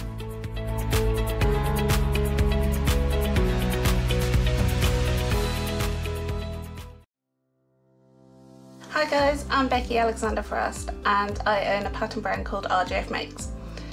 RJF Makes is my initials, which is Rebecca Jane Alexander-Frost, and most of you might know me as Baffa in the studio when John and Vic say our Baffa when I message in. Favourite thing to make? I think people know me by now. I like to make bags. As you can see, I've got a few bags behind me. Most of my patterns are bags, however there is a few craft style patterns available as well. Claim to fame, I used to previously be on another sewing channel with John and Vix and the team. Yeah. And basically I used to work alongside some famous pattern designers, testing for them. What got me into sewing was my mom. When I was 5, I was standing next to her while she was sewing some bridesmaids dresses for me and my sister, and basically I asked if I could learn to sew. She said I was a bit immature, still immature by the way.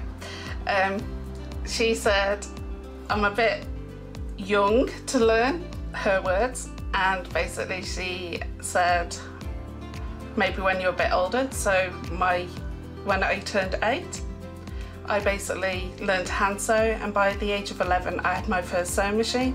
I'm now in my late 30s but still act that 8-year-old. My favourite tools or top tips. So I have 2 best friends. One's called the Bulky Sea Maid, which is this, and one is called Quilter Stay. This will help anybody, the Bulky Sea Maid will help anybody if yours got something bulky going underneath your presser foot. This will stop any stitches from jumping and basically missing a stitch. Now this is my best friend when I come to put in zips, and you'll see me use this a lot, I mean a lot. Thank you ever so much, and I'll see you all soon. Bye.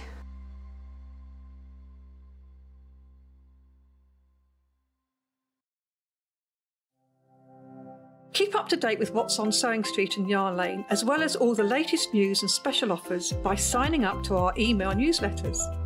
For Sewing Street, head on over to www.sewingstreet.com. Scroll down to the bottom of the homepage, type in your email address, click the envelope, and you're done. It's exactly the same for Yarn Lane. Head on over to www.yarnlane.com. Scroll down to the bottom of the homepage, type in your email address, click the envelope, and that's it. You are now subscribed to both Sewing Street's and Yarn Lane's email newsletters, so you'll never miss out on the latest news and special offers ever again.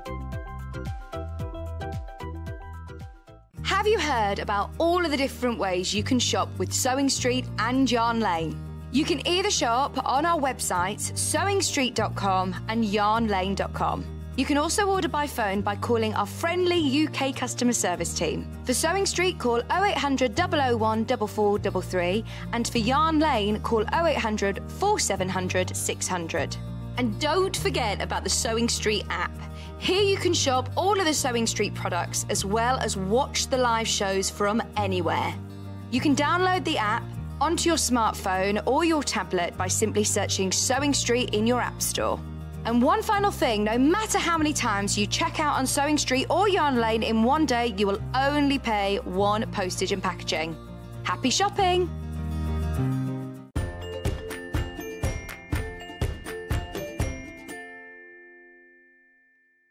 Hello, welcome back.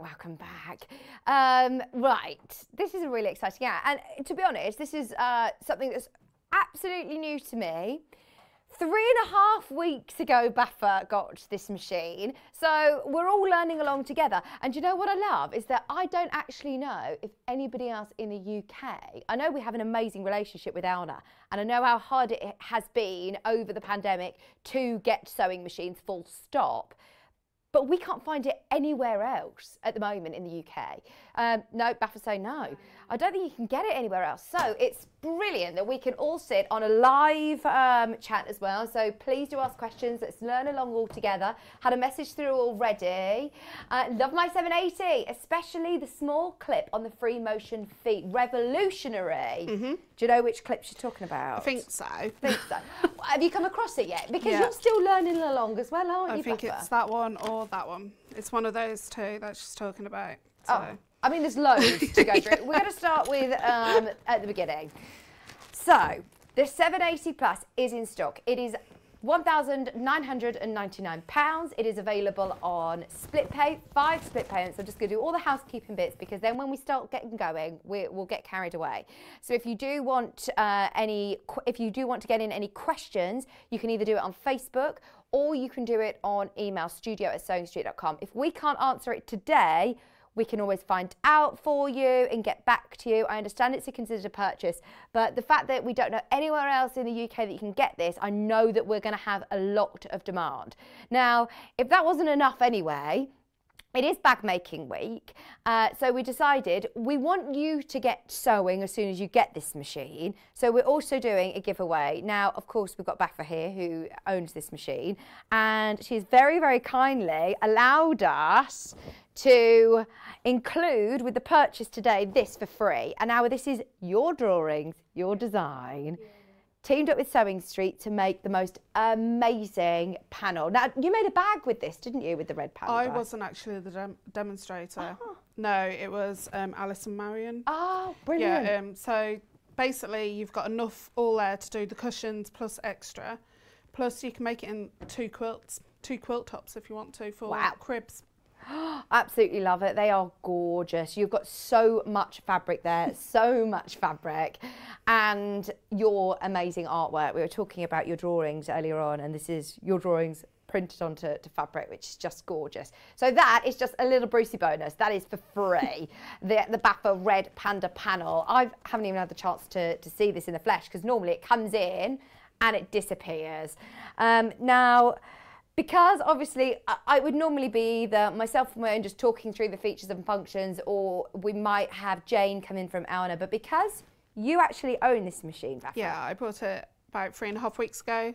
Yeah. So who better to talk about it as you're learning along as well? I'm learning along, so I'm going to teach you what I kind of know now and what I basically how I've programmed stitches into it for me. Brilliant. So yeah, so you can personalise it to what your needs are as a sewer. You can.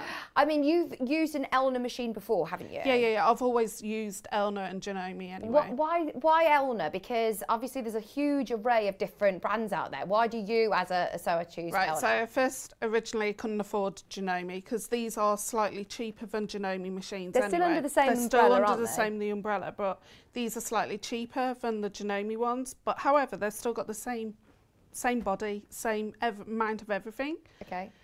So I started off with Elna and worked my way up. I think it's also my mum and dad helping me buy those type of machines when I was little, and yeah, and then Janome just came in over the pandemic. Yeah. Because mine broke. And but then I needed one. I suppose when you are used to Elna, as you grow through their machines, you're still familiar with their features and functions. But for anybody who hasn't used Elna, they're really user-friendly, aren't they? They are, yeah. And the manuals are so thick when you get them. Yeah. So, and I had a problem with my other Elna, and the hotline, the team on the other end helped me through. Well, that's a big plus point actually, because a lot of the time, well, helplines in general are like my room 101. I just can't stand when I'm trying to sit on a phone line on hold for ages, can't get through to an actual person. It's always an automated service. Whereas Elna, they have a UK-based customer service team, and they are really helpful. They do know their stuff. They know their stuff. You might get Lucy on the other end. Because Lucy Brennan? Yeah, yes. So I haven't had her yet, so. Well, that's it. They're sewers and they're people who know the machines. Yeah, it's not just someone who's reading off a computer. We have a message from Gillian. I've bought a 780 from Sewing Street in August 2020. It's a fabulous machine with so many features. I'm just teaching myself to do ruler work. I mean, that's just amazing. That's what I want to learn. Oh. Because it comes with the foot. Oh, see, normally if you're buying extra rulers, that can be hundreds of pounds as well. To buy that by itself, that's £60. Gosh. I have priced it up. And it comes with the actual machine. And ruler work looks like you have done.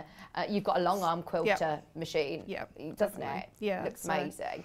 So, right, you get your post come through of a new sewing machine. It's a very exciting day. What do you do first? Where do we start when we get a new machine? Unbox it. Yeah. Which, it's nice to make a cup of tea, isn't it? And literally just I ripped into the box. Okay. No, basically I used to sit down with the manual, but I've when I was buying brand new sewing machines for the first time, I used to sit down thinking, oh, I'm never going to learn it all. Yeah. But however, I just jumped right into it with this, and then I've learned as I've gone along. Yeah. You learn better as you go along anyway. Learn on the job. Learn on the job. The reason why I went for this one is I can't always have my extension table out. Okay. This has got the largest bed area machine that I've ever seen before. So normally it's got like 2 or 3 inches less. Okay. So it's normally slimmer. So you don't need to always have your extension table on as well. So, and also the other good thing was the dual foot for me. So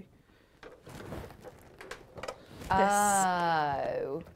So you got your... That's a big presser foot anyway, isn't it? It is, yeah. I've got big feet anyway. Well, yeah, I've got really wide feet. This would be brilliant for me. Yeah. So you got your press foot for your, obviously, on the go when you're sewing. And then I've got a bit lazy since I've had this foot. It cuts your thread for you. So can you program this to No, as soon as this is plugged in, That's... it knows it's got to cut the thread when you press that. Oh, that is brilliant. What a game changer, because sometimes you don't want it to cut a thread though. So No, you just basically... don't you don't press it, or you can press it on the machine if you want to at any time, if you forget to press that. See, that's good, isn't it? And I was going to ask, I mean, we often know you from Sewing Street as a bag maker. Yeah. But actually, you like doing all kinds of sewing. So this isn't necessarily just for bag making, is it? No, but I did make that bag behind you on on this machine. So as soon as the machine came, I actually did that bag. So it doesn't mean that it's not for quilting. You can actually use it for bag making, bears. Yeah. Yeah, so it's all that type. I think it's a machine that it is going to grow with you. So if you are at a point and you're thinking, well, do you know what, I might not use that feature or I might not use that, you will learn along with it and grow with it. Yeah, you will, yeah. And the good thing about it is I like these types of walking foot. So these are Aquafeed walking foots. So hang on, is there 2 different walking foot that come with it? You get 2. You get the A and D, which is like a wider foot, sorry. It's wider foot, but you can actually take these feet off and actually add buy other feet for it. But there's no need, because you've got a slim foot here. So if you're like me, sometimes you're lazy when you leave it on. You leave it on. So you put this one on to put in your zips. Fab. So you've got a little hole here so where it can fall in. Your zip will marry up next to this and you can put your zip in. Oh, so for chunky layers, putting zips in. Yeah. That's brilliant. And the good thing about it is it clips into the back of the actual, there's a black box at the back of the machine. And what actually happens is you can set the feed dogs on your sewing machine, pointing over it. You can set your feed dogs and your feed dogs, which are on your actual walking foot. And you can program it so it picks it up perfectly. And so when you're top stitching, sometimes when you put a walking foot on a normal machine, what happens is your top stitches can go off at an angle. Well, this one you can program it so you can actually make sure it's perfectly stitched in a perfect line. I don't want to say this, but when we were doing the bucket bag earlier on, I was inspecting, not inspecting, but just noticed how perfect your top stitching is. And I thought, I can never get mine in a straight line, ever. But this machine, you can program that it's always... Yeah, so you can just basically make sure the feed dogs are in sync with each other, so good. Rather than normal walking feet. You will tend to find that your fabric at the bottom is pulled through first, then that Slightly top quicker. walking foot, and it's slightly quicker, and you basically want to slow that down so you can get more accurate top stitching. Oh, that is brilliant. And what I noticed from looking at it from here straight away, like you said, it's got that really big table, but it's also got a really nice throat space, and it's so well lit, isn't it? It is. So the perfect thing about this one is, and this was a game changer for me, because in our apartment, it is actually quite dark. If I haven't got my filming studio lights on, I can't sew. So, it's actually got this. Oh, no way. Is that another light? Yeah, it's got a Johnny No. 5 light. Right, so you can tilt that. So it basically, you can either have it going right here. So if you're doing like roller work or quilting, it can go straight down so you can see what's happening. And basically, you can tilt it down and it's more onto your needle. but you've also got 2 lights here, 2 strip lights here, 1 light here, 1 light here and 1 light here. That makes such a difference, doesn't it, to your sewing, when you can see what you can do, especially this time of year when it starts to get darker. I mean, all of these that look almost like gadgets and gizmos with the foot and the lights, but actually they're really useful as sewers, aren't they? I didn't know how much I needed this light, and that was a game changer for me when I received it. I actually didn't, when I brought the machine, I didn't actually know it had this. Oh, wow. And then I just pulled it out and I squealed. Oh, yeah, that's just one of those that is amazing that you've got it. So like you said, even though it's got the big space, it also has the extension table that you can put on. There was Donna who messaged asking, how about hems cuffs with a wider, does it still have a free arm? Can we pull off at all? Yeah, can I just go around that side? Yeah. Right, okay, so... Congratulations, by the way, to everyone who's getting this, because there's people checking out already. Oh, there you go, Donna. There you go. So you've got a free arm here. And then this is also where you access the plates, which I will talk about here. Did the 720 have a free arm like this? No, see this is also a game changer because some of my bags have got smaller. Yeah. And what happens is I can't top stitch, I have to turn it inside out. Right. But now I can top stitch without turning the bag inside out and get a proper correct width, basically, from the actual edge. Brilliant. So it does have a free arm as well. Fantastic. Get all your questions in like this. Thank you very much, because if we can, then we will. Princess says, I'm going to treat myself.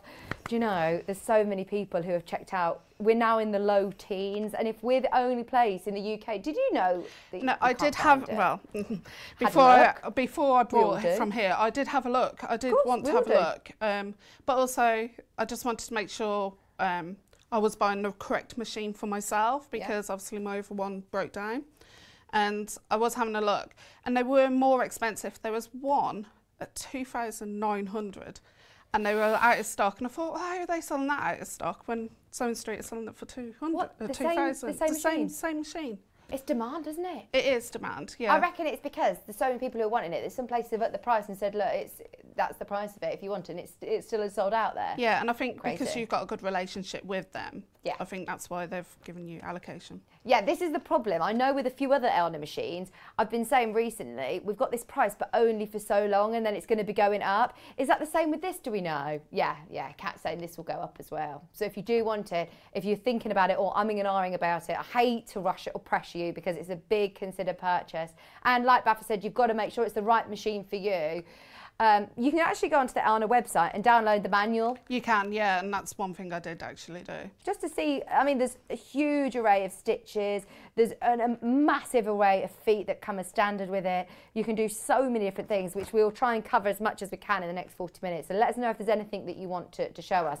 So the front of the machine itself has got lots of quick access buttons, hasn't it? It has, yeah. So you've got basically your scissors. So if you if you can't control that second foot, because sometimes it does take time to get used to, you can press the button here.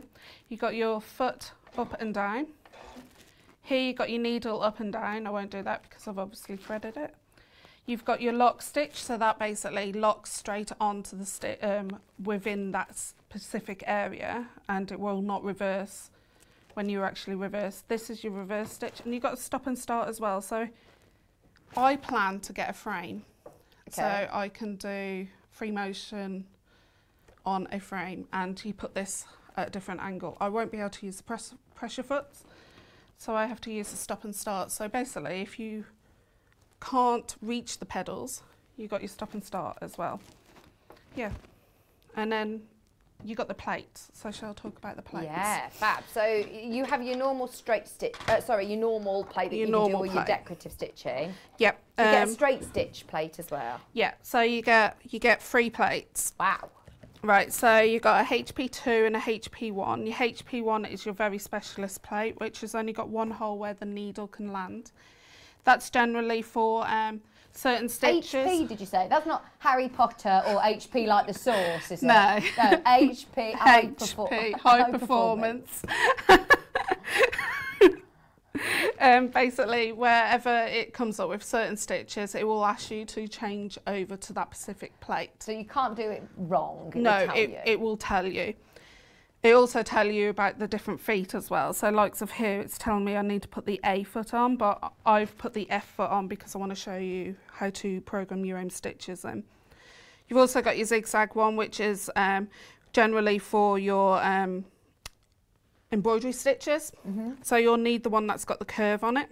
Right, so your needle can jump from side to side. Yeah. Okay. And then this one is your straight stitch plate, which is got a hole and two little holes either side, which basically doesn't, when you were mentioning it with Yvonne earlier on, you know when the fabric gets chewed up, yeah. it stops all that for you, and it stops your bird's nests happening when you backstitch as well. So I always have the straight plate on for bag making, no matter what, and just basically takes all that away from you. I suppose if you're not doing zigzags or decorative stitching, if you're just doing straight stitching, quilting or bag making, then keep your straight stitch foot on. Yeah, definitely.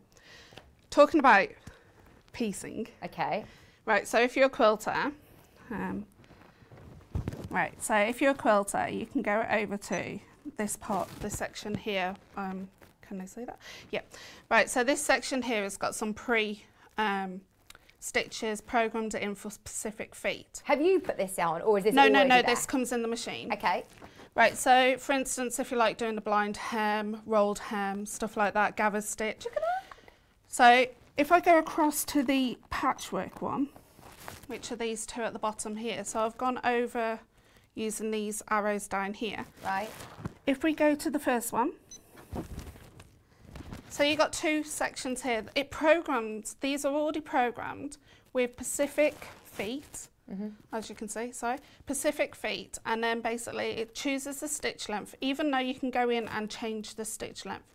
However, if you're piecing, like so if Yvonne was chain piecing, yeah, if it's a set length, if you've got it on this one here, and you've got the Pacific foot in, it will memorize that first row of stitches and the length, and then every time you come to piece the next piece on, it will only stitch that length. That's and it will actually cut the thread and then it remembers that you. It remembers that's what you basically. do. So that's fantastic, isn't it? And do you know what I noticed from that screen is that it's all there for you. So it's quite a big LCD screen. Not only is it really touch sensitive, but look, it's literally written in text and in pictures as well. Yeah, exactly. So the one that I've just clicked is for all the different stitches. So depending on what plate you've got put into your actual sewing machine, it will actually bring up what stitches you can put on. So if I put the zigzag stitch on, we can have a play with the stitches and program it in. Brilliant. I mean, it's again really user friendly. When you get this home, I bet you can just sit and play on it, can't you? I haven't got the time, but I did when I had it. How do you change the plate then? Is there a lever? So there's a button here. Sorry, I've got to come all the way around. That's fine. Right, so there's a lever here. Yeah. You just click that up. Oh, it's even telling you on the screen? Yeah, you're meant to actually lock the machine, but I don't. So there's a little key, a physical key. Physical key in the corner. You can lock. So you just pull that out and pop this one in. And then where there is like a target, like carved out, you just push down there and it clicks into place. Oh, that's so easy, isn't it? And there's a message that's come up on your screen now. Is that just to tell you that you've changed It's telling me plates? I've changed plate and I've got to make sure I've got the Pacific feet in for the Pacific things that I want to sew. Okay. So, for instance, if I go back to...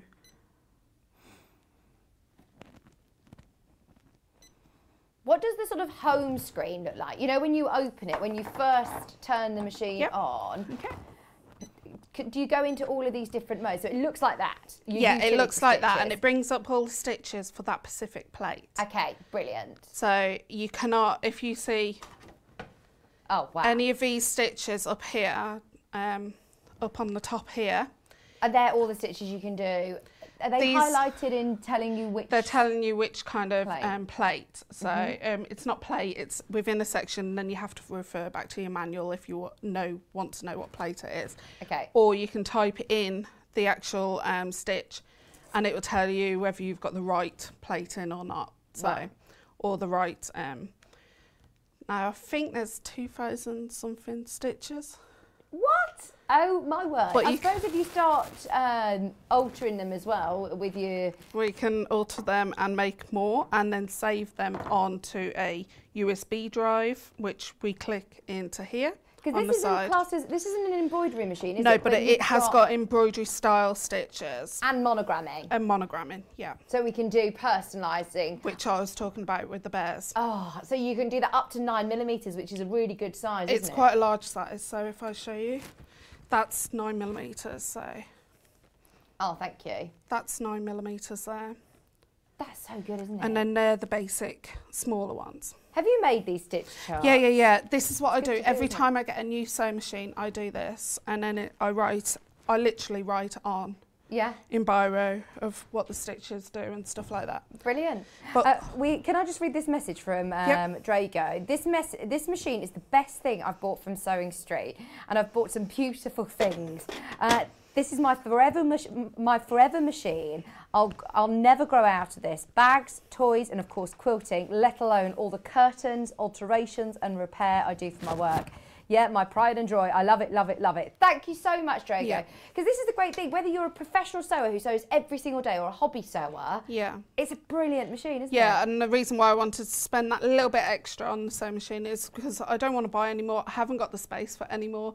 So I wanted my ultimate one, so yeah. So I'm going to show you how to do stitches. So basically on here, if I show you where I've been playing around. So you've got your standard stitches, which is like your flowers, and it continuously does the flowers and continuously does the hearts and the elephants. You can actually program it to do one flower, one elephant, one house, one cat. So it has a memory? It's got a memory, and you can save it. Okay. And you can save it onto the sewing machine. You can only save up to so many on the sewing machine, or you can actually put a USB stick in and save it onto the USB stick. So this USB port is a bit of a game changer when it comes to stitches. And I honestly think if Elna produce any more, I think you can actually bring them in. Yeah. I'm not 100% sure, but I have read that somewhere, so don't quote me. It's come from somewhere. It's come from, yeah. Right, okay, so you've got the this one here. So you've got this one here, so you click onto that. Yeah. And it brings up all your stitches, and then we're just going to go over to the embroidery style stitches. So it's all in categories as well. Your satin stitches, your heirloom stitches, your quilting stitches, pictograph ones, playful ones. There's loads. Of, like you say, embroidery style stitches. So we're going over to this one here. Okay, so you've got all the stitches within this area. So for instance, it's got all the umbrellas here. So if I was to sew and... is it showing you what it will look like? That's how... So if you can click on, when we program it, program all the stitches in, if we click on this area, it comes up with like rows and rows of how you've programmed the stitches. So I'll get onto that. So if I just sew this one. You're doing this at such a funny angle. Are you okay like that? Yeah, I'm fine. Oh, and earlier on, if you saw back for using this machine, you can also program it that your foot lifts without actually having... Look, I mean, you're just sewing without... It's just sewing for you without you even sewing. That's, I suppose, like you said, the dual feed, the high performance feed that you're not having to pull anything through. Yeah.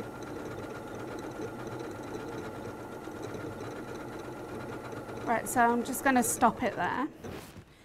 Cut my thread. And basically, because we've finished the stitch, the presser foot actually comes up automatically. But what Vix was talking about here was, really can't see. Yeah. So it's not on here. It's on the home screen. But basically, if you click on the buttons, it will come up and down, but keep the needle down so you can pivot around the corners and stuff. Brilliant. Right, so I've done the umbrellas there. So if I want to add more stitches in, I can do. So let's go over to this section here. So the hearts, yeah? Yeah, so it was actually already on the hearts, but if it's on the small hearts, it means it's just going to continuously do that complete stitch. Okay. So if you click the hearts again, the hearts, you've got the hearts and they move over to the second part of the, so if I click it. So the hearts are on the, I'm dyslexic. So yeah, on the left. Thank you. On the right hand side, you've got the heart, the diamond, the spade. So I guess that's where you build your own combination. Yeah, it is. And then you've got a blank area here. Yeah. So this is where your stitches are going to be programmed in. So let's... Of course, because you can only see 3 umbrellas when you did it before, so then it shows you your whole sequence. Yeah, exactly. So at the start, I want to lock my stitch so the thread doesn't come undone. So I've clicked the lock stitch so I don't have to press any buttons over there. Let's add this one. So we've got the heart, I think it's heart and swirls. And then this one, which is love. And then that one. I do love shoes, actually. That wasn't random, that was planned. Right, okay, and then basically I want to lock the stitch at the end. But if you find that you do not like the love, you can basically click this arrow up to the point where it highlights the love, and the love has changed. You can delete that. So you can delete it, and now basically if I without click having to delete your whole section. Yeah, exactly. Okay. And now basically I've just got that. Now if you want to add in another word in there, in between those stitches, you move down the cursor. So you move down the cursor with the arrow at the bottom, highlight which one you want to put the stitch in front, and you can add, I think that's... What's the square one next to number 10? That's a basting stitch. So if you're doing a plique or something, or if you're, likes of here, if you've got your fabric and you've got wadding and another piece of fabric, you can base stitch that area. Oh. So it's basically just clicking into the base stitch length for you, rather than you going into changing the foot plate or changing the actual press the foot. That's interesting as well, that's good. So for instance, let's see what we programmed in. So we've got that now programmed, and we'll go and stitch that out. So I've got my F foot on and the plate. That's specific for this. Don't ever pull the fabric through, because that's when your needles break. You just guide it through, because it's constantly always taking it in and out and backwards and forwards, so you just got to let it do its own thing. Fabric's so quick as well, isn't it, but quiet? It is very quiet. Hi Susan. Hi, I got this machine last year from Sewing Street and it's amazing. Machine well worth the money. That's from Sue. Thanks, Sue. Yeah, it is. I'm so excited because we've had so many people who have checked it out today. Let us know when you receive it. Honestly, you will not regret it. It's a brilliant machine.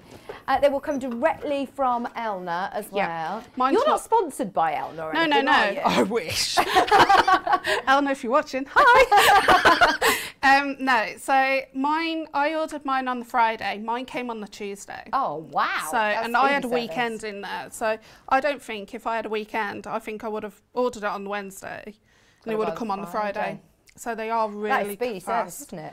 Comes directly from Elna. Don't pay for premium delivery through us because it comes from Elna, so you just waste your money. It makes no difference. I did that with my 720. Oh no! The previous sewing machine, so. Oh, that stylus has got a little home up there as well. It has. It's got a little home. It's so unique and that. Right, so it's stitched it all out there, and it's locked the stitch at the start and at the end for me. So. And that's how you program it. Now, if you want to save, you just go to the save button. Yeah. And it's telling you whether it's on the machine. And then if you have plugged in a USB, it will have a USB symbol round about here. And you click on that and you tell it you want it to be saved onto the USB. So if you've got loads of different sequences, I'm thinking maybe if you're doing a wedding and you're constantly doing dates or certain names, you can program them straight onto, or if you're doing personalising for businesses. Yeah, or school uniforms, because pens always wash out. Yeah. So all the labels can be embroidered. But then you can save the names on, so you're not having to constantly program letter by letter. Also, when you were back on that screen, can I flip it? Can I mirror image it? You can. So, for instance, the shoe. So let's go up to the shoe. Hello. Oh, right, okay. I like that it makes that sound to say, look, no, you can't do it. No, exactly. Let's highlight something. I'm not going to turn handmade back to front. So we're on the shoe. Yeah. So if we click this one, it's turned it back to front. If we click it again. I'm thinking you can bookend it, or if you're doing it as a border. You can have one pointing one way and one pointing the other way. Yeah. I am going to be putting the handmade on near enough everything that I make from now on, because I have come addicted to typing out the handmade. Yeah, that's brilliant, and it's all done for you. As I say, you don't need to keep going in to selecting the H, then the A, then the N. No, exactly. It's done. Exactly. So, what else have I learnt? I'm trying to go through what I've learnt. Right. So, shall we go over to the delete all that? It seems very user-friendly. That's the first thing that I noticed. Actually, you can just have a play without getting yourself into trouble with selecting all the wrong things. Yeah, exactly. But you've even got little washing labels and all sorts. Yes, you have. On there. I know. So if you make your own clothes, you can put your own washing label if you're giving it to someone. Oh, it's so cute. I love it. I like that as well. So I'm trying to. There you go. Right. So if you click on the A, let's go to the. Oh, so this is our personalising. So if you're basically monogramming something, I won't use the script because I'm dyslexic. Dyslexic can't read the script, so I'm going to program it with the standard font. But so you've got the standard size here, which is the smaller of the actual writing. So that's this play. So that's the 9mm. Oh, it's upside down here. Thank you. I keep thinking I'm on my overhead camera. I have to do everything upside down. Basically, you got this one here, and then the bottom one was the 9mm. So we're going to work on the small one. So you can type in whatever you want to. So for instance, shall I do the bit where you're testing a pen in a stationery shop, and what do you write? You write your own name, don't you? So I'll do Bex. B. Top right. Yeah, thanks. X. Right, so there's Bex. Right, okay. So I want to do that one. So I'm going to pop that in.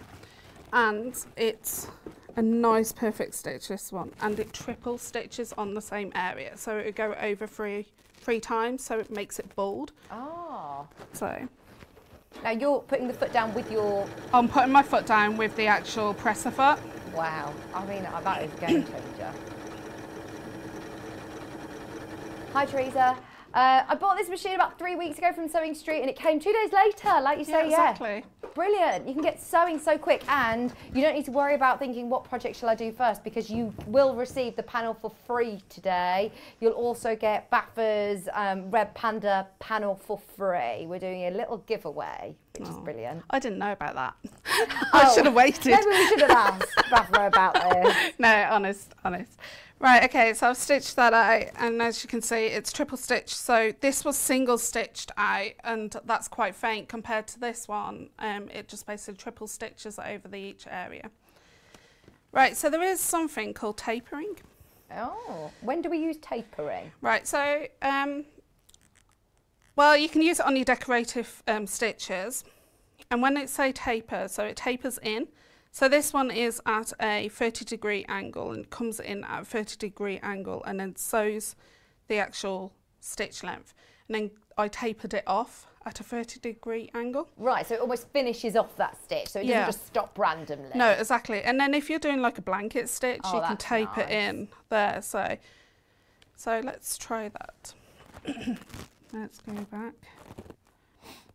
That's nice actually for decorative stitching, isn't it? Like you say, yeah. It is, yeah. So for instance, you've got the, right, you've got this button here. Okay. So if you click that, it means that it'll come up with all the stitches that you can taper. So I like this one here, I'm sorry. It reminds me of grass. Yeah, so if you're doing a plique and you've got a bit of grass. So let's move over. And so on all of these stitches, you can see at the bottom there where your cursor is, you can still manipulate it to change stitch width, stitch length. Yep, yeah, and right, so let's choose this one, for instance. Right, this one's quite an easy one. Right, okay, so we're going to click into it to see what it's like and how it tapers. If you're not liking the taper, we can adjust that. So for instance, down here, you've got your taper bits here. Yeah. So we're gonna,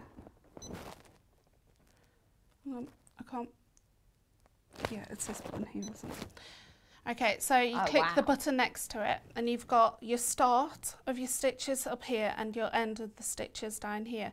You've got a taper off, so you can basically start with no taper. So we start off with no taper. And then basically you've got here, you can taper it off to whatever finish you want. So let's go. I like that it shows you on the preview on the side exactly what's happening live on your screen. Yeah, it does, yeah. You can save that as well. So you've got the save button down here. Oh, yeah. You've got the mirror down here as well, which is in between the save and the DFT, which is default. Yeah. So I don't like the taper of that. Let's go a bit stronger.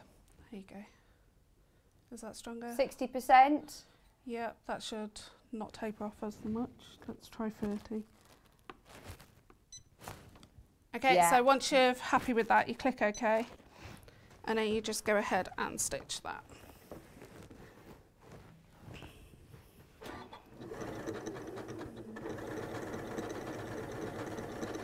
So remember, we didn't taper at the start, but we will taper off at the end.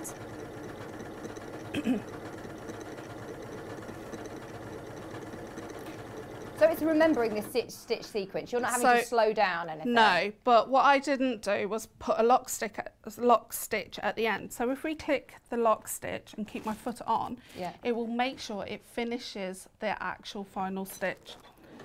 Oh, during the stitch sequence you can do that. Yeah. So if you think, I haven't done my lock stitch, it will carry on finishing the taper until and then it's made that specific one stitch, so it doesn't look like it's odd shaped. That's good. Yeah. Because the amount of times that I would create a sequence, forget to put lock stitch, realise halfway through as it's stitching, you can just hold your finger down. It's not going to lock stitch there and then. It'll wait until you've done the program of the last really stitch. So there's my last stitch, my last X, and then that's where it locked it off. Well, look, you can't do that. How else are you going to create that look? That's amazing, isn't it? I love it. Honestly, we've had a lovely message. Princess, I agree with you. Firstly, she said earlier on, wow, I never knew this machine could do so much. It's awesome. I've seen this machine a couple of times, but I've never seen it demoed like this. I've never seen just how much it can do. Becky, well done for remembering all of those things when you've not had the machine very long yourself. You're doing a fab job demoing it. You really are, absolutely. Remember, Baffa's only had this machine for 3 weeks? 3.5 weeks, and to be fair, I didn't mess around with it for about a week. Yeah. Because I had programs and kits to pack up here, so. Just talk about the extension table. I had this specific extension table for a past one, but the feet were attached permanently. The amount of times I had to buy new feet because they had snapped off.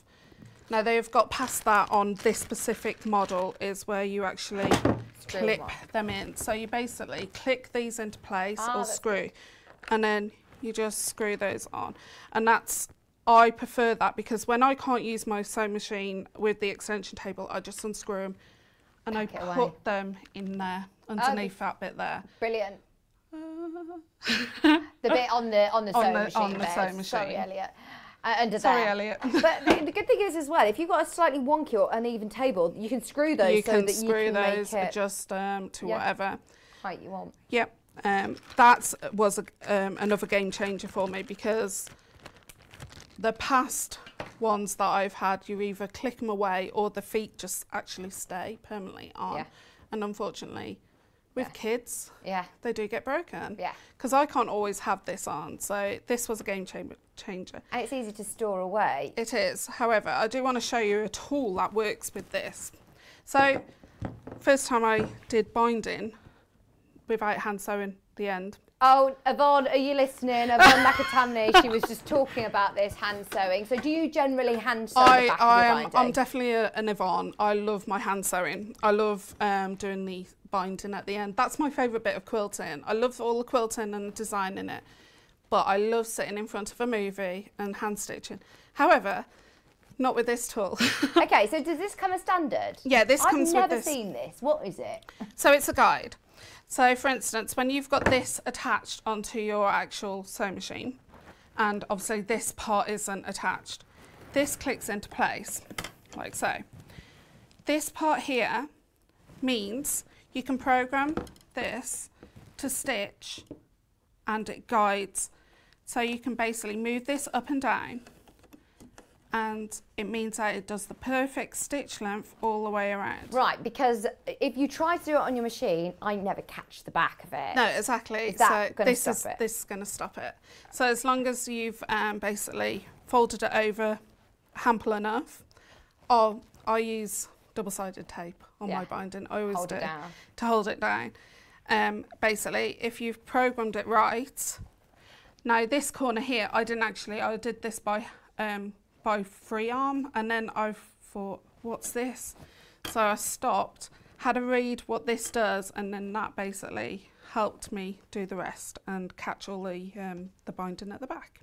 That's a game changer as well, isn't it? It is, and especially if you're doing hems on trousers and stuff and sleeves, this is proper game changer. And as long as it rests and feeds onto the actual, and you've pressed the foots in the section there, you can put it onto whatever stitch length it needs to be. And you've never seen these before? No, I hadn't, no, and I didn't even know they existed. Oh, that is brilliant. So that comes as standard. Talking of feet that come as standards, this doesn't come with a little gubbins box. Is that box all free, all the accessories that come with the machine are standard? You haven't added any more? No.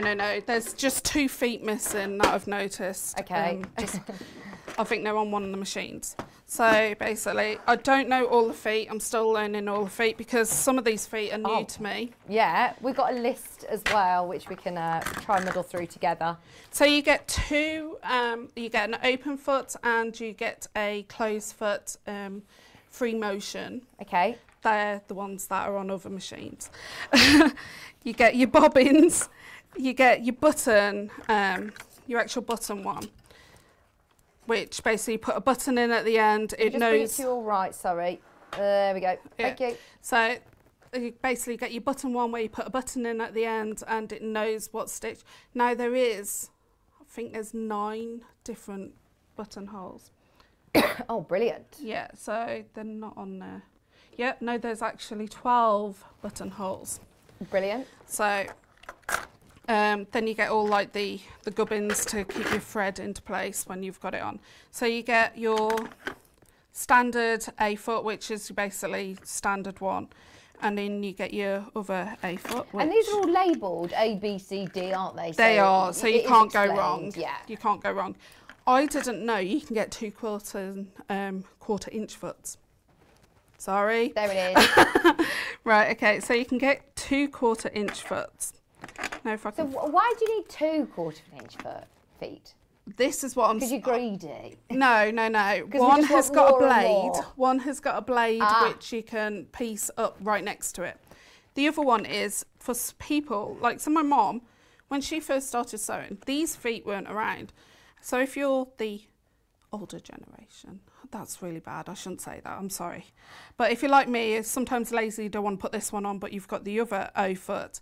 There is no blade, so it doesn't butt up next to the blade, but you use your actual guide on your actual Well, sometimes plate. you need to stitch 1/4 of an inch without being on the edge of your fabric, and I find that guide can just drag along my fabric a bit, hinder me a bit. So actually, it's good to have. It's good to have that. Is and then so they are both useful.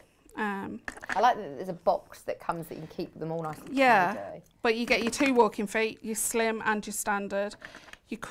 Your ruler work, which, like I said, is £60 if you're buying it by yourself. And sometimes people don't know if they've got a high shank or a low shank. So this is brilliant. This was one of the things that I said to my husband, I know what I want for Christmas. I want some ruler work stuff so I can learn ruler work. So I've looked at it and I think, I want to try it, but I've never had the guts. And then I also didn't know whether my machines in the past were high shank or low shank. So. And I didn't want to pester someone to ask what their machines was. So now I don't need to ask. No. Now basically you've got all your standard feet. There is quite a large amount of feet in there. Yeah, let's have a look at the list here. We've got them all listed down. So you've got a rolled hem foot, zipper foot, satin stitched foot, open toe satin stitched foot, blind hem foot, overlock foot, 1/4 of an inch, as you say, 2 of those. Closed toe darning foot, open toe darning foot, free motion quilting, closed foot, free motion quilting, open toe foot, free motion quilting zigzag foot, variable zigzag foot, ruler work foot, your buttonhole with stabilizer plate, your button sewing foot, your dual feed and holder. You've got your professional grade 1/4 inch seam high performance foot, your dual feed plus foot. I mean, there's so many. All your needle plates, as we talked about, your circular pivoting pin, quilting guide bar, all of your bits and bobs that you get as standard with lots of your Elna machines, like your spool holders, screwdrivers, accessory set. You've got a knee lifter in here as well? You do, yeah. You get a knee lifter. I personally don't use one because I stand up, or else I'll be kicking my knee up. But but yeah, that is a game changer if you're sitting down. However, you don't really need it, because if you got this programmed up for presser foot going up and down, when you take your foot off, you don't need it. I just noticed at the end of that list there, it said Stitch Composer software. You do, yeah. Right, so what is that? So for instance, like I was showing on here, where you can program your own stitches in, you can actually do that on your computer and then plug the USB. This is what I was kind of talking about. You can plug it in, but there is, this is where I read it, on the actual program it does say in small writing they are bringing out more stitches that you can actually put it into the sewing machine. Fab, so it can literally just keep growing and growing and growing with you. Yeah, Brilliant. it can. This, I've never had one of these before. Normally I've got 2 spool holders. This is if you are... Oops, is that for twin needling? Yeah, this is also for twin needling, but if you're lazy like me and don't want to unthread when your bobbin runs out, you can actually have a spool on here and then just thread it round and then load up your bobbin. So you basically don't even have to unthread the needle. Also, talking about the bobbin, when you're sewing, you'll hear it click. That's a little arm coming out, and it's basically testing how much is left on the bobbin.